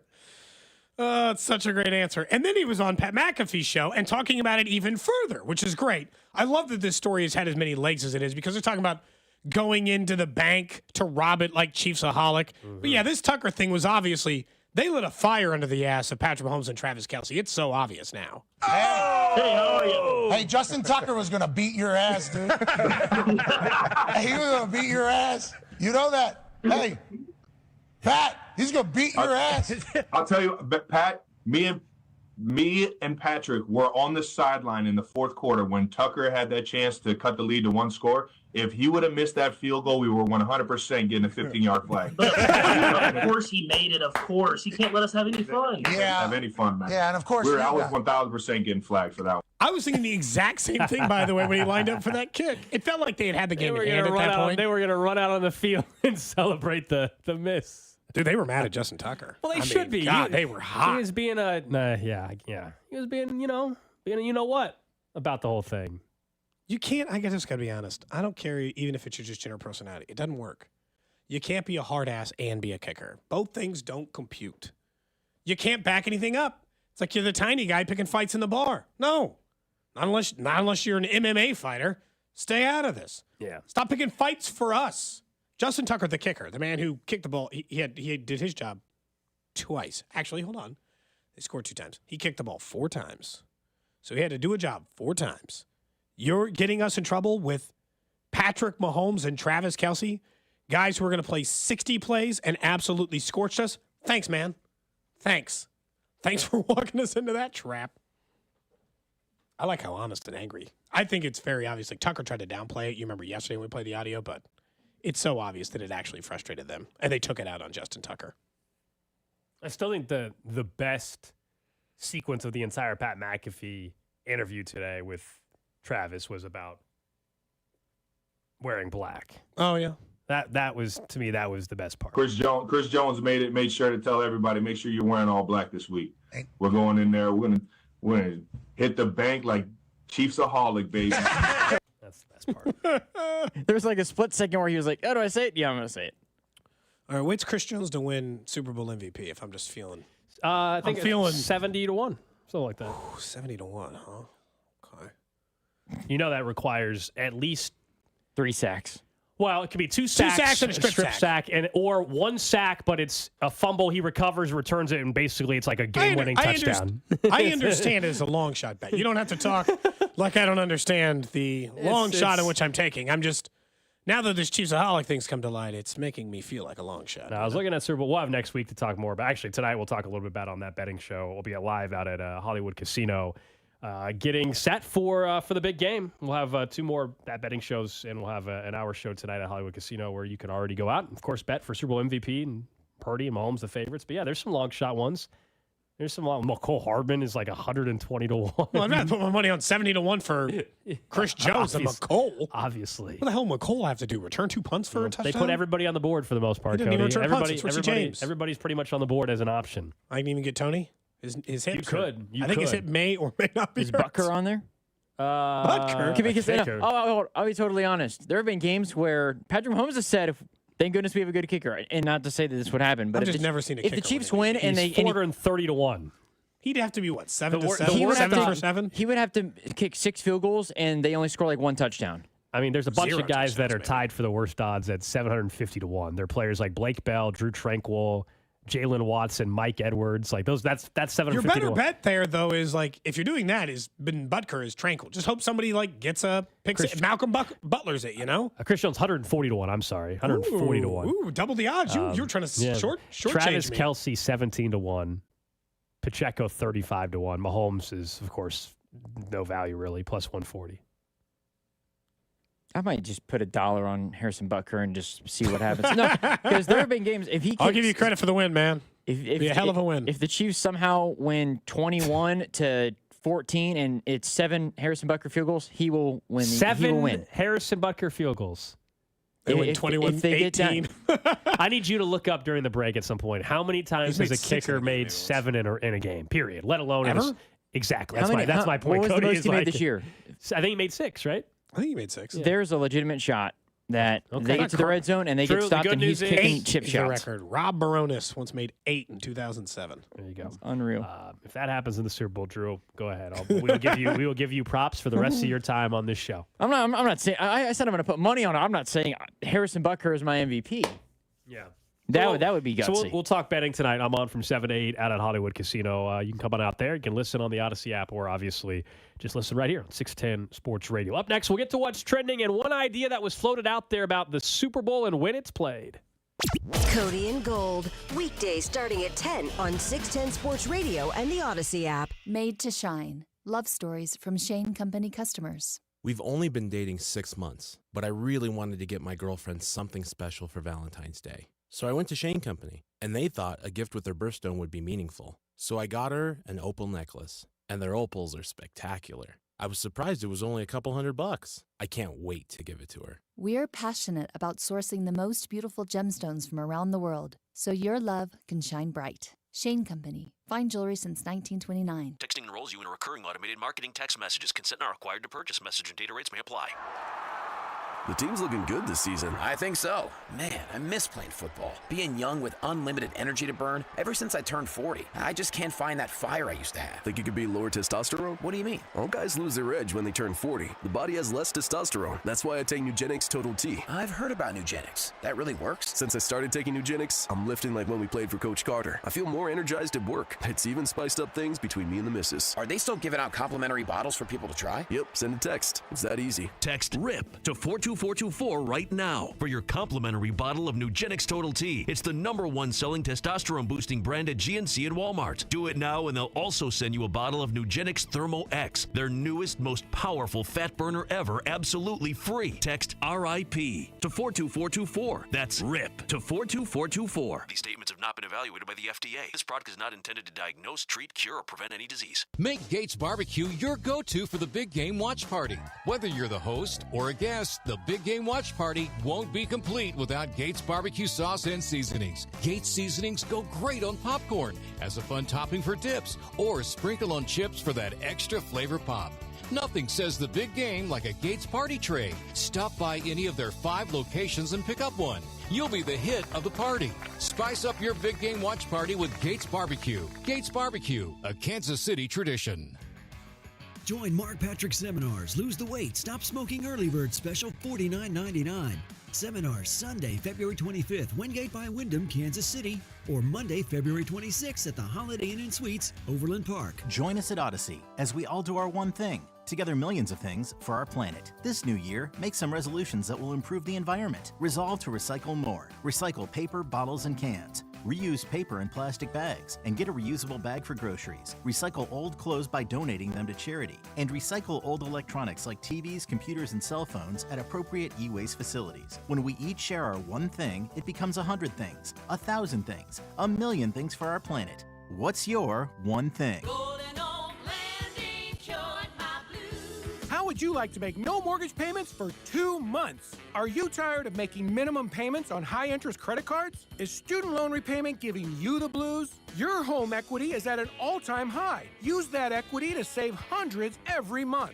Call 913-890-GOLD now and give yourself a payment break. That's 913-890-GOLD. Or visit goldenoaklending.com. NMLS 114937. This is a special alert to all Americans who own a vehicle with less than 200,000 miles with an auto warranty about to expire or with no warranty coverage at all. Due to a decline in the economy, CarShield is announcing a low-cost month-to-month vehicle protection plan that is now available to the public to save any driver out-of-pocket expenses on future auto repairs. Call now to find out how you can pay almost nothing for covered auto repairs. Yes, you heard that correctly. Pay almost nothing for covered auto repairs. An open phone line has been established for all drivers to call for a free quick quote. Call 800-973-7809 now. Drivers who are covered will not have to pay for covered repairs again. This protection plan is at an all-time low. Additionally, drivers who activate this vehicle protection today will also receive free roadside assistance, free towing, and car rental options at no additional cost. Call us for your free quick quote today. 800-973-7809. That's 800-973-7809. What do you have to lose? Call 800-973-7809. Again, 800-973-7809. Some people just know the best rate for you is a rate based on you with Allstate. Not one based on Carol. She's more focused on hitting a high note than the car in front of her. Why pay a rate based on anyone else? Get one based on you with DriveWise from Allstate. Not available in Alaska or California, subject to terms and conditions. Rates are determined by several factors, which vary by state. In some states, participation in DriveWise allows Allstate to use your driving data for purposes of rating. While in some states, a rate could increase with high-risk driving. Generally, safer drivers will save with DriveWise. Allstate Fire and Casualty Insurance Company and affiliates, Northbrook, Illinois. The 610 Sports Radio phone line is brought to you by Onder Law Injury Lawyers. Visit getjim.com. You can change your career in just 4 months. Go to centric.com/610. You're working outside right now. These temperatures are absolutely miserable, and maybe you're thinking about moving inside into a brand new career. It is cold, and that new career in IT can be found at centric.com/610. Stop wondering if you're getting a check or whether you want to keep working in this, and start your new IT career today. What's trending? All right, let's check in on the hot topics trending. Number one on what's trending. Chiefs just getting set, of course, to head to Las Vegas. They'll leave on Sunday. Still a couple more days till then, and we're going to hear from Andy Reid tomorrow, potentially Patrick Mahomes tomorrow. But other than that, a little quiet until they get to Vegas Sunday before opening night out in Vegas on Monday night. That's open to the public. So those of you that we've already heard from some of you, if you're going to be out there earlier in the week, that is actually one of the things you can go to and buy tickets for and all that. It's a cool thing to experience. Yeah, and this one is different, and I actually think it's cooler because it's going to be at Allegiant Stadium. A lot of the opening nights have been at a secondary location. You know, it's been at a baseball park or it's been at an arena. This is actually going to be at the same venue where the game's played, which I think adds to it. It'll be cool. I guess then I'll get the lay of the land, right? A little bit. Before I got to go there, I guess 6 days later, whatever it'll be. As I can't believe it's already Wednesday, which means we leave in like 4 days or whatever to go to Vegas. There you go, man. We'll be live from Radio Row. Starting on Monday, we'll be there the entire week. We're already figuring out guests right now. You know what? I might take this to the audience. See if there's a guest you think you would like. Couple names. We're on the fit. I want the honest listener's opinion. Next up on What's Trending, the Angelos family is set to sell the Orioles for $1.7 billion. They have remained one of the lowest payroll teams over the last 15 years. Actually, they averaged 29th in his ownership era. From a spending perspective, not surprised to see them eventually sell. They got a beautiful ballpark down there and a young, talented team. This might actually give them a chance to compete a lot better. Someone goes in there and actually spends a little bit money. The Orioles, with the talent they have around there, could actually make some noise in Major League Baseball for the next 5 years. Yeah, it's a good thing for fans of the Baltimore Orioles to see. Absolutely. This is one of those you're like, thank God that guy's selling the team. Next up on What's Trending, local college basketball. KU took care of Oklahoma State last night. No problem there. 83-54. Next up for the Jayhawks, a tough one to say the least. My goodness, they're going to take on number 4 Houston at Allen Fieldhouse. 3 o'clock tip-off just a little bit. As for K-State last night, they fell to Oklahoma by 20 points, 73-53. The Wildcats will travel to Stillwater on Saturday afternoon. We mentioned Missouri had played earlier in the week. They did not play last night, and I believe Missouri's next game, against Arkansas tonight. Arkansas tonight. So they will take on the Razorbacks this evening in Columbia. Next up on What's Trending, the PGA officially completes a $3 billion deal to become a for-profit company. If you didn't realize, PGA has been operating as a non-profit or not-for-profit for this run. Their deal with LIV is still not done. I think once they thought that agreement was kind of in the works, LIV would stop stealing their golfers. Not so much. LIV has continued to take golfers from the tour. That deal needs to get done for the PGA. They're just waiting for it to officially go over. That this deal makes them one step closer, essentially. Getting the cash infusion from a private company, making themselves public, will make that deal go smoother, likely with LIV. Next up, Mike McDonald, the next head coach of the Seattle Seahawks. That news coming out about an hour-ish ago. That means there's just one team without a head coach. That's the Washington Commanders. They've kind of found themselves in a tough spot now unless they reopen their interview situation. It seems like Dan Quinn might be the favorite to be the next head coach of the Commanders after missing out on Ben Johnson, Mike McDonald. Unless there's a surprise candidate that emerges, Aaron Glenn and Dan Quinn are the two most likely head coaches of the Washington Commanders. I'm trying to decide. God, those are so uninspirational. Do you think they regret moving on from Pete Carroll now? Given that they haven't been able to. Commanders. I'm sorry, yeah. No. No, they don't regret moving on. If it were the other way around with Carroll, maybe. Yeah. They still ended up getting what was one of the a younger defensive mind, the young coordinator names that people were really kind of attracted to. I don't think they liked him as much as Johnson and Slowick because he's a defensive guy. So I don't think people were beating down the doors for him. But Mike McDonald was well thought of in league circles. The Commanders are the one that I'm like, boy, you're just going to do all this and get Dan Quinn. Cool. Especially because we know, you and I both know, they're most likely taking a quarterback with the 3rd overall Correct. pick. So that's what's trending here on Cody and Gold, brought to you by The Farmer's Dog. Info at thefarmersdog.com/no magic. So Dan Patrick's show, sure, we've had him on the show actually Super Bowl week before. So one of the legendary people in the business. Dan Patrick's show yesterday was discussing something that I think we've all thought to a certain extent, which is what would happen if we all had the day off after the Super Bowl, like that, the day after Super Bowl off. Okay, that sounds great. Does sound good in theory, not for us, but for everyone else. He went a step further though. Do you like this idea? Something to think about when it comes to when the Super Bowl is played. If we have 2 weeks in between conference title games and the Super Bowl, how about we play the Super Bowl on the Saturday instead of the Sunday 2 weeks after the AFC, NFC title games? Who's with me? Everybody. Yes. Wouldn't it be great that you have all of this time so both teams get plenty of rest? Saturday is the Super Bowl. Sunday you get to recover. Paulie? I think you will get unanimous support. Once you get over the stupid awkwardness of removing the phrase Super Bowl Sunday, which will bother me for about 3 minutes, the idea that you could be Saturday, put the game even a little bit later start. It doesn't have to be 6:15. It could be 7. Mm-hmm. People could have parties, stay out later, not worry about running home and being at work the next day. Mm-hmm. I think you'd find almost unanimous support for that. So I got no problem with it whatsoever. You want to move it to Saturday? Not going to hear. What do I care? I do think that might mean us personally might have to work on Sunday. That's fine. I think there's a decent shot that us as a show would be in here 10-2 on Sunday if the Chiefs were in it. Specifically. Look, I have no problem. They want to move it to Saturday. I don't hate the idea whatsoever. He is correct that you could have the game start later because everybody would know they're already off, and Saturday could be even bigger party. So, sure. I also think we don't even need to do that, though, because I like this for time. I think it's going to sort itself out, though, Cody. The next CBA likely is going to have 18 games, or it's going to have additional buys because there's more international games. One of the two is happening. So there's a chance that just naturally, a week later, everything's going to get pushed back. Shouldn't the NFL just go a week earlier, though? And then you're looking at President's Day already, because we know President's Day is the week after, the following week. So I don't think they even have to change any of this. Why not go the week before, though? Why always go later? Why not just... What do you mean? Start the NFL season earlier? Yes. I don't know. College football is Labor Day weekend. They don't want to start the NFL Labor Day weekend, maybe. I mean, if you're the NFL, I don't worry about when other people are starting. I know college probably would. A lot of people. College would not want that. College would hate it, sure. If I'm the NFL, Labor college Day can start earlier, too. No one's stopping them. Labor Day weekend, some people are still going out of town, right? And I think, there's some schools that don't start till after Labor Day weekend. So people are their last weekend, last family trip or whatever. I know around here people are in school already, but other parts of the country, they're not. So I think that's probably the argument. I wouldn't care if that happened either. That would work for me too. I was think thinking you could just eliminate the bye week in between, but they probably won't do that because they like the build up. Yeah, and we also, as much as it's build up, I do want both teams to be as healthy as possible for the Super Bowl. I mean, these are the two best teams in the league this year at this point.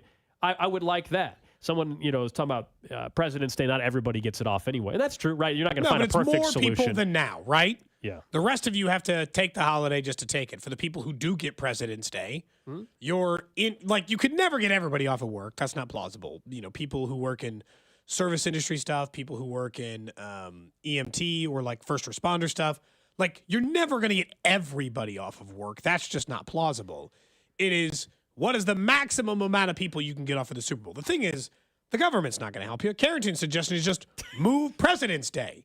You got enough things going on rather than try to convince the Senate to introduce a bill. I love that to just move President's Day for the Super Bowl. You got a much better chance of just either moving your game to Saturday or moving your game to before President's Day that already exists and trying to squeeze it into that window. I think a Saturday Super Bowl sounds awesome because that's when a majority of the working people work. Monday through Friday night, and maybe it's 50-50, right? Maybe it's not a majority. Yeah. But enough people work that schedule that you do a big service for your viewership and the party angle and all of that stuff versus all the people who have to go to work the next day. The actual move the holiday That's bold. is kind of funny to me. I think you'd be more likely to create a new one.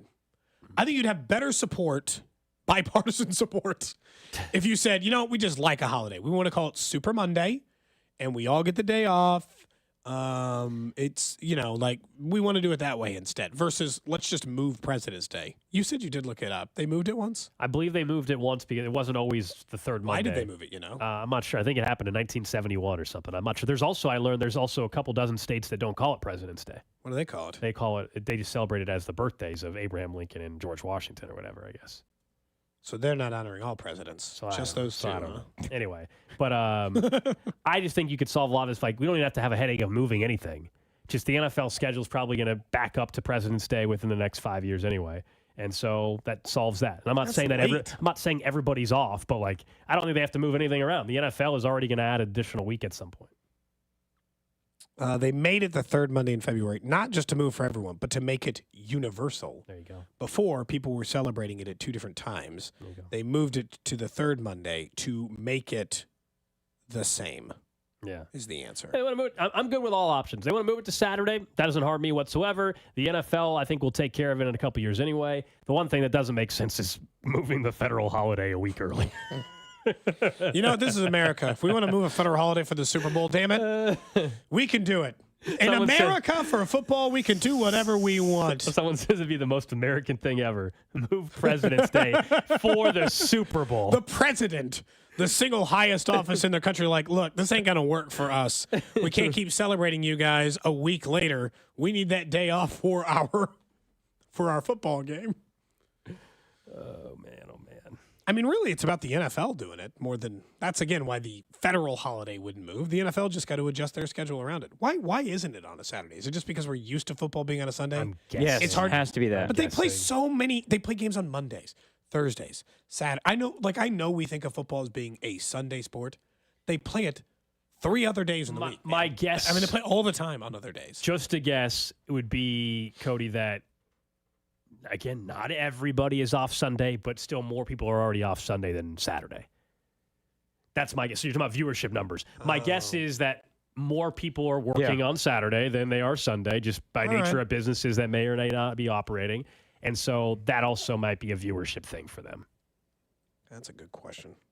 I mean, I don't have like scientific data for that, but I'm just assuming more people and businesses are open on Saturday than Sunday. Just seems I like assume a pretty... they stuck with Sunday because Sunday's the day of football, right? That just logically made more sense. And actually, no, according to this, more companies have the day off on Saturdays than Sundays. Sunday is a more common working day in the United States. For who? I don't know, people, man. Legitimately, for who? I don't know, people. I don't know any businesses that are like. Do you know that many businesses that are like we're closed on Sundays? Sunday is busier than Saturday. I know. Yes. I know banks are closed on Sunday, and I know they're open for part of the day on Saturday. I know I know the post office is open on Saturday and usually closed on Sunday. I don't know. Someone said in the military, a lot of bases get the day off after the Super Bowl. That's nice. I didn't know that. No, it's good. Someone said, ask Clark Hunt on Radio Row. We will. We can do that. What was the thing I said I wanted to ask Clark Hunt on Radio Row? I wanted to ask him about installing microphones for reporters. Yeah. That's right. I'm definitely asking the that. The text line probably would like that as well. Yeah. Again, I have universal support. Bipartisan, same thing. Yeah, if you ask Clark Hunt just about microphones in the press room, he's just gonna wonder what the hell you're talking about. You can ask about. I think it is a fair. Do you think the Super Bowl should be on Sunday? That's actually. I am curious what his answer is.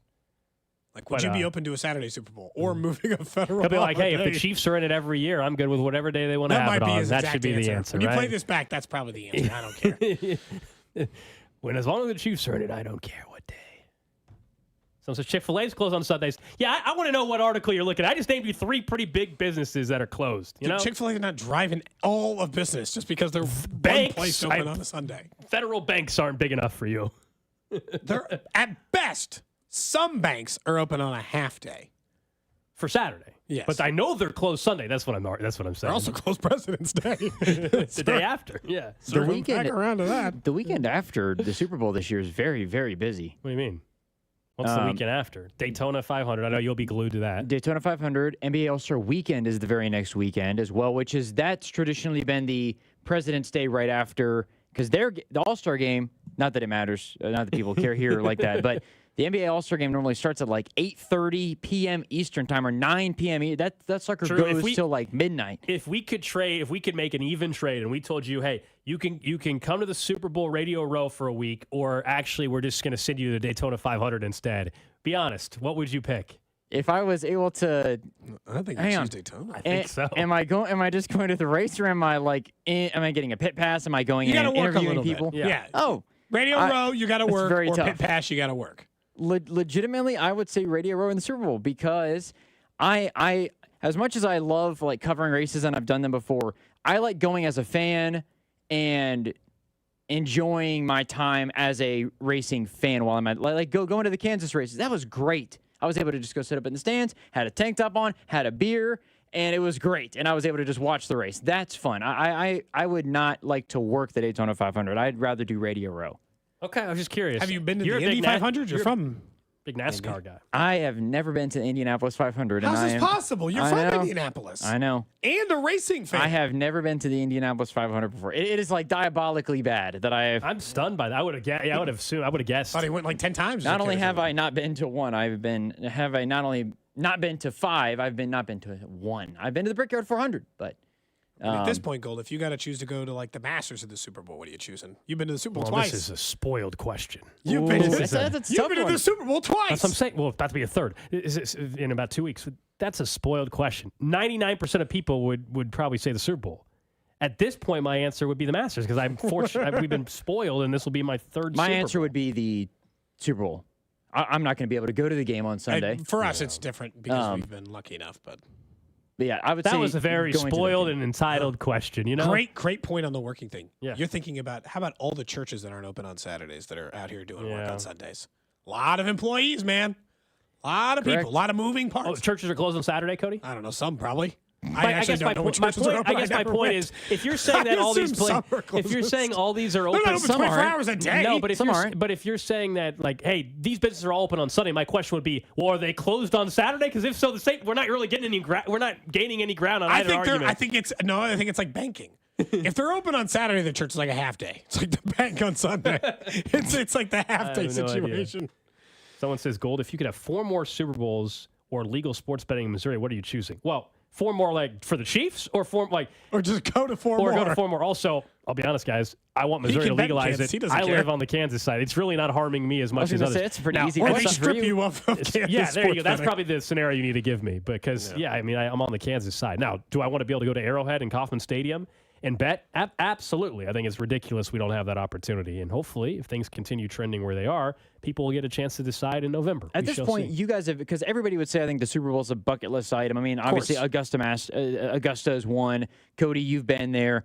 I mean, what? It was just a practice round, but it was cool. Oh, to me, it still counts. You've walked the golf course before, which is extremely private. You can't even set foot in there unless you're. Yeah, it's that week or you're paying a ridiculous amount of money. I mean, what is a bucket list item that you guys have not been to that you would want to go to? Because you guys have done a lot. World Series. It's the Masters. You would have thought I would have covered them in the 2 years they were here, but I had to work. I was working away from the stadium. You did say that. Yeah, that's I didn't get to go. The Masters. I worked every single game of the World Series, but I didn't work at the stadium. Yeah, I'd say Masters or college football national title. Those are literally the 2 big sporting events I haven't been to yet in my life. So, yeah, those would be it. Someone said, what churches are having 5 p.m. Sunday services? Banks are closed by 5 anyway. That doesn't count. No deal. A lot of churches do like. Honestly, I don't know. Morning. I don't know the answer. We don't ask on the wrong show. I think on that one. I don't know. I'm not trying to dismiss. I'm just saying like we didn't really go. So growing up, our church always was in the morning. They didn't have a evening service. My grandparents they had early morning, mid morning, and evening as well. So I guess it just depends. Someone asked, "Who's the halftime show?" Usher. Yeah, Usher's the That'll halftime be a performer. fun halftime show for you guys. Usher. You gonna get up and dance a little bit? I mean, you'll have that's one of those where actually at TV it's better. The halftime show is very. You don't get it. You don't. It's hard to see it really at the stadium. The halftime show is better. The stage is that small. I guess usually it's in smaller in comparison to what the stadium's just so massive. Yeah. It's like. I mean, it's cool still. Don't get me wrong, but. Someone says you can't be from Indy, Drew, and a race fan, and not go to the 500. I know. Let's get Drew so to the bad, Indy isn't 500 this year. You know, He's got a free place to stay. All we got to do is get him. I've been to Media Day and covered Media Day, but I didn't go to the actual race, which was very disappointing. Sorry, man. Look, I didn't mean to bring up a sore spot. IndyCar is fine. I just assumed you went. IndyCar is fine.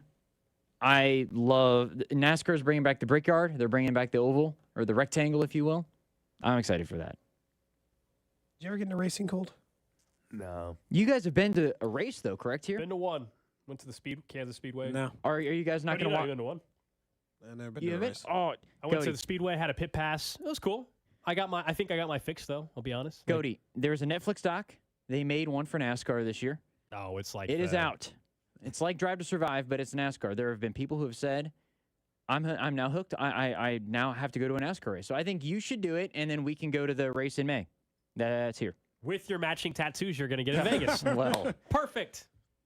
Problem The text line solved. was asking earlier about strip club and all that stuff. If we decide to do any of this stuff, Cody owes us a strip club visit. we will let you know where and when it will be. I think most people would like that to take place on the weekend, as that's when most Even people more are getting expensive. to town. Great. No Great. kidding. It'd probably be a lot cheaper on a Tuesday afternoon. You know? Cody wants to go. Cody wants to go right after we get off the air Tuesday, noon Vegas time. Cody wants to stroll into Spearmint Rhino at lunchtime on Tuesday. Best price. Trying to get this out of the way. Feel less dirty about myself if I leave and it's still light outside. Well, you know it can still be light outside if you go on a Friday night, too. You know that, right? You can leave when it's light outside as well. The same thing can happen. Not depending on how late of night it The is. same thing can happen.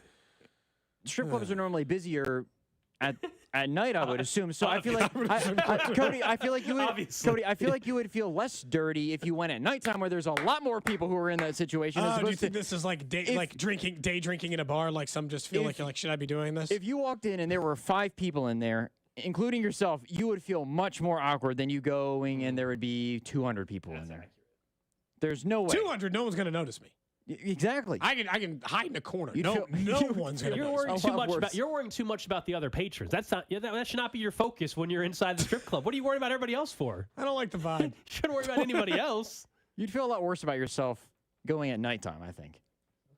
Sometimes this is why they offer a lunch buffet. They Yeah, say. nice I thought little lunch buffets buffet. died on COVID.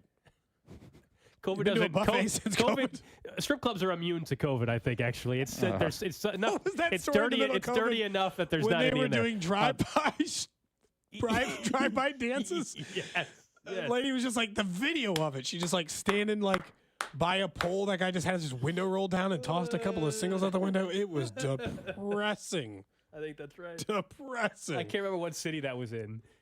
I don't remember. I want to say Colorado, but I'm not. Yeah. I'm It not looked like sure. it was cold. Like she was wearing like a jacket in between. I think it was. Man. Terrifying. Terrifying experience. You know I'm not looking forward to that. You'll be all right. You'll be all right. I'll be all right. Oh, I'm not going to, be fine. We'll see how Vegas goes here. We'll be there in a The few text days. line's crushing you right now. Well, I do, because I said, let's go on the day. Yeah. They just said there's no way you could hide Cody in a strip club. No, I'd stand out. Everyone can sense my level of discomfort. Somebody earlier in the Stands week, out. when this came up, somebody earlier in the week said that you would pay them in baked goods.